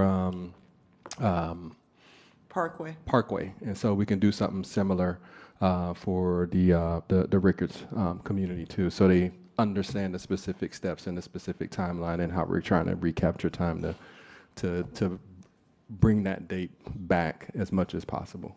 Right, and I am very aware of my role as a board member and not getting involved in day-to-day operations, right? So I don't think you want me going to the school and but I am ultimately the person held accountable for those things, and again, like if I'm a parent, a teacher who's looking to send my child there, and I find out just when I register my kid that it's going to be another year of a portable campus, that's problematic, and it speaks to our larger issue as a district with under enrollment. And then to continue to harp on this piece of accountability, I very much appreciate the focus on recovering schedules and going month to month and focusing on the projects that we want to close out. But the problem continues to be these delays have been a problem for my 4 years as a board member. They were a problem before, years and years and years before I joined the board. And whenever we ask about accountability, the buck is kind of passed to, well, that was before my time, or those people aren't around anymore. But that's part of the problem, right? We continue to say that we can't hold people accountable, and then people see that these are problems that are not ever resolved, and we can kind of get away with whatever we want. And I appreciate that we've had different program managers, but that's kind of my point too. We've had all these different program managers, and the problems still exist. And ultimately, it is our students and our families and our staff that are suffering as a result. Superintendent, anything else? No, point taken. I do. We do have some mechanisms that we try to leverage to hold folks accountable. Sometimes it's monetary, sometimes it's sureties, as Ms. Paul can explain what those things are more better than I can. But just to echo what she says, she and her team are being very aggressive.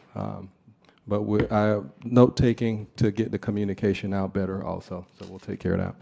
All right, Ms. Leonardi, anything else from you? All right, Ms. Rupert. Thank you. And I wholeheartedly agree, Ms. Leonardi. I agreed when it first came to the topic. I stood up and said, where's the implementation plan? And there was no implementation plan from day one. That's the problem. And every group that's come on since then has been taking their job extremely seriously, and I appreciate that.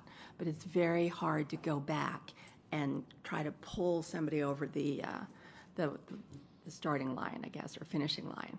So, but I do want to say one thing about Dr. Licata and also about Dr. Hepburn. They have their eyes wide open. That's a huge benefit. It's a huge benefit. Yep. When you have somebody that's not denying, when you've got somebody who is putting kids first and is holding staff accountable, you've got my respect. And that's hard earned and it's hard lost. So I'm very happy to say that. I did want to say on a different topic that I was at the Greater Consortium of School Boards, which I was president 2 years ago, and Patty Good before me a couple years ago. And we just finished a 2-day, power-packed 48 hours of working on our legislative package. And I believe John Sullivan, that is going to be coming to the December 13th meeting for the Greater Consortium's, our platform. Yeah, so it'll be coming then for you guys.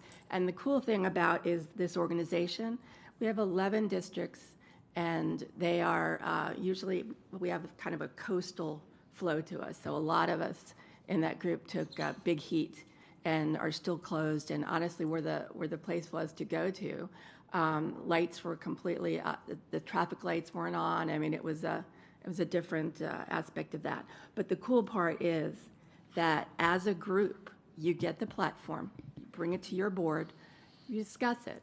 If there's one of the items in that platform that you don't agree with, Broward doesn't agree with it, it's out of the entire package. So it's all in or all out. So I appreciate that as well, because very different if you're going in and you kind of believe in something or you believe, no, that's why we're bringing it back to each of our districts, and I appreciate that. And then on what Ms. Al-Hadaf was saying, the mentoring about courtesy and really the etiquette, David Rosenthal, no, that's not. Still with the concussion. I know that's close to his name, but it might not be. With Big Dog Construction, he mentioned this to me 4 or 5 years ago and said, we have great kids coming in to interview. They look great on paper. They don't have eye contact. They don't shake hands. So I think it's, and he had said, well, you guys need to have one. So in any capacity, what we can do, I know when I go to 5,000 Role Model or some of the mentoring classes at the different, actually they're in my elementary, middle, and high schools, they work on that. You see those boys and girls and shake, I mean, really firm handshake, but important to me as well, because I'm one of these people, eye contact. You know, you're gonna get 100% of my attention if I'm looking at you, and this is really how you, our young children, ourselves, you impart respect, and you get respect from that. So wholeheartedly would love to work on that as well, and I'm happy to be back to Broward from our trip. So thank you all. Thank you, Ms. Rupert. Ms. Pham. Well, thank you so much.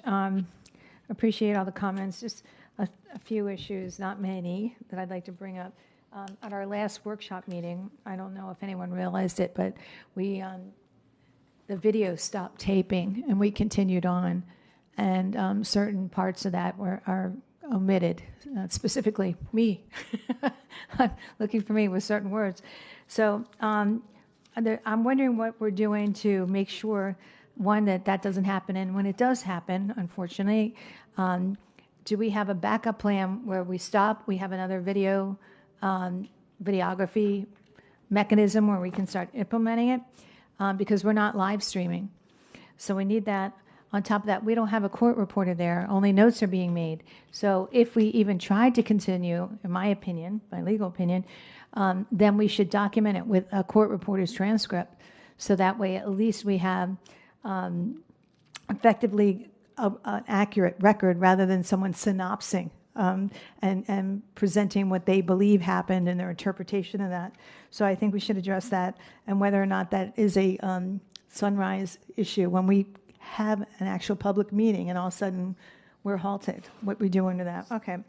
The second thing is I'm looking, I keep going through all the policies and everything. I'm looking for any type of policy that has sanctions or discipline for visitors, contractors, or parents, where the school has that authority to act, and what the limitations are, what the consequences are, anything like that. So I would like ask the superintendent if he would direct staff to at least get me that information, because I'm having difficult time locating it. I know we talked about earlier today, but I don't know that that's applicable to all situations. So that would be great. I thank you for your help, and I again implore that we document everything that happens, because usually, well, from what I've read in the reports from what's it called, the report that we had that was sanctioned?